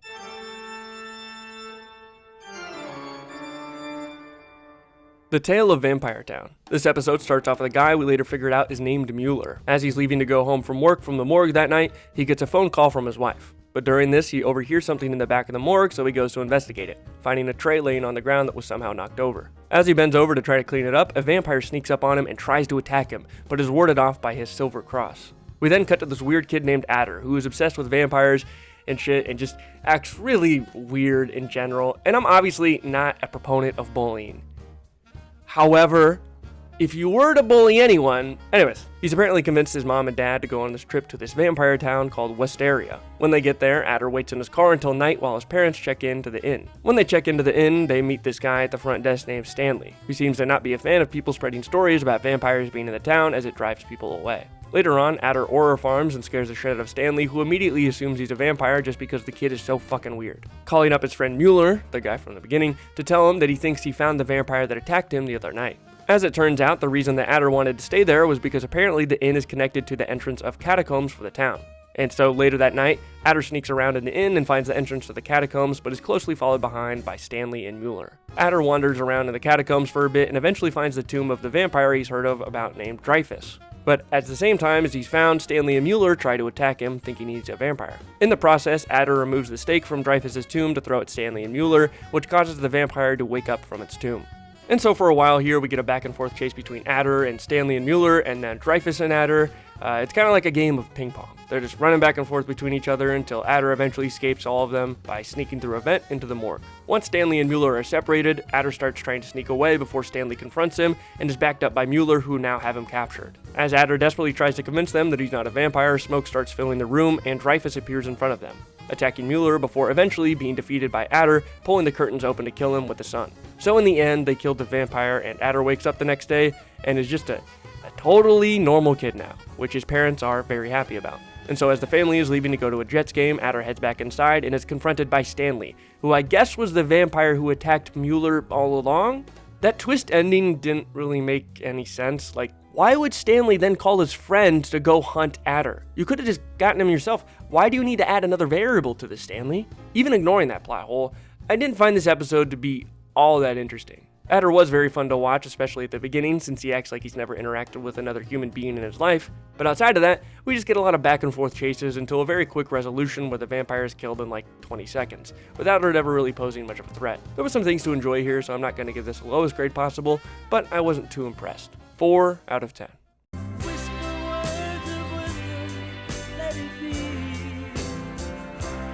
The Tale of the Wisdom Glass. This episode starts off with a rich kid named Alan, who's in a video game store being helped by the manager because he's buying so much of his stock. The manager starts harassing another kid in the store looking in the same aisle as them named Jimmy. But Alan stands up for him, lying and saying Jimmy's his brother. Alan goes over and talks to him and notices that Jimmy is looking at a game called Wisdom, some sort of knowledge-based quiz game, and shows it to Alan. But they soon get interrupted by the manager, who apparently has Alan's dad's phone number, and tells Alan that his dad is cutting him off for spending too much money. And so Alan and Jimmy both get kicked out of the store, and as Alan is leaving with his limo driver, he realizes that he actually took a copy of Wisdom, and so he decides to offer it to Jimmy. But instead, Jimmy wants to play it with him, so he invites Alan over to his house to play the game on his computer. As they're booting it up, Jimmy's printer starts printing off an invite for a tournament for Wisdom before the game crashes with his computer, like, completely fried, I guess. They then decide that because of the large cash prize at the tournament, that if they can win, they'll split the money, allowing Jimmy to be able to buy a new computer that could run the game.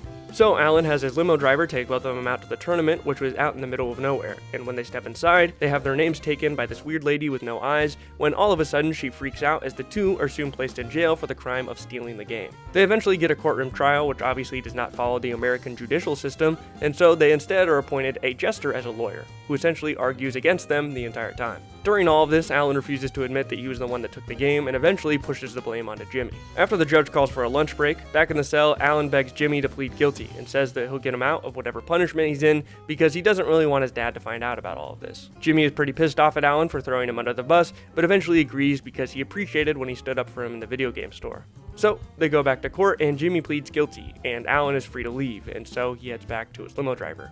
Back in the courtroom, the judge uses the Orb of Wisdom to assign Jimmy's punishment, which is immediate execution.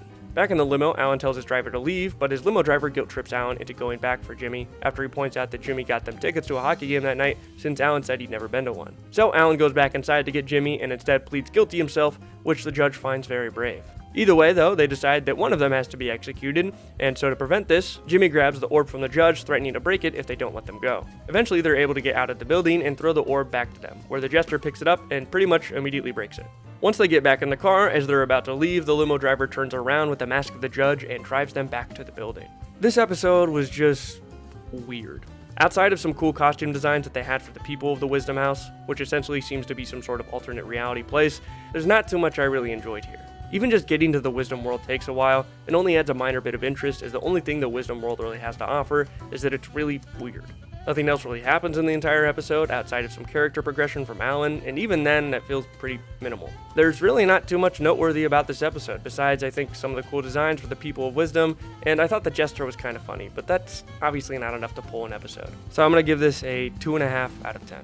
As I walk through the valley of the shadow of death, I take a look at my life and realize The Tale of the Walking Shadow. This episode starts off with an old woman walking around a stage when she suddenly gets freaked out by something behind a curtain. And then out of nowhere, a sword falls from the ceiling, impaling a glove in front of her. We then cut to a guy named Ross in a coffee shop meeting with a girl who played Carly Beth in the first episode of Goosebumps, funny enough. But this time, she's a girl named Vanessa, who's playing Lady Macbeth in a local play for Macbeth, that Ross accidentally ended up getting a part for, even though he initially wanted to try out just to get Vanessa's attention. So they're meeting at the cafe here when Russ asks Vanessa for advice on acting in a play since he's never acted before, when they're interrupted by the guy playing Macbeth in the play, and by the director who calls them back to the stage for rehearsal. Back on stage, the guy playing Macbeth starts giving Ross shit, and so Vanessa tries to comfort him and inspire him by reenacting the scene in which Lady Macbeth can't wash blood off of her hands. But while she's doing this, real blood starts dripping on her, and she blames Ross thinking it was him. After this, Ross bumps into the wardrobe designer named Hermione, who tells him that this must have happened because the place is haunted. She then lets us know about a bunch of taboos for the theater that Ross is not supposed to break, with one of them being that you're not supposed to say Macbeth, because it's like cursed or something. Vanessa walks in and listens to Hermione scolding Ross, and when he leaves, they both laugh together, so I guess they're kinda in on the joke. After seeming a little freaked out by all of this, Ross ends up spitting in the face of these traditions by putting on a helmet and screaming Macbeth a few times before a cauldron in front of him gets filled with this green bubbling ooze, with an image of Macbeth appearing in the ooze, which refers to Ross as Macduff, the character he's playing in the play, before reaching out and grabbing him. Ross starts screaming, so Vanessa and Hermione come out to help, but end up only seeing an empty cauldron with a glove in it. Vanessa ends up getting mad and accuses Ross of trying to make excuses to leave the play, since it seems like he's too scared to do it. So as she storms off, Ross chases her down, where she encourages him to stay in the play, and then gives him a nice little smooch on the cheek.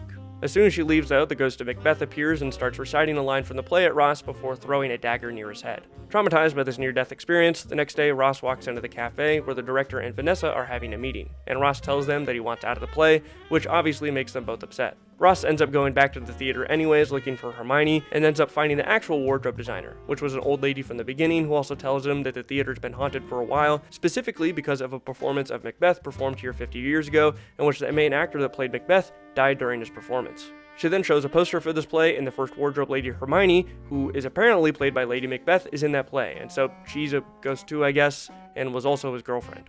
Despite all of this, Ross eventually has to be let back into the play, and so they start their dress rehearsal with Ross playing the part of Macduff. And when it comes to the final battle between Macduff and Macbeth, it's not the kid who originally was playing Macbeth, but is an old guy, aka the ghost of Macbeth. Hermione then appears beside the stage and begs Ross to go along with it, so that the guy who played Macbeth can finally rest. And so from here, we get a pretty cool sword fight scene with Macbeth eventually dying. And at the end, the audience claps and Hermione and the guy playing Macbeth reunite, turning younger before disappearing in front of the audience. So in the end, because of this, Vanessa believes him about the ghosts and gives him a kiss. God, I can really only imagine how confusing this episode probably would have been if I didn't know anything about Macbeth. But thankfully, due to a school project I had to do in high school, I actually know at least a little bit about some of these characters. That being said, I really didn't find the plot here all that interesting. It felt like the standard formula of one guy specifically being haunted with nobody around him believing him. And the same plot points happen over and over again throughout the episode, where Ross tells Vanessa that there's a ghost there, and that she doesn't believe him and gets mad, and then Ross comes back to the play anyways, and then it just repeats itself until eventually everything ends with the fight scene. Which, to be fair, I guess is kind of neat. We usually actually don't get fights between characters that last more than a few seconds in this show. Not like this was the best choreographed fight I've ever seen or anything like that, but it was fine. For that reason, I guess I'll give it like a 2 out of 10. But yeah, I still really didn't like this one. Taking too much, got stuck in oblivion, The Tale of Oblivion. This episode starts off with a flashback to medieval times to 2 monks who are about to be attacked by a barbarian named Kronos, when they write down his name and erase it, causing him to disappear. One of the monks then tells the other to hide something as they don't want anyone else to ever find it again. We then flash forward to the present with 2 siblings named Max and Shelly. Before they head to school, Max can't find his art supplies, so they head to the local magic store on the way to school to get some, and of course, it just so happens to be Mr. Sardau's store. We then of course get the usual Sardau routine with him eventually introducing the kids to the box from the beginning, which contains a single piece of charcoal and an old eraser. Sardau tells Max that it used to belong to a lot of famous artists, and eventually, after a bit of bargaining, sells him on the deal. When they get to art class, as Max is drawing a bowl of fruit, he ends up erasing the apple in his picture, which causes it to disappear from the fruit bowl in real life. He then starts experimenting with this more and realizes that he can cause anything he writes down and erases to disappear. As the siblings are walking home from school, Max starts getting chased by a dog that usually chases him, and his sister leaves him to fend for himself. So Max climbs up a tree, writes down the dog's name, and causes it to disappear. Max eventually shows this to his sister when they get home and threatens to erase her name if she ever messes with him. Shelly calls his bluff and starts calling their mom, and Max ends up erasing her. After realizing what he's done, he freaks the fuck out and heads to Mr. Sardau to ask for advice, and he says the best way to find his sister is to erase his own name and go where she went. And so, Max does this and ends up in Oblivion, along with the barbarian guy Kronos from the beginning, and all the other junk that stuff's been used to disappear. Kronos then tries to get the charcoal and eraser from Max so he can get out of there, but Max won't give it to him. So Max runs away and hides, writing down and erasing Mr. Sardau's name to bring him there for advice. And obviously, he's not really any help, so not long after this, they end up getting found by Kronos and start running around again until they find Shelly, who was locked in a cage by Kronos, and is about to be put into a trash compactor that's down there to get rid of extra stuff. To save his sister, Max ends up giving Kronos the box, which Kronos uses to make the door from the beginning, causing a sort of time loop here, which is kinda neat. But Max, I guess, still had the eraser, or the charcoal, or something, and just erases Oblivion entirely, making sure to keep Mr. Sardau, himself, the dog, and his sister there by circling their names, which I wasn't sure that's how that worked, but alright, I guess. But now they're stuck in an even more Oblivion, but thankfully Max still has the charcoal, eraser, and paper, and so draws a door for them to go back home, and eventually they get back to reality. I thought this one was pretty alright. I like the concept, and outside of a bit of confusing parts about how this stuff actually works, and the weird part at the end where he gives Kronos the box, but still keeps the stuff, but Kronos is able to draw the door still. Not really sure what happened there, but outside of that, I thought it was alright. A lot of plot holes though, like again, the charcoal and eraser kind of just do whatever the writers wanted to do. But anyways, it was still enjoyable. I'll give this a 5 out of 10. That she was unaware of my existence from a distance. I desired her, secretly admired her, wired her a letter. The Tale of the Secret Admirer. This episode starts off with a girl named Maggie, a girl who has no friends at school, and at lunch one day, she sees a note in her bag addressed to her, asking if she feels the same way about them that they do about her, instructing her to meet this person in the school's woodshop. So Maggie gets excited and goes towards the woodshop, and instead of going into it, immediately walks up to this random guy asking if the letter belongs to him, causing his friends to make fun of her, and him to eventually say that it's not his letter. That day after school, Maggie gets very depressed, and so her parents try to comfort her by inviting her to go get some ice cream with them, but she says that she has too much homework and decides to stay home. While her parents are gone, the power stops working at the same time that somebody starts violently banging on her front door. Through the mail slot in her front door, she gets another letter addressed to her with the same question as the first. Do you feel the same way about me that I feel about you? This of course obviously freaks her out, and so she locks the door and runs upstairs. Except she has also started hearing noise in the upstairs bathroom. And when she goes to check, she sees a note written on the mirror in lipstick asking her, "Do you?" with a heart. And when she looks closer in the reflection, she sees somebody moving behind her in the shower. This obviously freaks her out again, so she runs downstairs to run out through the front door, where she's greeted by the jock from the school, Nick, who came over to apologize about the incident at the school, I guess.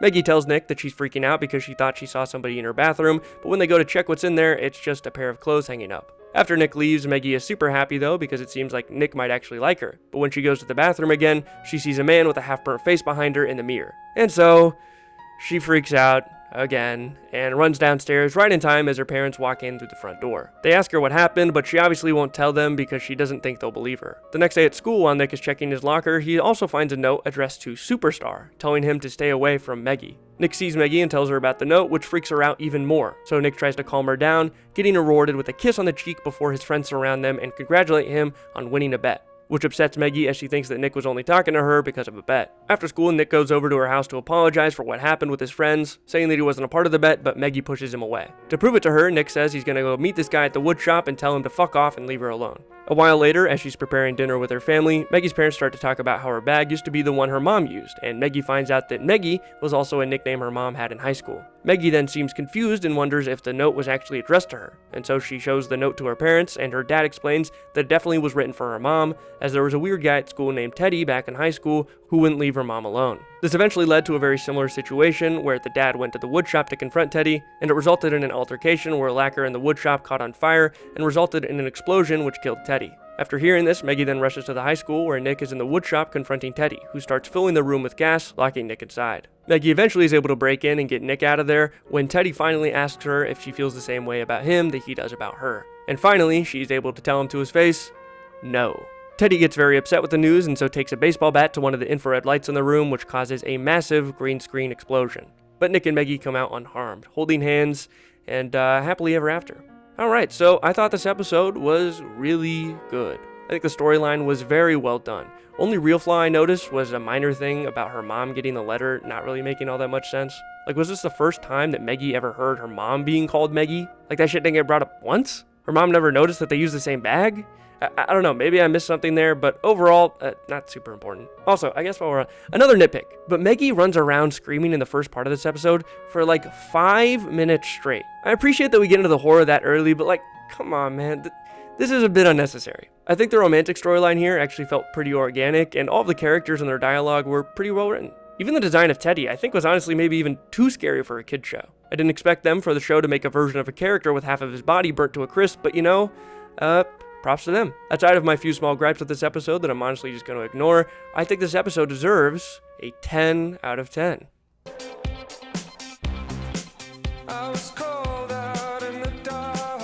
The Tale of Bigfoot Ridge. This episode starts off with two kids named Danny and Hayden Christensen? Anakin Skywalker? Zane from the Goosebumps episode Night of the Living Dummy 3? I guess he just goes by Kirk here, but these two friends are on a ski slope looking for their friend Gina, who recently disappeared. After Danny keeps looking for her, Hayden Christensen decides to stop her and say they're not going to find her here. In the distance though, Danny sees Gina, and so she starts running towards her, but eventually gets blocked by a few people, and as they pass, she disappears. When Danny gets back home, as she's working on some stuff on her desk, one of the photos of Gina starts talking to her, asking for help. This causes an outburst from her, and so Hayden Christensen and Danny's mom try to comfort her by letting her know that Gina's disappearance is not her fault. But Danny refuses to believe that she shouldn't have followed Gina down the backward ski slope she went down before she got lost. Later that night, Danny is watching an old video she had of the three friends playing together in the snow, when suddenly Gina turns towards the camera and starts speaking directly to Danny, telling her she's at a place called Bigfoot Ridge. So the next morning, she tells Hayden Christensen that she's going to go snowboarding there to look for Gina, but Hayden Christensen advises against this as there's apparently a storm coming in.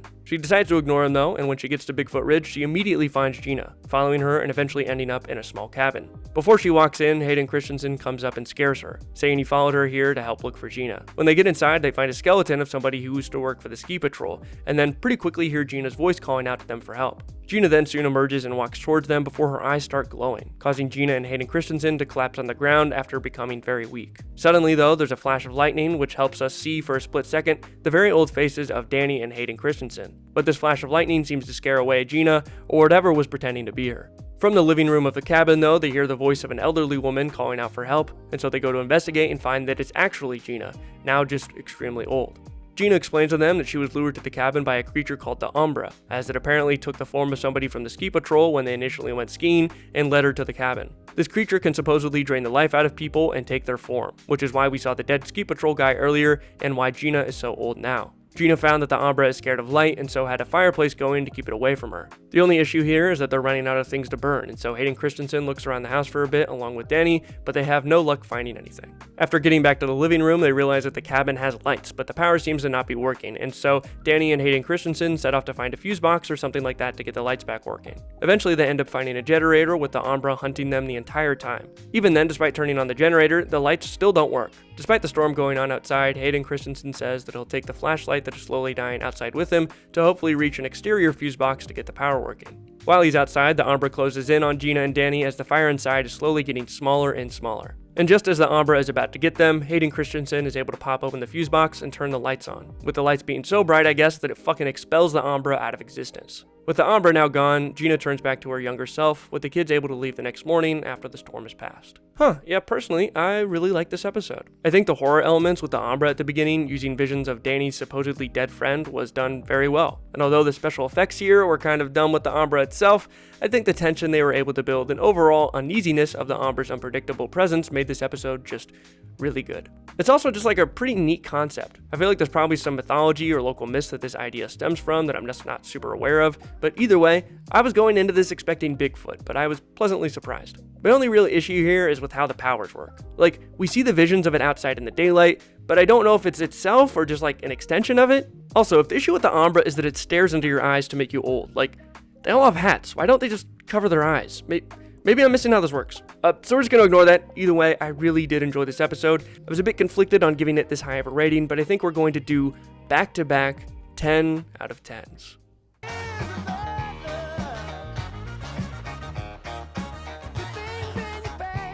The Tale of the Silver Sight. This episode starts off with one of the original members of the Midnight Society, Gary, going up to a kid at the Midnight Society bonfire, but when the kid turns around, he has a scary zombie face and lunges at him. At the same time this happens, Gary's grandpa jumps out at him from the woods and says that he needs help. Suddenly, Gary wakes up to his phone ringing, only to find out from his grandma that his grandfather has just died. So in the morning, Gary goes over to his grandma's house with his brother Tucker, another member of the Midnight Society, and finds out from a letter that she gives him about something called the Silver Sight, a dangerous relic that was discovered by the original Midnight Society from the 1930s. The letter also seems to mention word for word the dream Gary had last night about his grandfather and the weird zombie kid. He's also given a piece of a record, and from there, Gary tells Tucker to assemble the current Midnight Society to meet tonight. And this new group is the group that we see tonight, as Gary tells all of the kids in the Midnight Society the tale of the Silver Sight, a charm initially discovered in the 1930s by the Midnight Society from a magic shop that started as a good luck charm, but apparently contained some sort of dark magic that led to one of the members in the original group betraying their friends to use that dark magic. Eventually, after seeing the danger of the relic, one of the members of this group hid it from the others and gave each member a clue to find the Silver Sight using a piece of an old record for some reason. And so now, Gary asks each member of the current Midnight Society if they could help him collect the remaining record pieces to assemble with his grandfather's piece so they can find and destroy the Silver Sight. We then cut and get this weird title frame where Gary and Tucker go to meet the General, one of the original members of the Midnight Society from the 1930s, who is now an old rich war veteran. While they're waiting for him to open the door, Tucker sees a kid in the front yard that looks almost exactly like the zombie kid Gary saw in his dream from the beginning, except this time without a zombie face. He also tries to tell Gary about this, but unfortunately the kid disappears by the time Gary turns around. Once they're inside, Gary explains to the General about what happened with his grandfather, and the General agrees to give him his piece of the record a bit later after he digs it out of storage. And as Gary and Tucker are leaving, Tucker yet again sees the kid in the yard. We then jump to Gary and Tucker's grandma sitting in her house when suddenly somebody breaks in looking for their grandpa's piece of the record. As the robber attempts to break into her room, their grandma calls Gary, who's currently in his dorm with the other kids of the Midnight Society, checking in on how their search is going. Gary and Tucker then rush over to their grandma's house only to find the robber now gone and their grandma still hiding. Their grandma tells them that the robber was looking for the piece of the record, but she couldn't identify who it was because they were wearing a mask. Gary then asks Tucker to go back to get the piece of the record from the general while he stays there with their grandma. When Tucker goes to the general's house, things seem a bit off as he's having trouble getting into the place, and is then greeted by the weird ghost kid who lets him in and warns him about proceeding any further. Inside, Tucker is unable to find the general, but does find the ghost kid again, who teleports around and leads him into the room with the record piece. After the ghost kid disappears, one of the other members of the current Midnight Society, Quinn, also shows up and grabs a picture of a woman that apparently belonged to one of the 1930s Midnight Society members before abruptly leaving without an explanation. As Tucker enters the room to grab the piece of the record, the pieces of armor around the room start attacking him, leading to a very interesting fight scene in which Street Fighter 3 music starts playing as he fights them off successfully, and finally secures a piece of the record. From here, we go to part 2, where we actually go back in time a little bit, and again get these weird title drops, which I really don't understand why they were needed, but we switch to Quinn's perspective. Also, just as a heads up for this episode, it jumps between perspectives a lot, so it might be kind of confusing to follow this, but I'll do my best to make it seem kind of coherent. We then cut to Megan, another member of the current Midnight Society, who's also looking for another part of the record, but can't seem to find the address of the member she's looking for. As she's about to leave the area where the house is supposed to be, though, the kid with the weird haircut shows up again and leads her to a manhole with the address that she's looking for.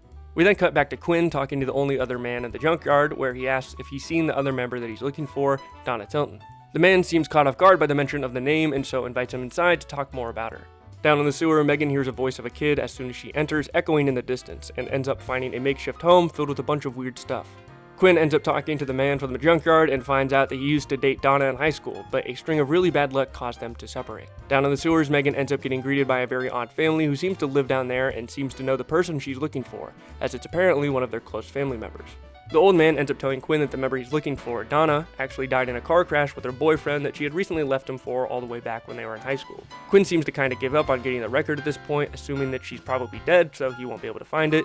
But as he's about to leave, chains holding up a car in the junkyard seem to very coincidentally break, leading to the car rolling into the building they're in, almost hitting the two. The old man then blames the silver site for all of this bad luck, and Quinn realizes he must know what it is. From here, the old man pulls out Donna's part of the record that she apparently gave to him. The old man agrees to give the part of the record to Quinn if he can get an old picture he drew of Donna while he was in hospital back from none other than the general. Back with Megan, she's sitting down and having some tea with the family down in the sewer, where she learns that the member that she's looking for, Eleanor, was the mother and grandmother for the family down here who previously had a large amount of wealth from good financial investments, but unfortunately had luck so bad that their assets were seized. Megan then mentions that she's looking for the silver site, which causes the dad specifically to freak the fuck out as he blames it for his mother's string of bad luck. The dad then forces Megan to leave, and as she's climbing up out of the sewer, she gets stopped by the son of the family who offers to give her the piece of the record, and so Megan agrees to meet him here later. We then go forward to the scene in the first episode where they're all in Gary's dorm before Gary and Tucker go to help their grandma.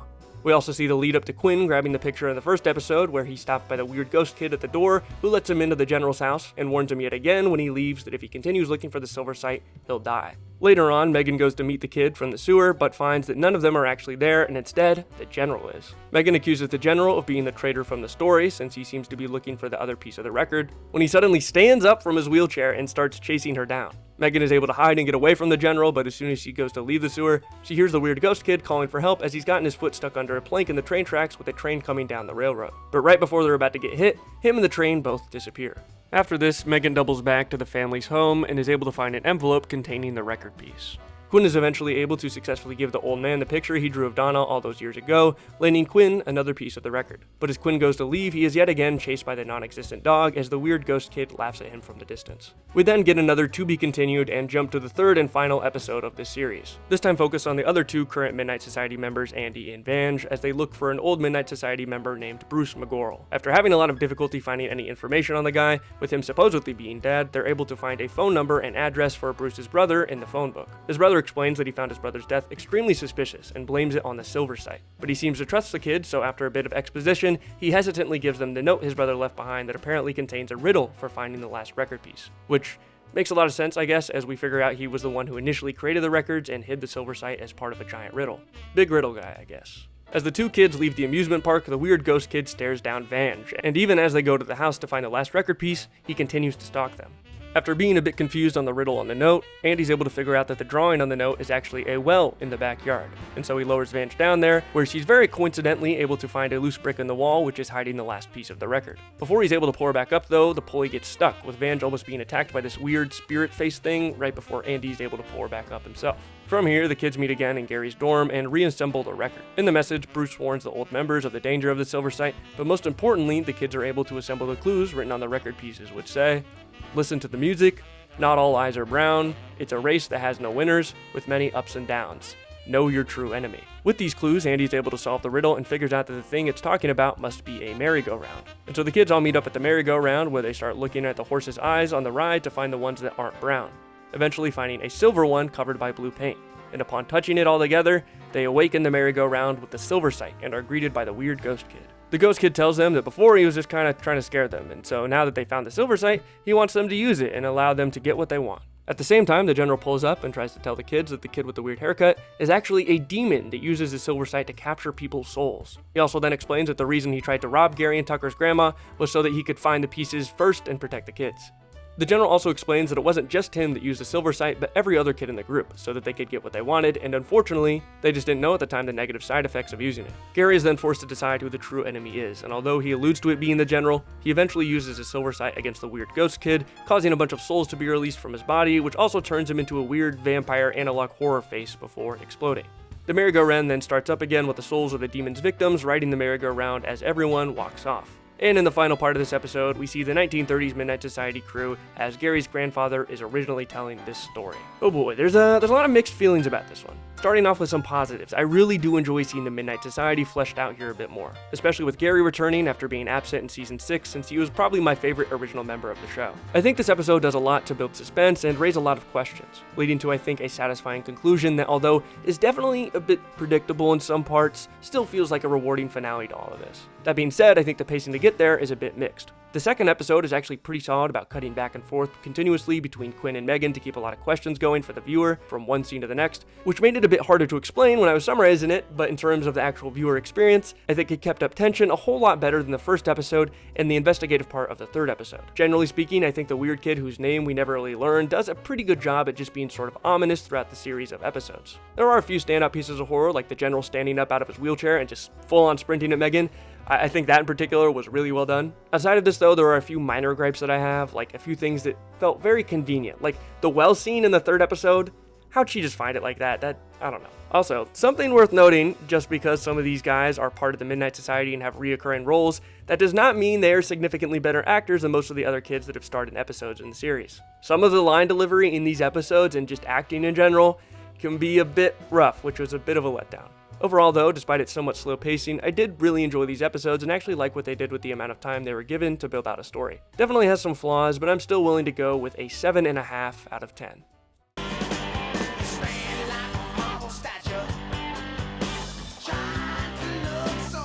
The Tale of the Stone Maiden. This episode starts off with what looks like a bunch of park workers removing one of the statues that's a part of a 2-statue piece. We then cut to 2 couples playing volleyball in a park when the couples part ways, leaving our main couple, Kevin and Julie, to go out alone in the park as Julie is taking some pictures. Julie then asks Kevin if they're still having dinner with his parents that night when Kevin says he'll have to reschedule, which leads to an argument between the two because it seems as if Kevin is embarrassed of Julie because she's more artsy while his parents are very serious and business oriented, which eventually leads to the two breaking up with Kevin running off into the woods. While he's in the woods, he runs into the statue from the beginning and drinks the water coming out of it.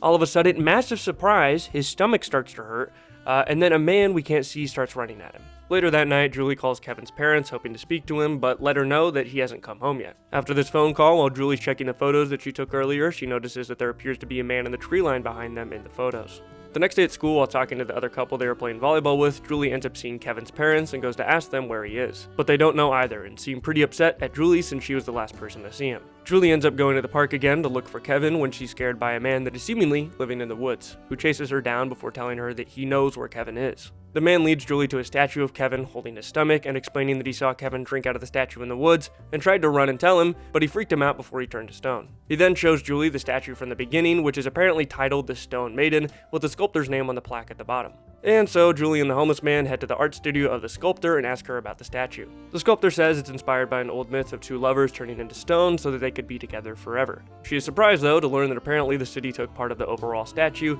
leaving only the woman's statue behind. They then all head to one of the city's offices to try to stop the other part of the statue from being shipped off to New York, and after stealing a bike and stopping the car, they take the statue and are able to bring the two parts of the statue back together in the hopes that it reverses Kevin back into a human. But unfortunately, this doesn't seem to work even after bringing Kevin's parents to see what happened, but after giving him a kiss on the cheek, Kevin turns back to normal and happily ever after. Yeah, I thought this episode was really boring. There's not really much of any tension that this episode actually has, and the plot is extremely bland. The only thing that keeps any intrigue in the episode is the mysterious identity of Henry, the homeless man, who's set up to be involved with what happened to Kevin with some point of view shots of him watching Julie in the woods, but it's pretty telegraphed that he's not the antagonist. And once Julie meets Henry, the episode turns into a struggle against the bureaucratic office of the city park, which is, as you can imagine, very exciting. I didn't care about this episode. I don't think you should care about this episode because I think it's a very boring episode. I'm going to give this a 1 out of 10. Guys, turn Magnum laser tag, I'm putting sever on ties. My final request, on the day I'm laid to rest. Take my The Tale of the Laser Maze. This episode starts off with two twin sisters named Kara and Ashley competing in a taekwondo match. After 5 rounds, the sister Ashley wins the match, and their teacher tells them to bow to each other as a sign of respect. But they both end up refusing because they're both really focused on winning.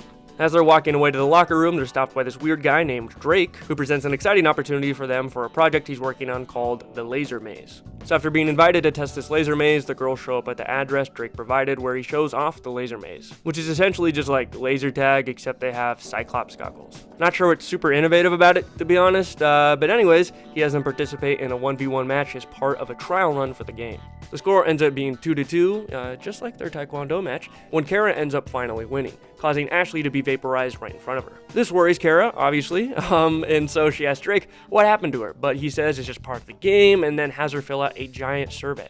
After doing some of it, Kara leaves to go find Ashley and ends up finding a room full of computers that say Ashley's beta unit is processing.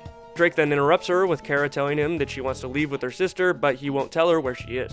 As she's going back to the maze to find Ashley, Ashley pops out right in front of her, but something seems off. After not getting a response, Kara is about to leave without her, but Ashley challenges her to another match, and because both of the sisters are very competitive, she agrees. This time when they're playing, Kara hits Ashley, and Ashley is revealed to be a robot, as her head just kind of like pops off like a Rock'em Sock'em robot. Drake then ends up sending more robot copies of Ashley at Kara until she is eventually also hit and transported to this weird cloning room where her actual sister is. Drake then tells Kara about his entire plan to clone the two of them since he thinks they're probably the greatest competitors he's run into, even with Laser Maze being some weird alien game spectator sport that is watched all across the universe. So, undisputed goats of Laser Maze, I guess. Drake is then interrupted by one of the clones of Ashley coming into the room with a completely different voice, talking like some sort of boss for Drake, saying that the copies he's making of Ashley are too unreliable and fragile, demanding that Drake gives them their money back. Kara then gets the idea to suggest that if Drake let her and her sister go, they'll compete in the laser maze to keep these people off Drake's back. The alien speaking through the robot version of Ashley agrees and leaves the room through this weird portal. Kara then talks to Ashley secretly, and together they both kick Drake through the portal because they know Taekwondo, and they do not want us to forget that. But they also have to go through this portal anyways, so eventually they step through it back into the laser maze, finding what seems to be a robot version of Drake who tries to kill them. But with the power of teamwork, they're able to successfully hit him 3 times, winning the game, which allows them to go free. There's a good few things that don't really make all that much sense about this episode. Like, I don't know why robot versions of them needed to be made in the first place, especially if they ended up being inferior. And why does Drake even need them to play in the first place if he's making clones of them anyways? He could have just like captured them and immediately sent them to his cloning room instead of implementing some arbitrary thing where they have to lose a game of the laser maze to go there. I mean, overall, I thought it was a pretty fun episode, but the plot just doesn't really make all that much sense. I mean, I think the laser tag scenes are pretty neat, and Drake as a villain is fun. I just wish they put some more effort into making a cohesive story. It's not one of the best, but I still enjoyed it, so I'm gonna give this a 5.5 out of 10.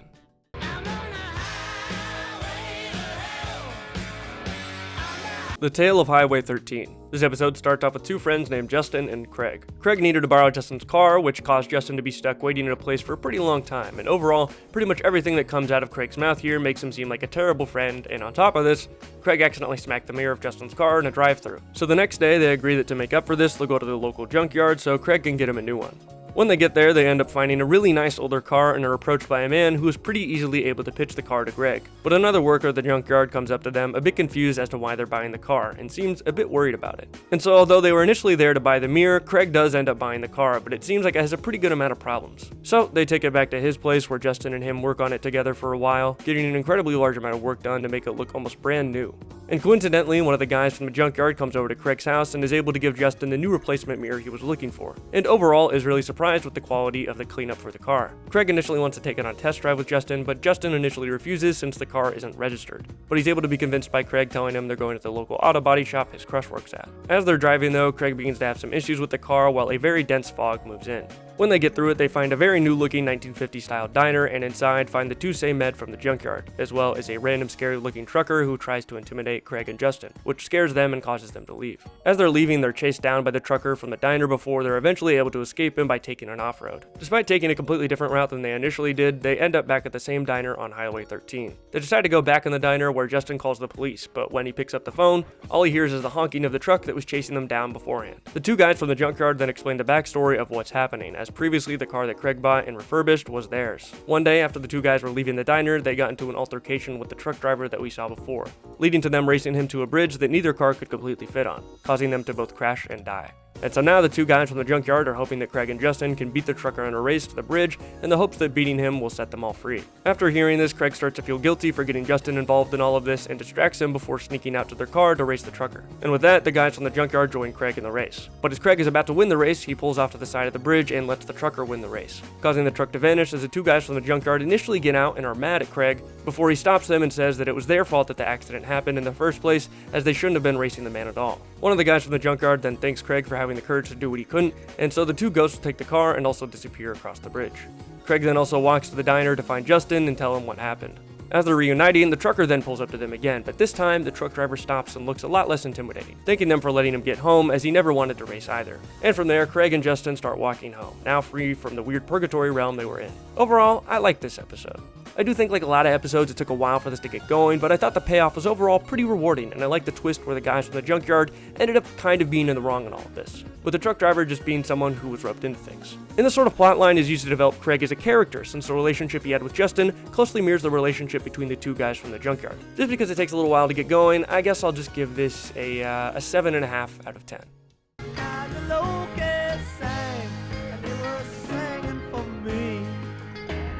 The Tale of the Lunar Locusts. This episode starts off with a couple named Jake and Julie laying in their school's football field when suddenly a light starts moving around in the sky very abnormally. Jake starts freaking out because he thinks it's a UFO, while his girlfriend Julie is a bit upset because he doesn't really seem to give her any attention. The next day at school, while Jake is at lunch talking to his friend about possibly breaking up with Julie, a new girl named Ellen sits down with Jake and starts flirting with him before she's eventually told to leave by Julie. Later that day, while Jake is alone in a science classroom on the computer, Ellen pops out from behind the computer to ask Jake what he's working on. He tells Ellen that he's looking up information about UFOs since he thought he saw one on the previous night. But then Ellen quickly diverts the conversation to asking to try on his ring, and hoping to meet him after school so that he can teach her more about computers. They are then interrupted again by Julie, who essentially tells Ellen to fuck off. Later on, she sees Ellen in the middle of their messed up looking football field with a weird metal detector looking alien device, which weirds her out. Julie then tries to tell Jake that Ellen is weird and kind of like an alien or something, I guess. She also tries to talk about her relationship with Jake, but he ignores both of those things and pretty much just dips. We then hear Julie a bit later talking to her friends about how she found out that Ellen has no history of being registered as a student at their school, while we also see Jake and Ellen leave to go to Jake's house in the background. At Jake's house, while he's teaching Ellen how to use the computer, she starts acting really weird about peanut butter and jelly sandwiches, and eventually eats all of his pet fish without Jake really noticing. Ellen then abruptly says she needs to leave to go home, leading him out into the middle of the woods where she tries to seduce Jake into giving her his ring. At this moment, Jake finally decides to have some morals and tries to cut off things with Ellen before they go any further, but Ellen doesn't like this though, and so she shows off her green alien eyes, which causes Jake to freak the fuck out and run out of the car before eventually being captured by Ellen. She then just exposition dumps on him about how she's an alien who had to flee from her planet after some flesh-eating parasites infected the planet and pretty much ate everyone on it, and that now the same parasites are in the middle of the school's football field and she needs to stop them. She then goes on to explain that the reason she was flirting with him is because she really needs the ring he had because it's part of a magic stone that her old partner from her previous planet used to have. And apparently, these magic stones are the only thing that can be used to stop the parasites before they fully hatch and eat everyone on the planet. Pretty straightforward, I know. But wouldn't you know it, Julie's there, and she of course interrupts them and threatens to call the police before Jake and Ellen really have any time to explain.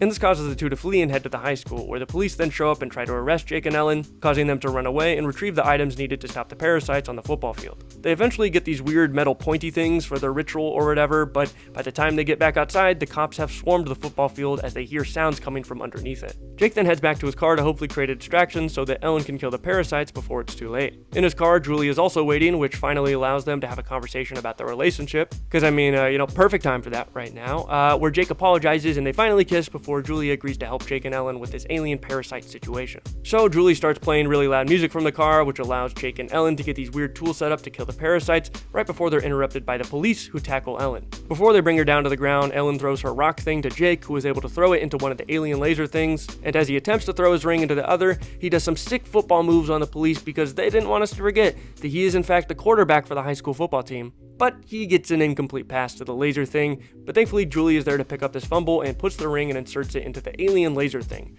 which causes a big weird alien laser beam dome thing to form over the field, which should kill the lunar locusts. But major plot twist that nobody saw coming, Ellen is actually evil, and Jake and Julie just helped her hatch her eggs. No. The entire plot here I thought was pretty boring and predictable. Especially at the beginning, a lot of the same sorts of things happen where Ellen does some weird things, Jake is completely oblivious because he's a dumb football player, I guess, and Julie sees Ellen do a bunch of weird shit and tries to get people to care, but nobody does. The eventual reveal that Ellen is an alien is supposed to be our red herring twist, but it doesn't really distract from the other obvious eventual twist where she is the villain. And all of the plot here is really just predicated on the fact that Jake is insanely stupid and gullible, which I guess is believable, but I don't know, it just kind of feels like lazy writing. Speaking of lazy writing, the relationship between Julie and Jake just feels very unnatural. In some ways, I think that kind of makes sense from the writer's perspective because they're supposed to be writing about a failing relationship between the two, but even then, they just don't have any chemistry at all together. Why were these people ever dating? I don't know, this episode felt very formulaic for the series, and as I've said many times by now, very predictable. I don't think it's as bad as some of the others we've talked about, but it has a lot of flaws, and I didn't really enjoy it all that much. So I'm gonna give this a 3 out of 10.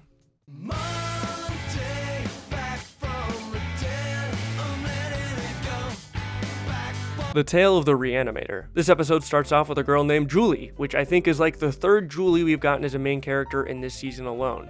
Not sure what the obsession is there. But Julie works at this plant shop, except she's noticed that the owner, named Mr. Doyle, has been acting a bit weird recently, and upon coming into work that day, he leaves behind a pair of gooey footprints, so Julie follows him to the back of the store where he has some sort of laboratory. While she's spying on Mr. Doyle, her brother Peter and his friend Jake come into the store to bother her, which almost causes Mr. Doyle to notice her outside of his door. But she's able to stay long enough to see him bring back a plant to life with this sort of elixir that he has, right before Julie accidentally triggers this alarm system he has outside of his door. Julie is able to hide out of sight of Mr. Doyle so that he can't see who triggered the alarm, which allows Julie to run back to the front of the store where she tells her brother and his friend about what she saw. But of course, it's April Fool's Day, obviously, so yeah, they don't believe her. Later that night, while Julie's closing up the store, they come back dressed up as plants to play their own April Fool's prank to scare Julie. And after they leave, Julie ends up looking into Mr. Doyle's laboratory and notices a photo of his wife, who recently died, and begins to think he might be using this experiment to try to bring her back. While she's down there, Mr. Doyle ends up coming back and catching her, but to her surprise, he's actually pretty excited to show her the experiment he's been working on. While he's explaining things though, he becomes visibly concerned when Julie asks if it could work on things other than plants. From the shop, Julie then calls her brother and his friend to tell him about what she just saw, and then again, don't believe her. And so Julie takes both of them to the graveyard to show them Mr. Doyle visiting his wife's grave as proof that he's going to bring her back from the dead.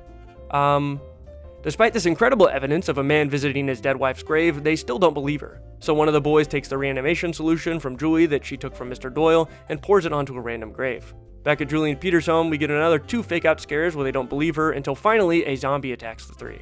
They then run back to the graveyard and find the grave that they poured the stuff on has been recently dug up, proving that the stuff works. While they're there, for some reason, the zombie is just kind of sitting up in a tree, which they notice when it starts dripping the goo that results from the elixir all over Julie. They then run away again, and Julie, for some reason, just now remembers that she saw cold water being used by Mr. Doyle to kill the plants after he used the elixir, so they rush to Mr. Doyle's house, I guess, and use a hose from his house that's attached outside in the winter to spray the zombie, but that doesn't work. They then go to Mr. Doyle's lab, where they find the room that Julie saw him grabbing the water from is actually a room that is very hot, not very cold. So hot stuff must be the thing that works. So anyways, they lure the zombie there with the potion and trap it in the heat room, which eventually kills it. Mr. Doyle then ends up discovering them in the laboratory along with a dead zombie, and just like that, vows to stop his experiment. This episode is pretty much entirely comprised of fake-outs. Julie almost gets caught before she eventually does. Julie gets attacked, but it's just her brother. Julie almost gets believed about her story multiple times, but the proof always goes away just in time until it doesn't. Julie, her brother, and his friend almost get attacked by the zombie, but always seem to get away. They almost have the cure, but it ends up not working, and then finally, we get a very rushed conclusion with a single threat throughout the episode that only popped up in the second half, finally dealt with in a few seconds. The episode just felt very repetitive. So many things in this episode almost happen multiple times before they finally do, and it just makes the episode feel like it was stretched out for no real reason. I will say, the episode does a pretty decent job of presenting something actually scary as a threat, and does leave a little mystery surrounding Mr. Doyle, which does keep some intrigue throughout the episode going, but I don't think it's enough to really make up for the very flawed writing that this episode has. I don't know, with everything in mind, I think I've got to give this a 2 out of 10.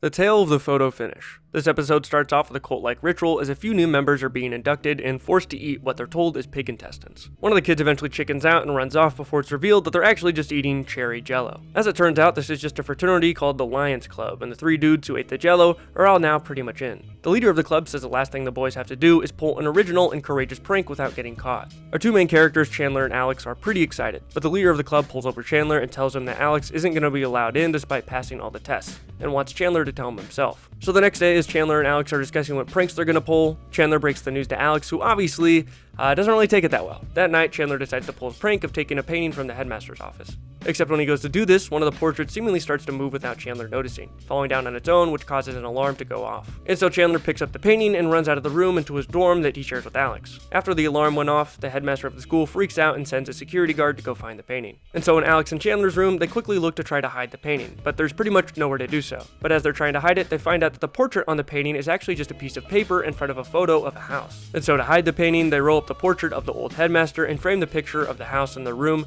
as if it's theirs. And with this, they end up getting away with it. In the middle of the night, as Alex and Chandler are sleeping, Alex hears a weird creaking sound. But when he looks around, he can't find anything. But he does notice that the picture of the house, which previously featured a man with a camera on the porch, no longer contains the guy on the porch. Alex tells Chandler, and when Chandler goes to look, there's a flash, and suddenly Chandler seems to get sucked into the photo. Alex starts freaking out and tries to get people's attention, but obviously, no one believes him. The next day, Alex goes to the library to try to find out more about the photo of the house and the guy on the porch, and ends up finding out from an old yearbook from 1944 that the guy on the porch is named Jasper Davis. Alex is then interrupted by the school's headmaster, who asks him if he has the painting, and although Alex initially denies it, once the headmaster asks if Chandler was sucked into the photo of the house, Alex tells him everything. The headmaster then explains that Jasper and him used to be good friends, and both tried to get into the Lions Club, but Jasper was bullied out, eventually leading to him being chased on the top of the old Lions clubhouse roof and falling off to his death. Then after this happened, the photo with Jasper in it started sucking in different members of the Lions Club, and so the headmaster hid it until he could eventually figure out what to do.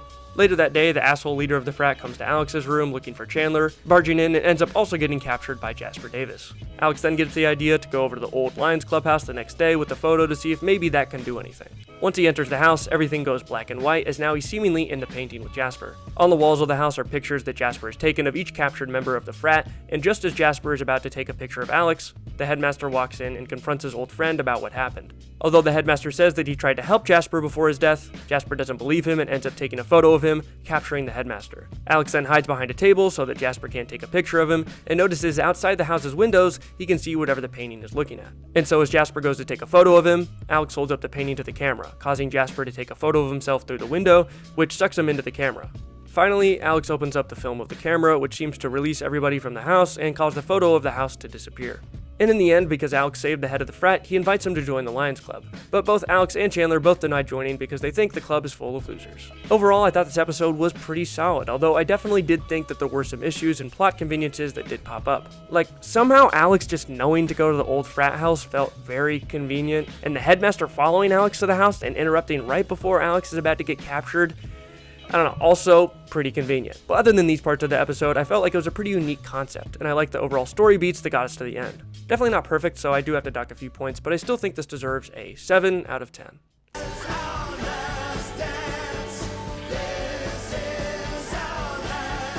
The Tale of the Last Dance. This episode starts off with a girl named Tara playing violin for a class of her peers at her local high school, which is shutting down due to it being really old and run down. While she's performing, her boyfriend Michael, which, hey, that's my name, gets up and leaves mid-performance, which obviously bothers Tara. From a vent in the ceiling, a drop of water seems to come down from the vent alongside a pencil, which is dropped at the end of her performance, which Tara finds pretty odd. As Tara is at lunch with her friend Jane and Jane's boyfriend, she tells them that she's been invited to perform the violin at the school's last dance. And then her boyfriend Michael comes in and is just a really huge asshole for no particular reason and shits all over her dreams of playing violin. As they're talking, part of the ceiling collapses near them, which they attribute to the school being a rundown piece of shit. A few other odd things start to happen too, like Michael finding a giant hole in his locker and Tara's violin getting stolen from a vent. Tara is very upset about her violin being stolen, and so her boyfriend obviously decides it's a great opportunity to be an asshole yet again. Before we get into the main event, we get a random shot of a cloaked figure in the school's cafeteria, looking at a photo of Tara before we finally get to the plot point of this episode that it's named after, the school's last dance. At the dance, Tara is greeted by Jane and her boyfriend before Michael shows up again, and once you guess it, he's an asshole, so it causes Tara to get up and leave. Jane then goes to follow her before a bucket of red paint is poured on her from a vent for some reason, which causes her to freak out and scream and run around for help. Tara then goes to help Jane, but is kidnapped by the cloaked figure who takes her down to this weird underground Ninja Turtle hideout. After Tara and Jane don't show back up, both of their boyfriends go to find them, finding Jane covered in red paint and screaming that someone took Tara into the school's ventilation system. And so Michael uses the hole that was in his locker to go and find Tara. Back in the dungeon, the weird man creature has a bunch of drawn pictures of Tara and even a whole meal prepared for her, as he tells her that he's been admiring her for a while, and that her boyfriend doesn't appreciate her, which yeah, no shit. And she eventually agrees to when he removes the cowl covering his face, revealing him to look like Brendan Fraser from Tarzan, just with weird claw hands. And so Tara plays for Tarzan, which allows Michael to find her in his dungeon as he hears the violin through the vents. In an effort to protect her from Michael, Tarzan throws Tara in a cell and runs away, which allows Michael to very easily get her out. Not sure what the point of that was, but anyways, this results in Tarzan chasing Tara and Michael, which leads to an altercation between him and Michael where Tarzan almost falls to his death off of the side of the underground rafters. But Tara is able to convince Michael to help him up, and so they save weird Tarzan man, and in the end, Tara gives him one last dance before the school closes.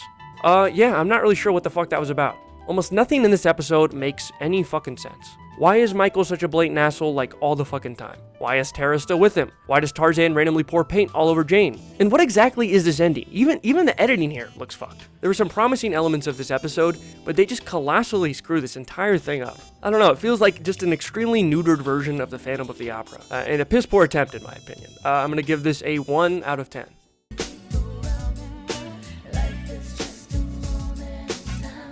The Tale of the Time Trap. This episode starts off with a random man wandering on the street when he happens to stumble into Mr. Sardau's magic shop. This time it's actually Mr. Sardau being sold something, as the man negotiates and is all too happy to eventually give the box he has to Mr. Sardau. We then cut to a kid named Jason at school who's too scared to ask out a girl at school named Andrea. As he's walking home from school that day, he sees Andrea, and too scared to run into her, he runs and hides at Mr. Sardau's shop. Once inside, Mr. Sardau immediately starts to try to sell him some things, eventually trying to sell him the box from the beginning, which he calls the Persian Victory Box, a box that can be used to grant your wishes. Jason is skeptical at first, but after Mr. Sardau gives him a good deal, he takes it home and immediately tries to use it, wishing he could be the type of guy girls liked, but nothing seems to happen. That is until the next day at school when a girl in a silver wig comes up to him and starts flirting with him in front of a bunch of girls to get their attention, revealing herself to be Belle from the box, who is essentially a genie. And just like any genie, each wish usually comes with a twist, resulting in a wish to get his homework he left at home back in time to turn in, with him getting the wrong paper, a wish for him to be good at dodgeball, causing him to hit his teacher, and a wish for a ride home, resulting in him getting arrested after she gave him a stolen car. While they're in prison for Grand Theft Auto, he tells Belle he wishes she would just leave him alone, which results in him being sent into a void where he wishes himself back out with her help. From here, Jason isn't sure what to do next, so he wishes he was back at Mr. Sardau's magic shop, and from there, he tells Sardau that the box contains a genie and he wants to give it back.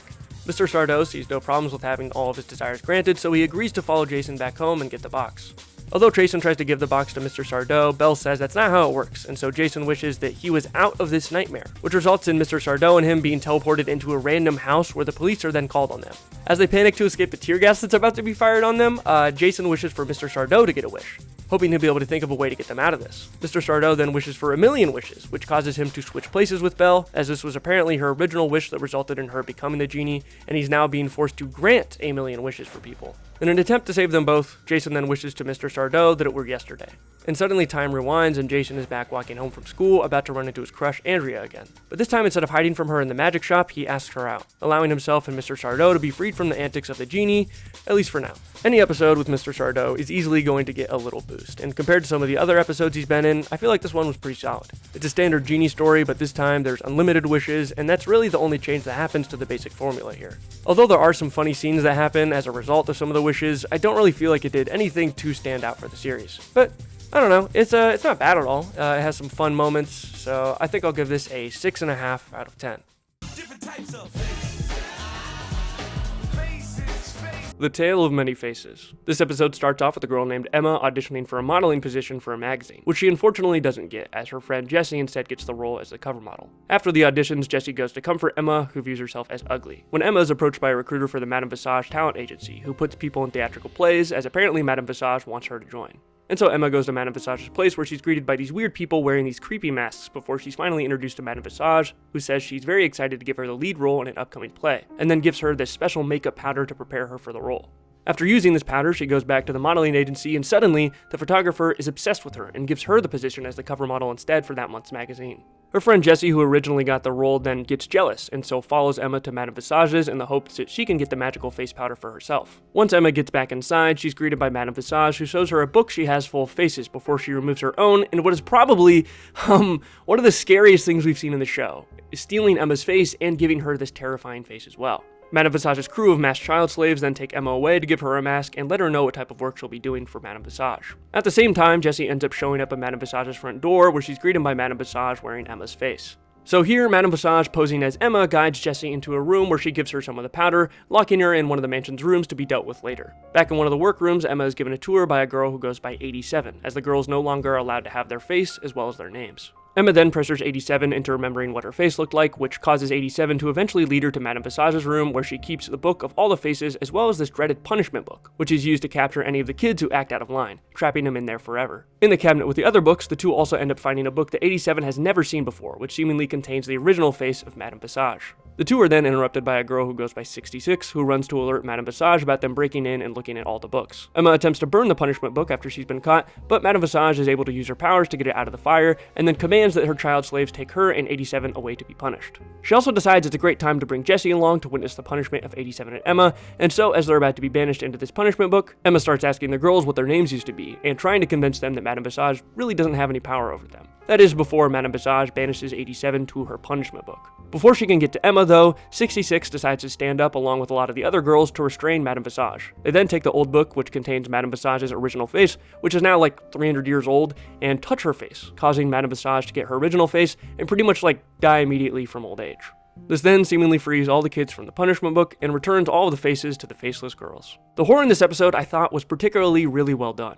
There's just something inherently creepy about these expressionless porcelain masks, which we also sometimes see in other horror movies or shows, and I can only imagine how scary this would be to see as a child, like, especially when we see the faceless faces under the masks, like, Jesus Christ, dude, what is this? Outside of some of the scarier aspects of this episode, I do feel like certain parts dragged a little, but I also felt like they were necessary for the episode. Kind of rare, but I think the story particularly suffered from the 20-minute time constraint that these episodes get, which unfortunately made the most interesting parts of this episode at Madame Visage's house feel a bit rushed. If any episode were to get a two-parter, I feel like this one should have been it. Overall though, it's still a pretty solid episode with, again, some of the scariest imagery in the series that we've seen so far. So with all that in mind, I'll give this an 8.5 out of 10.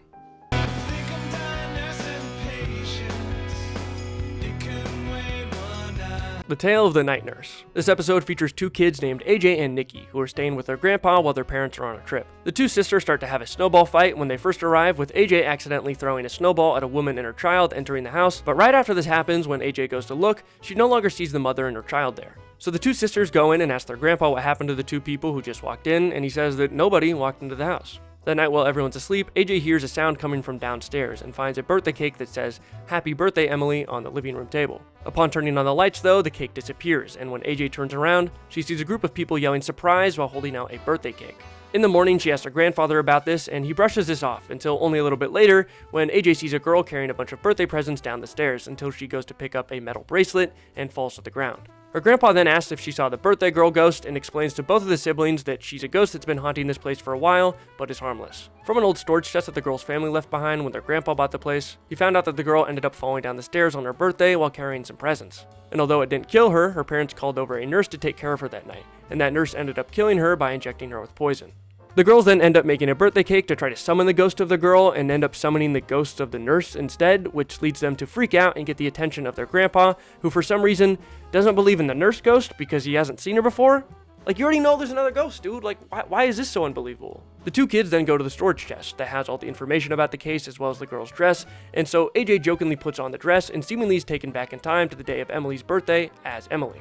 AJ eventually takes off the dress, which then takes her back to the present so that she can tell her sister Nikki, and although Nikki doesn't initially believe her, the ghost of the nurse starts knocking on their attic door, and so AJ suggests that she use it to try to stop the incident where Emily got hurt on her birthday as a way to get rid of the ghost of the nurse. And so AJ goes back in time, standing in as Emily, and tries to make sure she doesn't fall down the stairs. But upon dropping the medical dog tag that Emily had, she also ends up falling down the stairs. Back in the present, the nurse is able to break into the room with Nikki, and right before she injects Nikki with her syringe, because AJ got hurt, she goes back in time to take care of her instead. This then leads to the nurse chasing down AJ, who's posing as Emily, where finally the nurse reveals that she's been trying to give her penicillin. And this causes AJ to realize that the medical dog tag that Emily ended up dropping was supposed to be worn to let doctors know that she was allergic to penicillin. And so the nurse never actually tried to poison her, she just didn't have proof that she was allergic. So after this is resolved, AJ goes back to the present and finds out that Emily never ended up being killed, and the nurse never ended up being sent to prison for a crime she didn't mean to commit. Overall, this episode definitely had a few issues, but I liked the concept. Going back through it again as I was writing this, it became a lot more apparent that the nurse really wasn't malicious in her pursuit of trying to give the girl her medicine, as she initially seemed to be when you think she's trying to poison her. For that reason, I definitely do like the writing of her character and feel like it was done relatively well. That being said, it does suffer from the normal pacing problem that these episodes tend to have, but I do think it does it a lot better than average, and so for that reason, I'm going to give this a 7 out of 10. I think that's it. 91 episodes, finally done. So, what did I think? It was alright. I definitely didn't have the nostalgic attachment to the series like I did with Goosebumps, so I didn't feel all that emotionally invested into some of these episodes. It was neat though after seeing Goosebumps, the amount of overlap that these two series have with child actors. I didn't point out all of them, but there are a ton of the kids here that pop up in both series. As for the overall quality of the series, it's a mixed bag. I feel like there were a lot more episodes here that I really disliked as opposed to Goosebumps, which maybe just means I need to adjust my rating system and not just give out so many ones, but some of these just really sucked, I'm sorry. On the other side of this though, there were some episodes here that were really solid. Some really fun ones as well. Comparing the two again, Are You Afraid of the Dark definitely has some darker themes and imagery as the name might imply. Like there's straight up gore in some of these episodes, man. So in terms of traumatizing children, I feel like the show definitely earned its reputation, even if a solid chunk of its episodes had some lackluster plots. If you guys have any suggestions, what should we do for next year? I gotta start brainstorming for that one. I've heard that there's a Goosebumps spin-off series that's worth checking out, but I've also thought about maybe looking into the Twilight Zone for the next review. So I guess let me know if you have any preferences or any recommendations of your own. Special thanks, of course, to this month's patrons. Mads, Griff, Einar Anderson, Turmeric, Maddie Grady, Zarl Dunking, Kenny, Daddy Am, Bup1, Oliver, Consissum, and Dippy Jip. You are the best. Thank you. It means a lot. And of course, a huge thanks to everyone else for watching, especially if you're still here. Like, what the fuck are you doing? You probably just fell asleep with the video on, but either way, I appreciate it. So I guess until next time, take care.